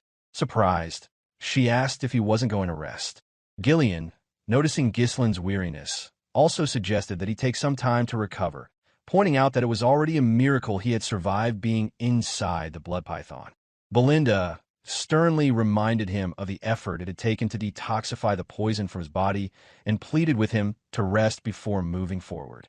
Ghislain, though fatigued, tapped Belinda's shoulder and assured her that he was counting on her. Despite his exhaustion, he knew he couldn't afford to delay the mining process.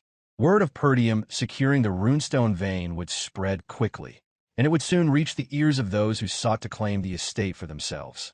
Deciding to leave the rest to the trio, Ghislain turned to head back, though with each step his breathing grew heavier.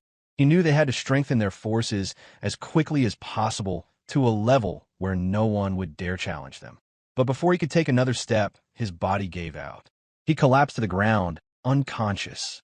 Belinda immediately shouted his name, but even without an immediate response, a pang of pain struck the hearts of all who had witnessed the fall of the Archduke. In the dimly lit, foreboding hall, a messenger pigeon arrived, a letter securely fastened around its neck, heading toward the mysterious figure who coveted the Perdium estate. The figure, Count Desmond, Harold Desmond, loomed in the shadows, a figure who commanded everything from behind the scenes. As if performing an action long ingrained, he accepted the pigeon, his grip unwavering. With measured motion, he opened the letter. Inside, a report confirmed the partial reclamation of the Forest of Beast, suggesting a territorial war with the Dygald family and the eventual destruction of Perdium. After that, the ducal house would intervene.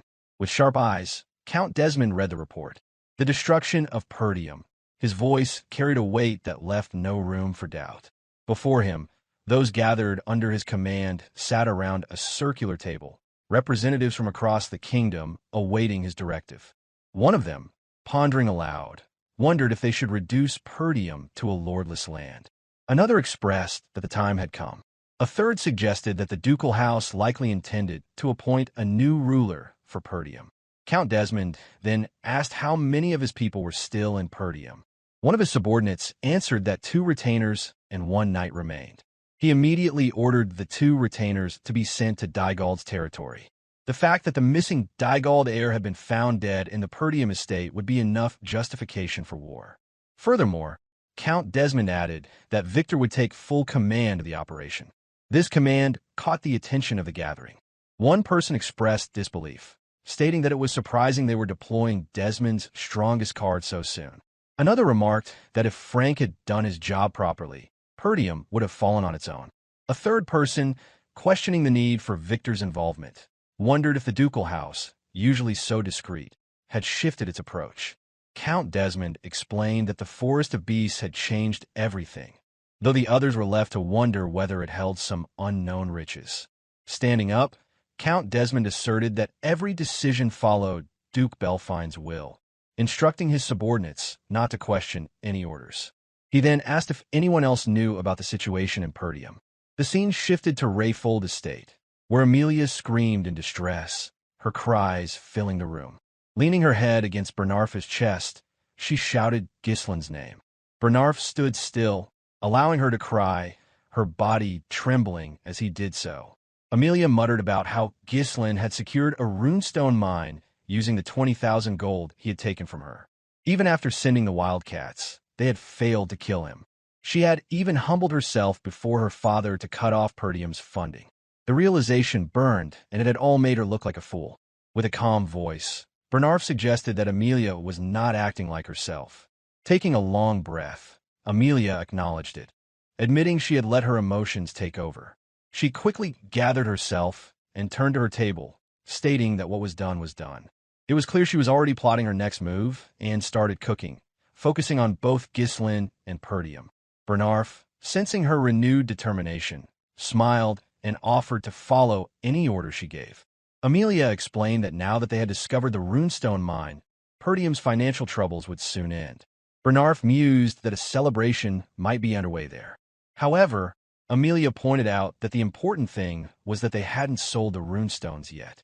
According to their latest intelligence, the runestones had only been secured 2 days ago, which wasn't enough time to establish a reliable supply chain. She decided they would exploit that weakness. Amelia concluded that the only place in the north where they could sell the runestones was the Crimson Magic Tower, ruled by the 7th Circle Archmage Delmud, known as the Tower of Advancement. Runestones were essential for magical research, and magic towers always took securing such supplies seriously. She commanded Bernarf to set up an ambush with wildcats along the main route to the northern tower. Their target wouldn't be Ghislain, but the workers transporting the runestones. They would disrupt the transportation, causing chaos, and in the confusion, they would seize the runestones. Bernarf raised a suggestion about the Scarlet Flame Tower in the Brivant territory, but Amelia reassured him, explaining that the Crimson Tower had been in decline and that Ghislain would never seek the lower-paying tower when the Crimson Magic Tower would offer more. Amelia's voice was filled with determination as she proclaimed that this time, she would take everything from Ghislain Perdium. Meanwhile, at the Perdium estate, Ghislain rested, having been worn out from the battle with the beast. Though valiant in his fight, his body had finally given in, requiring time to recover fully. When Ghislain had been swallowed whole by the blood python, survival had seemed impossible. After all, he was only human. The blood python, a predator of its level, had its own process for digesting prey. Before passing food into its esophagus, the snake secreted venom to dissolve its prey for easier digestion. However, the mana released from Ghislain's third core burned the venom upon contact, preventing it from invading his body. The toxic fumes created in the process, though, filled the air, making it a deadly environment for anyone attempting to breathe.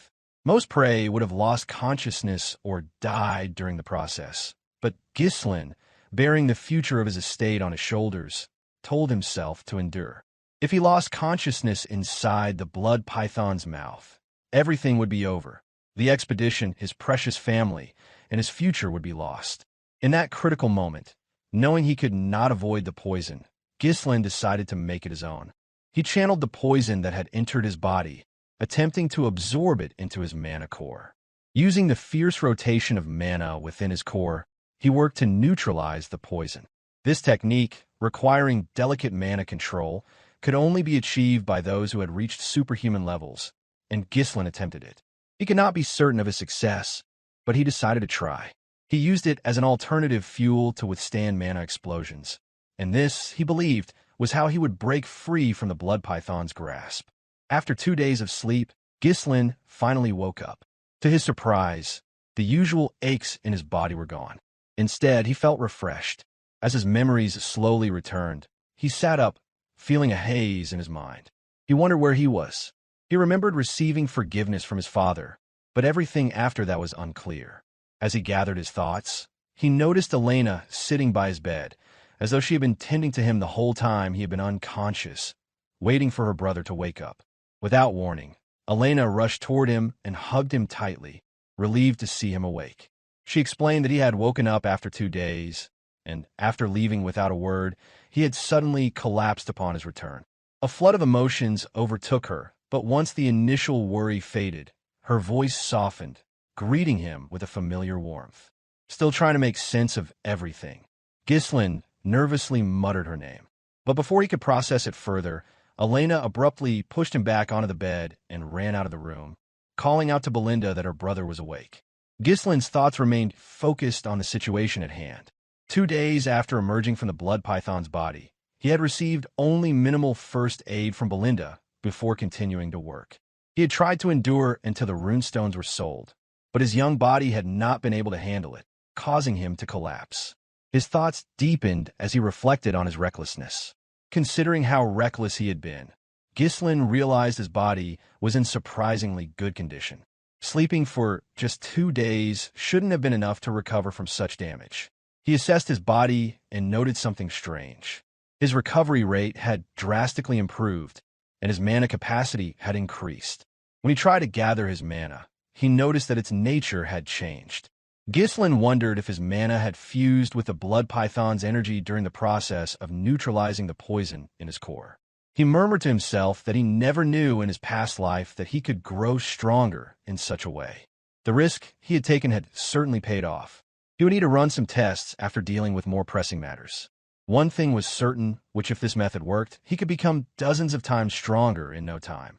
A content smile crossed his face, but his focus quickly shifted to the matter at hand. Selling the runestones was now the priority. 2 days had passed, and by now, everyone who needed to know about the runestone mine was already aware. Ghislain quickly got dressed, intending to gather the mercenaries immediately. Just then, someone knocked on his door. He assumed it was Belinda and called out to her, telling her there was no need to knock. However, to his surprise, his father entered the room, followed by Belinda, who wore a cheerful expression upon seeing him standing, and Elena, who had a sheepish grin on her face. Zwalter, his father, exclaimed his relief that Ghislain was awake. Ghislain responded, startled by his father's words, and confirmed that he was fine. Visibly relieved, Zwalter expressed his satisfaction that Ghislain was okay. Coming to his side abruptly, Belinda ran her hand along his face, nagging him like a child. She scolded him for suddenly collapsing and expressed how worried they had been. Ghislain reassured her nonchalantly that he was fine. Zwalter stepped closer to Ghislain, asking if they could talk. Standing before his son, Zwalter then said that he had a request. Ghislain, confused, listened intently, for his father had never spoken to him this way before, as he had always viewed him as the failure of the Perdium estate's heir. Later, the 2 men, father and son, made their way to the training ground. The eerie silence was only broken by the sound of their combined footsteps, each carrying their own sword in hand. Ghislain couldn't help but observe the Duke closely, realizing it was the first time they had been alone together. He thought about how, in his past life, he had always been too busy avoiding his father, fearful of the scolding he would receive. The tension of the present moment stirred memories of the past, though Ghislain remained focused on the now. Once they reached the center of the arena, Zwalter spoke, apologizing for having called his son out so soon after his rest. Ghislain reassured him, mentioning how well he had slept for 2 days and feeling great as a result. However, Ghislain quickly shifted the conversation, bringing up the request his father had mentioned earlier. He is growing nervous, wondered whether he would be scolded. Zwalter maintained his stern gaze on his son for a moment before shifting his eyes away, as if deliberately avoiding them. Ghislain's suspicions grew at his father's odd behavior, and an uncomfortable silence filled the space between them. As the silence stretched on, Ghislain reflected on the words his mother had once shared with him as a child. He recalled a hazy evening when he, his mother, and Elena had been perched atop a hill, gazing out at the distant Perdium estate.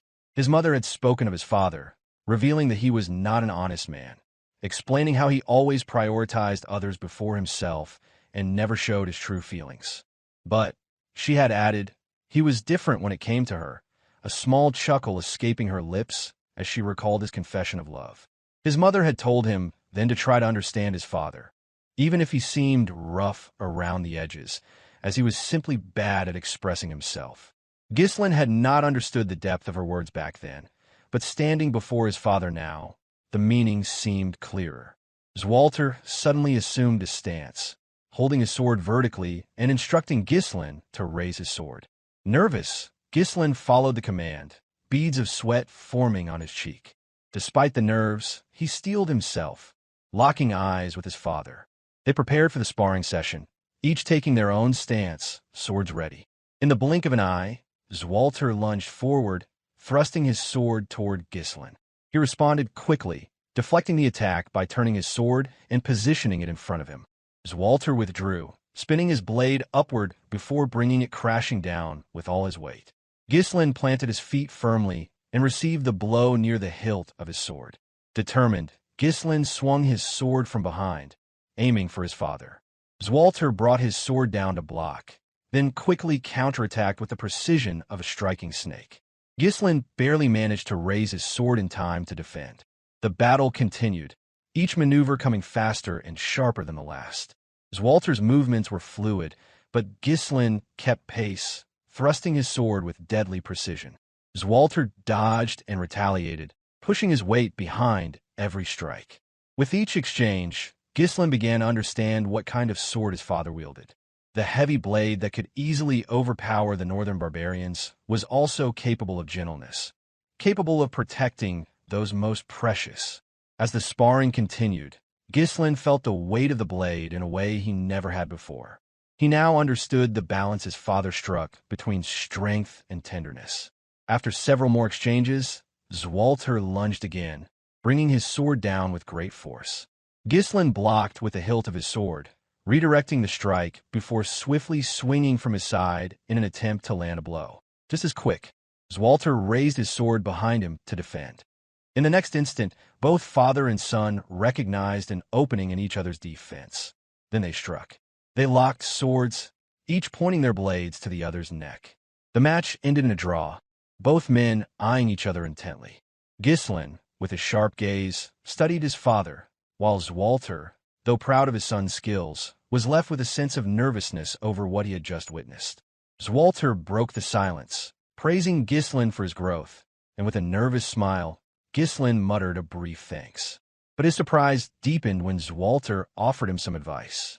He suggested that Ghislain ease up on the pressure during their encounters. While Ghislain certainly had the strength and reflexes capable of taking down monsters in the forest, Zwalter noted that his intentions might be too easy to read by an opponent. Ghislain pondered his father's words, offering a low hum in acknowledgement. He was used to gauging his opponent's movements when fighting, but perhaps there was more to consider in the heat of battle. Lost in thought, he considered how to incorporate this new insight into his technique. As Ghislain pondered, a realization struck him. He had never truly been formally taught by anyone before. His swordsmanship, built entirely on real combat and instinct, lacked proper instruction. Having never learned through formal teaching, there were undoubtedly things he had missed along the way. But now, with his father's guidance, those gaps were being addressed. Ghislain came to a quiet epiphany. He had always believed that he could only rely on himself, and had carried the burden of solitude, never seeking guidance. But now, receiving it from his father, he saw that it wasn't such a bad thing after all. It was something he could learn from, something he could embrace. Grateful, Ghislain turned to his father and thanked him for the lessons. However, Zwalter remained silent, his expression unreadable as he fixed his gaze on his son. After a moment, he spoke, admitting that he had actually intended to scold Ghislain. The young man was taken aback. His father explained that, despite any merit Ghislain had earned, breaking the rules was still breaking the rules. If everyone ignored the rules just because of their contributions, it would lead to chaos. Ghislain listened intently, no longer the foolish child he had been during his adolescence. He was growing, evolving. His father noticed it too, expressing that Ghislain had changed. Zwalter recognized that unlike others who sought trouble to gain merit, Ghislain seemed to be looking beyond that, seeing something larger. Zwalter advised him to continue on his current path, to think about Perdium and those around him, and to fulfill his responsibilities as the estate's successor. The word responsibility echoed in Ghislain's mind. While he couldn't express it, his resolve to protect the estate had solidified the moment he opened his eyes in the barack. Before his father left, Ghislain remembered something. He asked Zwalter about the request he had mentioned earlier. Zwalter, hesitant and struggling to express himself, finally turned and asked Ghislain if he had any money. It was for the repairs of the northern fortress. Later, Ghislain donned his cape and made his way toward the Forest of Beasts encampment. There, his mercenary army awaited, his strongest subordinates at the forefront, ready to greet him. As Ghislain approached, the mercenaries stood in line, greeting him in unison. Ghislain smiled at the sight of them. He asked how everyone had been doing, and the mercenaries responded enthusiastically, showing their respect and admiration for him. Kair commented on how healthy Ghislain looked, while Ghislain asked about his well-being. Ghislain reassured them, apologizing for keeping them waiting. He then inquired about Rachel, Ghislain's daughter, and was pleased to hear that she had recovered beyond expectations. Ghislain bowed his head in gratitude, thanking Ghislain for his role in Rachel's recovery. With pleasantries out of the way, Ghislain's tone shifted. He informed his trusted subordinates that the estate was in danger. His serious words carried weight, and they all understood that something significant was brewing. They had seen his actions in the forest of beasts, and they could tell that a greater threat loomed. The four of them gathered in a tent, where Ghislain revealed the details of the situation. He shared everything, from the attack on Elena to the forces attempting to trigger a war by killing her, the discovery of the Daigal prince's corpse, and the growing threats targeting Perdium. Ghislain's mind raced as he speculated that spies had been operating within the estate for some time. Understanding the gravity of the situation, Belinda remarked that she now understood why Ghislain had been in such a hurry. She had thought that the discovery of the runestones would have brought some respite, but now it was clear there was no time to relax. Always eager for a fight, Kair remarked that after the Forest of Beasts, war seemed to be the next step for Perdium, a place that never seemed to have a dull moment. Ghislain understood the danger as well, realizing that Perdium's recent discovery of the runestones made it a prime target for enemies seeking to take advantage. Ghislain confirmed their thoughts, emphasizing that their enemies wouldn't simply let Perdium be. He then paused as Belinda urged them to inform the retainers and Lord. But Ghislain shook his head. He cautioned against acting too quickly, pointing out that even Elena's knights had betrayed her, and there could be spies among the retainers as well. They couldn't afford to trust anyone until they knew who their true allies were. He explained that, while they had bought some time by saving Elena, the discovery of the runestones had likely accelerated the plans of their enemies. A fierce battle awaited them. The words "thought battle" hung heavily in the air, as Ghislain prepared himself and his forces for what was to come. Silence filled the room as the gravity of the situation settled in. Ghislain felt a deep trust for the three subordinates before him, certain that their loyalty was unwavering. Kair spoke first. He told Ghislain that he was ready to follow any order. His fierce personality seemed disappeared before the young lord. Equally devoted, Ghislain expressed his commitment, stating that he had already dedicated his life to Ghislain and would follow him to the very end. Being the loyal and brash maid, Belinda suddenly stood, declaring that no one else but her would protect the young master. Ghislain let out a sigh of relief, a faint smile forming on his lips. He then turned to the matter at hand, his voice firm as he addressed the imminent danger to the estate. He explained that the greatest enemy to Perdium was the Duke of Delphini, the shadowy figure who coveted the estate.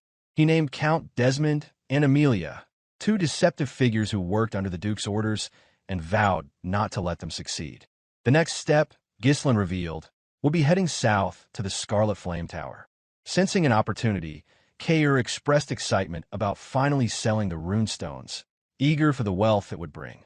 Belinda questioned Ghislain's decision, suggesting that the Crimson Magic Tower, being closer, would offer a better price. But Ghislain explained that the Scarlet Flame Tower was the better choice, as it would generate less friction.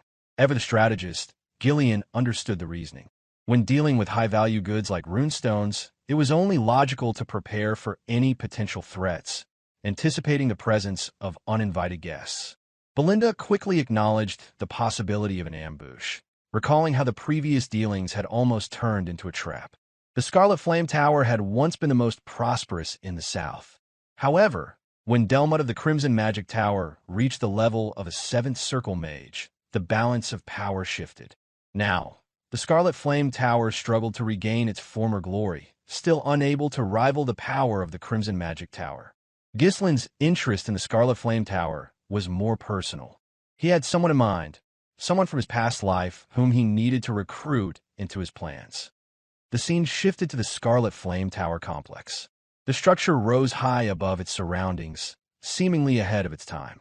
Inside, in a library, a woman sat amidst piles of books, trembling as she clutched a staff in her hand.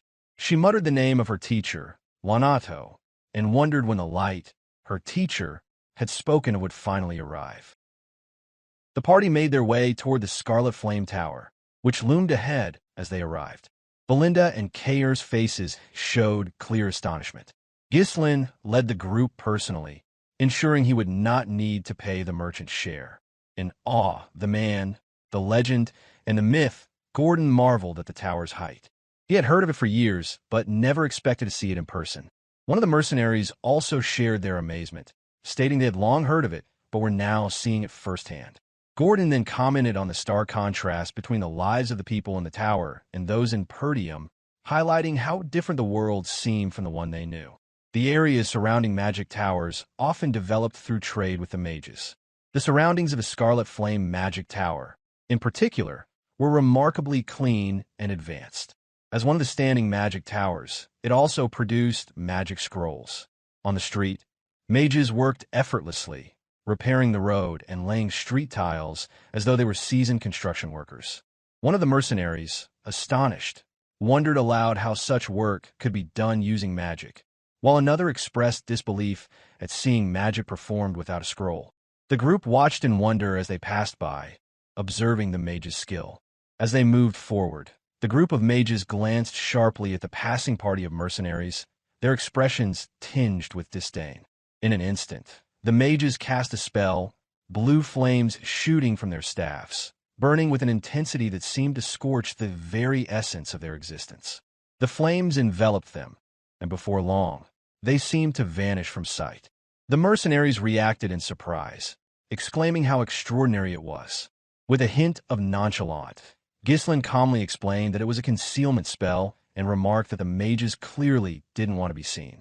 Ever the skeptic, Kayr scoffed at the situation, chastising the mercenaries for their behavior. Belinda, somewhat taken aback but still impressed, expressed that even if the tower wasn't what it once was, it remained a powerful force. Ever the pragmatist, Ghislain reminded them that Brivient was one of the wealthiest territories in the kingdom, and thus it made sense that such a tower would still hold importance. However, Ghislain pondered deeply on this. On the surface, the tower was still grand, but no one could have predicted its decline from its former glory. Soon, the party arrived at the imposing gates of the tower, where they stopped momentarily to gain entry. Ghislain remarked with some satisfaction that they had finally arrived. Straining his neck to get a better view, Kayr commented that it was so tall it almost seemed as though it would snap his neck. Belinda chimed in, noting that even reaching the main gate felt like a journey in itself. As they approached, something struck them as odd. There were no gatekeepers to be found. Instead, two sets of armor, each holding massive axes, lay unattended. Suddenly, a mage called down from above the gate wall, ordering the party to step back. Right after, lines of mana formed in the air, reaching down toward the discarded equipment. The mages, standing on the gate wall, magically animated the armor to stand as guards.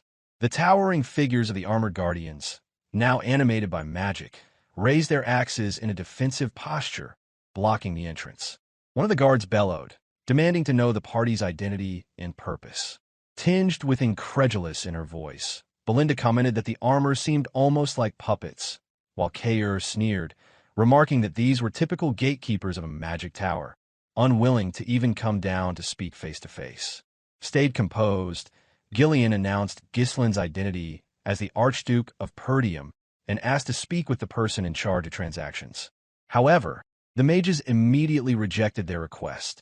One mage scoffed, dismissing anything from Perdium as low-quality materials or cheap potions, calling it a waste of time to deal with people from such a place. He ordered them to leave.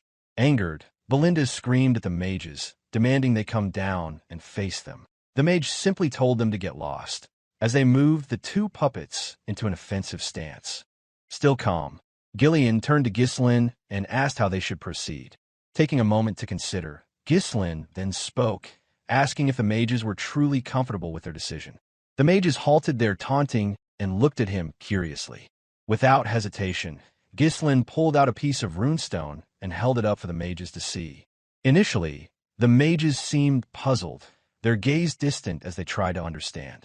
But soon, one mage's eyes widened as he realized what the group had brought, an entire carriage full of runestones. The mages began to register what was happening. Could it be that everything they brought was runestones? With a smug grin, Ghislain asked if they were truly going to pass up such an opportunity. At this, the gate was opened, and the party was granted entry. Ghislain and Belinda were escorted to meet the person in charge of transactions. Two men greeted them warmly, bowing in recognition of their esteemed guest. The man who introduced himself as Sylvain, the trading manager of the tower, promised to assist them with whatever they needed. Unfazed, Ghislain requested someone capable of handling such a large transaction, indicating his desire to meet directly with the tower master. Sylvain was taken aback by this request, but quickly assured them he would notify the tower master and have someone escort them to the reception room. Belinda, still seething from the earlier disrespect, muttered under her breath about how they should have been treated with more respect from the start, directing her words toward the mage guard earlier. Just then, an explosion rattled the tower, drawing Ghislain's attention. He wondered aloud if something was wrong, but the mage quickly dismissed his concern, explaining it was a common occurrence during magic research. Still, Ghislain's thoughts drifted elsewhere, and a certain figure lingered in his mind. At the research lab, the door opened, and three seemingly high-ranking disciples stepped into the room. One was already lying on the floor, the air thick with dissipating mana. A blonde-haired mage spoke sternly, telling the girl that she had been warned about entering the research lab. Alfoy, blonde-haired man who sneered at the black-haired girl, his tone dripping with mockery as he spoke. He couldn't believe that someone without the ability to use magic would dare occupy a spot in the research lab. He taunted the girl, asking if she was ignoring the words of Alfoy, the heir to the magic tower and a third circle master. Another mage, a black-haired man, joined in, also mocking the girl and her teacher for accepting such a disciple.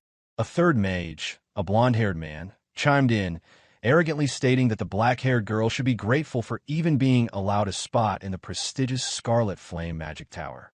The black-haired girl, lying weak and disheveled on the floor, gasped for air but still found the strength to respond. She weakly asserted that as a mage, she had the right to use the research lab just as much as anyone else. With a cruel smirk, Alfoy responded dismissively, calling her a mage before casting a spell. With a swift motion, Alfoy summoned crimson flames to his staff, preparing to challenge the girl with a fiery attack. Alfoy's tone was smug as he told the girl to try blocking the fire with her own magic. He hurled a fireball toward the seemingly helpless girl, casting the first circle spell Fire Sling. The black-haired girl, barely able to steady herself, raised her hand, struggling to cast a defensive spell. As the fireball approached, she faltered, her hand trembling as she prepared to take the hit with her bare body. Just before the fireball reached its target, a caped figure appeared between them. Ghislain, wielding his sword, moved swiftly, deflecting the fireball with ease. His actions freed the girl from the torment she had been enduring at the hands of her fellow mages. Ghislain turned to face the three mages with a nonchalant expression, commenting on the research taking place at the Scarlet Flame Tower. He called out the bullying that had been allowed to occur, the apparent disregard for the dignity of fellow mages. Meanwhile, in the Tower Master's conference room, the argument had escalated. Hubert, the master of the Scarlet Flame Magic Tower, was seething with frustration as he learned that their supply of runestones was nearly exhausted. He shook his head in disbelief, feeling the weight of the situation as his head throbbed from the looming shortage.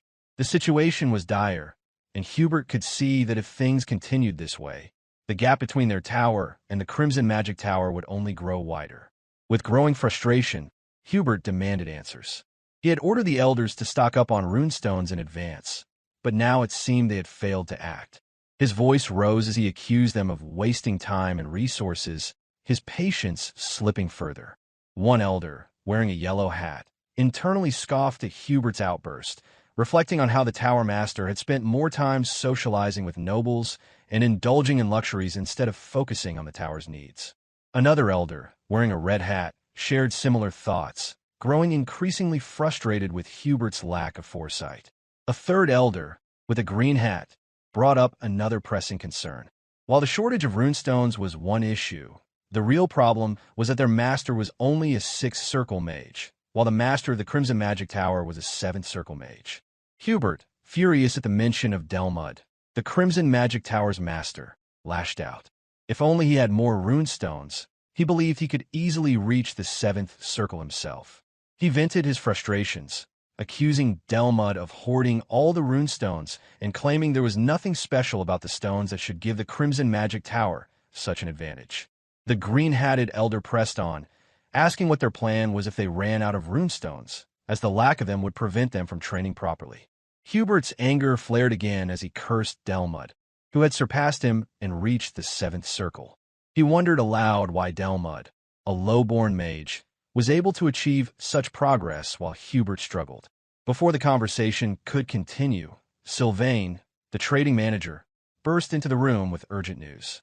He apologized for the interruption, but insisted that they needed to come down immediately. An enormous shipment of runestones had arrived. At the mention of the runestones, the elders were left stunned, their confusion quickly turning to cautious hope. Meanwhile, in the research lab, Alfoy was continuing his attack on Ghislain, launching fireballs toward him. However, Ghislain stood unwavering, his sword in hand, effortlessly deflecting each attack as if they were little more than annoyances. His calm demeanor contrasted sharply with Alfoy's growing frustration. Determined to end the confrontation, Alfoy gathered all his mana, conjuring a massive fireball with every ounce of his power. He hurled it at Ghislain with the intent to overwhelm him. But Ghislain stood his ground. With a swift movement, he raised his sword and swung it downward. The blade cleaved through the fireball, splitting in half, leaving both Ghislain and the black-haired girl untouched. The other mages watched in stunned silence, unable to comprehend what they had just witnessed. Ghislain's swordsmanship had completely disarmed Alfoy's magic in a way none of them had expected. Bewildered and furious, Alfoy demanded to know who Ghislain was. He had assumed he was just another noble taking a casual stroll through the tower, but this display of skill shattered his assumptions. Before he could react further, a line appeared around him, swiftly tightening and binding him. He gasped in shock as Belinda, with the precision of an assassin, immobilized him. The scene now looked grotesque, with Alfoy helplessly bound, his previous arrogance stripped away. Belinda's voice was cold as she threatened the restrained mage for daring to attack her young master. Thus, Belinda, tightening the line around him. Struggling against the bindings, Alfoy muttered in disbelief, asking just who these people were. Before she could respond further, a voice rang out, demanding that the commotion cease. Hubert's voice echoed through the lab, his frustration reaching its peak as he screamed at the chaos unfolding before him. He was accompanied by the 4 elders, who had arrived to witness the turmoil. Alfoy, still bound, Ghislain with his sword drawn, and the tension in the room was palpable. The tower master had arrived, and Vanessa gasped in surprise as she tried to gather her thoughts. Standing beside her, Ghislain remained unfazed, showing no reaction to the appearance of the highest-ranking mage in the tower.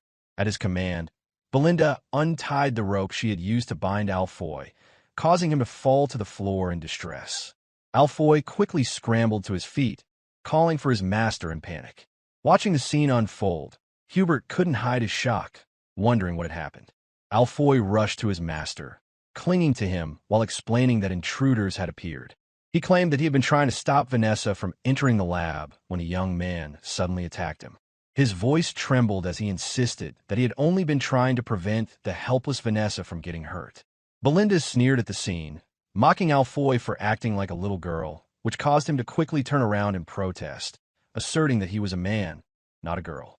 Still seated on the floor, Vanessa weakly explained that she had only wanted to use the lab, but her words seemed to trigger a memory in Ghislain's mind.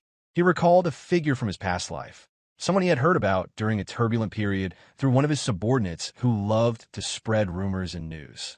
The Red Nightmare, a 7th circle mage, known for her unpredictability and madness. Ghislain thought to himself that even someone like her, the embodiment of nightmare itself, could have moments like this. Hubert's anger flared. He shouted that not only had the young man broken into the tower, but he had also tried to harm his disciple. He conjured a fire-based spell with his wand, preparing to burn him to ashes without a trace. However, Ghislain remained calm and composed. Belinda gently asked what his young master intended to do, sensing the tension in the air. Despite the clear threat, Ghislain took a passive stance, refusing to let his emotions control him. He stepped forward, introducing himself without hesitation. He informed Hubert that he was the Archduke of the Perdium territory, Ghislain Perdium, and that he had come to trade runestones. For a brief moment, Hubert was taken aback, struggling to process the unexpected turn of events. He stood there, stunned by the young man's calm demeanor and unexpected purpose. Still recovering from his shock, Alfoy couldn't believe what he was hearing. He asked in disbelief if Ghislain truly meant to trade runestones. With a warm smile, Ghislain offered to show Hubert the workers waiting outside the castle with the cargo. The group made their way outside, where they found 10 wagons filled to the brim with runestones. Even Vanessa, whom the elders had deemed worthless, was part of this extraordinary revelation. The sight before the elders left them speechless, unable to comprehend the sudden turn of events. Only moments before, they had been arguing about resources, and now, the answer had arrived at their doorstep. The Blue Hat Elder was the first to speak, exclaiming in disbelief that such a situation couldn't be real. The Red Hat Elder followed, unable to fathom where such a young man could have acquired so many runestones. The Yellow Hat Elder asked Hubert what they should do, noting the sheer amount of the precious stones before them. Meanwhile, Hubert stood frozen, his face darkening, though his mind raced with excitement. A maniacal laugh bubbled up within him as he realized the opportunity that had just appeared. He saw the arrival of the runestones as a divine gift, one that would allow him to finally crush the rival Crimson Magic Tower once and for all. Though his outer appearance remained calm and composed, his inner thoughts were consumed by glee. He spoke aloud, downplaying the significance of the discovery. Hubert claimed that the amount of runestones was less than he had expected, and the quality didn't seem as great as he had hoped. He cleared his throat, trying to maintain a semblance of professionalism. Standing nearby, Kair seethed with anger. The nerve of Hubert to belittle the very stones they had worked so hard to acquire. His hand instinctively reached for his sword, seething in silence. Timid and unsure, Vanessa ventured a comment, suggesting that even one wagon of runestones could last for weeks. But Hubert snapped at her, telling her to be silent and leave, mocking her for her apparent uselessness. He cursed the legacy of a late mage, blaming Leonardo for leaving behind such a headache. He further insulted Vanessa, telling her that if she was so useless, she should at least be self-aware. Understanding who Vanessa might become, Ghislain chose to remain silent. He kept his thoughts to himself, merely contemplating the situation in his mind. Hubert turned his gaze to the elders, asking if they shared his opinion. Observing the situation with sharp eyes, the elders quickly came to an understanding of what Hubert's was scheming. The Blue Hat Elder picked up a piece from the wagons and inspected it closely, agreeing that it didn't seem as impressive as it should have been. The Yellow Hat Elder added that considering the source of these stones, there was a chance they could be counterfeit. Belinda's voice was laced with anger as she retorted, demanding an explanation. The idea that their young lord had worked so hard to acquire the runestones only to have them called fake seemed incomprehensible to her. Standing by her side, Ghislain remained completely unfazed by their schemes, his demeanor unshaken. The Yellow Hat Elder, attempting to downplay the situation, remarked that no matter how difficult it was to obtain the runestones, it was not their concern. He pointed out the prevalence of scams these days, a sentiment shared by the Green Hat Elder, who added that it didn't make sense to trust the seller's word alone. After listening to their responses, Ghislain finally spoke, his words calm but pointed. He asked if they were saying they wouldn't buy the runestones, which took the elders by surprise. Ghislain then gave an order, telling his group to leave. He commanded that they should move on, making it clear that the Scarlet Magic Tower was not interested in the trade. Belinda, sneering at the elders, followed his lead, her expression mocking them. However, Hubert, sensing the panic rising within him, quickly instructed them to hold on. He whispered to one of them to play along, and shortly after, the Blue Hat Elder, eager to smooth things over, suggested that they might buy the runestones after all, out of respect for the effort Ghislain had put into bringing them. The Elder claimed that returning empty-handed would reflect poorly on the Tower Master's reputation, and that they should help save face. Adopting a smug tone, Hubert agreed, expressing that it sounded like a better course of action. He declared that, out of his great generosity, they would purchase all of the runestones Ghislain had brought, though, he added, the price would be slightly below market value. However, Ghislain remained unbothered by their sudden change in tone and responded calmly, pointing out that there had been a misunderstanding. He instructed Kaer to leave just one wagon of the runestones and to take the rest back, a request that caused Kaer to momentarily hesitate. With a satisfied smirk, Ghislain added that they had agreed to sell only one wagon's worth of the precious stones. This caused Hubert and the elders to panic, knowing that the resources they desperately needed could slip through their fingers. Seizing the opportunity, Kaer quickly turned and confirmed that Ghislain was right. He had indeed forgotten about the terms of the agreement. He then issued a command to the mercenaries to move the wagons, and they immediately obeyed, swiftly following through with the instructions. Now flustered and struggling to comprehend what was happening, Hubert demanded an explanation. Ghislain apologized, explaining that it had been a misunderstanding regarding the quality of the runestones, which had been caused by his subordinate's error. He further explained that their destination was the Crimson Magic Tower, and that they simply needed cash to cover their travel expenses. This statement made Hubert's heart sink.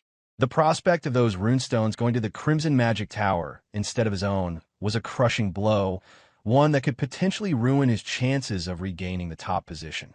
Attempting to salvage the situation, Hubert feigned lightheartedness and suggested that he had been joking earlier to break the ice.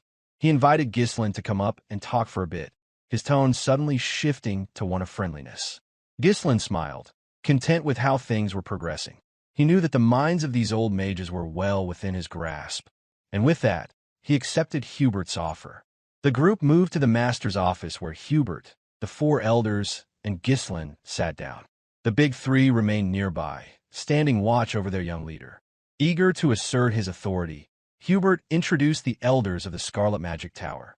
He explained that these mages had all reached the fifth circle, making them the most powerful figures in the tower aside from the master. Brimming with confidence, Ghislain responded that such a level of power was impressive. He remarked that the Scarlet Magic Tower was indeed powerful, calling it the second strongest magic tower in the north, though the mention of the Crimson Magic Tower as the second strongest carried a mocking tone. Clearly nervous, Hubert attempted to defend his tower by insisting that the rumors about the Crimson Magic Tower were false. He maintained that the Scarlet Magic Tower still held the top position in the north. With a casual shrug, Ghislain agreed, but added that it didn't really matter. Whispering to Gillian, Belinda expressed her concern about Ghislain's provocation, but Gillian remained calm, confident that Ghislain knew exactly what he was doing. On the other hand, Kaer was practically brimming with excitement. He watched the elders, sensing how they were being played by Ghislain. Eager to move things along, Hubert waved his hand dismissively, asking how much Ghislain intended to sell the runestones for. He assured him that if they took the goods elsewhere, they wouldn't even get their money's worth. Ghislain raised his hand, silencing the conversation, and announced that the price would be double the market value. This statement left Hubert stunned, momentarily speechless. Double? Hubert exclaimed in disbelief, his face contorting with frustration. He couldn't comprehend how anyone could conduct business in such a manner. He rebuked Ghislain, claiming that he had no understanding of how the world worked, and that this was not how negotiations were done. Hubert accused him of being taught all wrong, and of making up terms without any regard for the process of negotiation. Ghislain spoke plainly, expressing his belief that the Scarlet Magic Tower deserved to pay double for the runestones. This remark immediately caused the Blue Hat Elder to exclaim in disbelief, while another elder shouted, questioning whether Ghislain thought the Scarlet Magic Tower was some kind of joke. Visibly annoyed, Hubert called out to Ghislain, his tone shifting dramatically. He expressed how much it irked him to see someone so young speak so boldly without understanding the consequences of his actions. Hubert locked eyes with Ghislain, his gaze filled with rage. Despite the harsh words and the obvious power disparity, Ghislain remained composed, showing no fear as he faced a six-circle mage. He stood firm, not the slightest trace of anxiety in his expression. Attempting to regain control of the situation, Hubert acknowledged that Ghislain was young and that mistakes were natural. He offered a concession, suggesting they pay slightly over the market price if Ghislain agreed to sell everything. However, Ghislain remained silent and stood up, prompting Hubert to ask why he was getting up. Without missing a beat, Ghislain casually responded that Hubert didn't seem interested in the deal.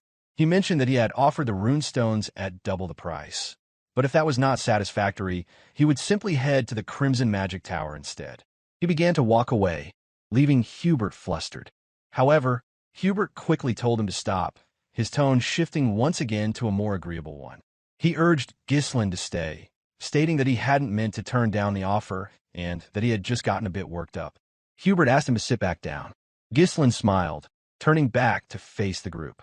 The big three, who had been observing closely, finally realized that the Tower Master and the Elders were being played by Ghislain's clever manipulation. They stood still, stunned by how the young man was outwitting the seasoned mages. Clearly frustrated but attempting to save face, Hubert acknowledged Ghislain's guts and made a new offer. He said they would buy the runestones at double the market price as Ghislain had initially suggested. With an air of calm confidence, Ghislain agreed, prompting Hubert to let out a frustrated sigh. However, Ghislain added a stipulation. He would sell only one wagon at that price, not all of them. Hubert's frustration grew as he protested, insisting that they should sell everything. With logic and calm reasoning, Ghislain explained that if word got out that they sold to the Scarlet Magic Tower for double the price, the Crimson Magic Tower might offer triple, so it didn't make sense to sell everything for just double. This caused Hubert to lose his temper, screaming that Ghislain was pushing too far. His patience had worn thin. Unfazed by Hubert's outburst, Ghislain simply stood up and began to walk away again, prompting Hubert to shout for him to wait. Realizing he was about to lose the deal, Hubert hastily offered to buy everything for triple the market price. Ghislain paused, a small smile crossing his face as he recognized that his plan had worked. Finally, Ghislain sat down again, expressing his satisfaction that they were now speaking the same language. He praised the Scarlet Magic Tower, acknowledging it as the top magic tower in the north, and in turn, Hubert quickly stood up to go get the money, eager to close the deal. Inside, Hubert fumed with frustration. He was a sixth circle mage, yet he had been outmaneuvered by a country bumpkin. He couldn't understand why these ridiculous problems kept arising during his time as Tower Master. He resolved that if Ghislain ever tried something like this again, he would burn the young man's head. Just as Hubert was about to leave, Ghislain called out, halting him with a final request. Ghislain revealed that he wasn't done yet and had one more condition to present. Hubert, his patience now at an end, snapped at Ghislain, asking what more he wanted. Calmly, Ghislain stated that he wanted Vanessa handed over to him, leaving the room in stunned silence.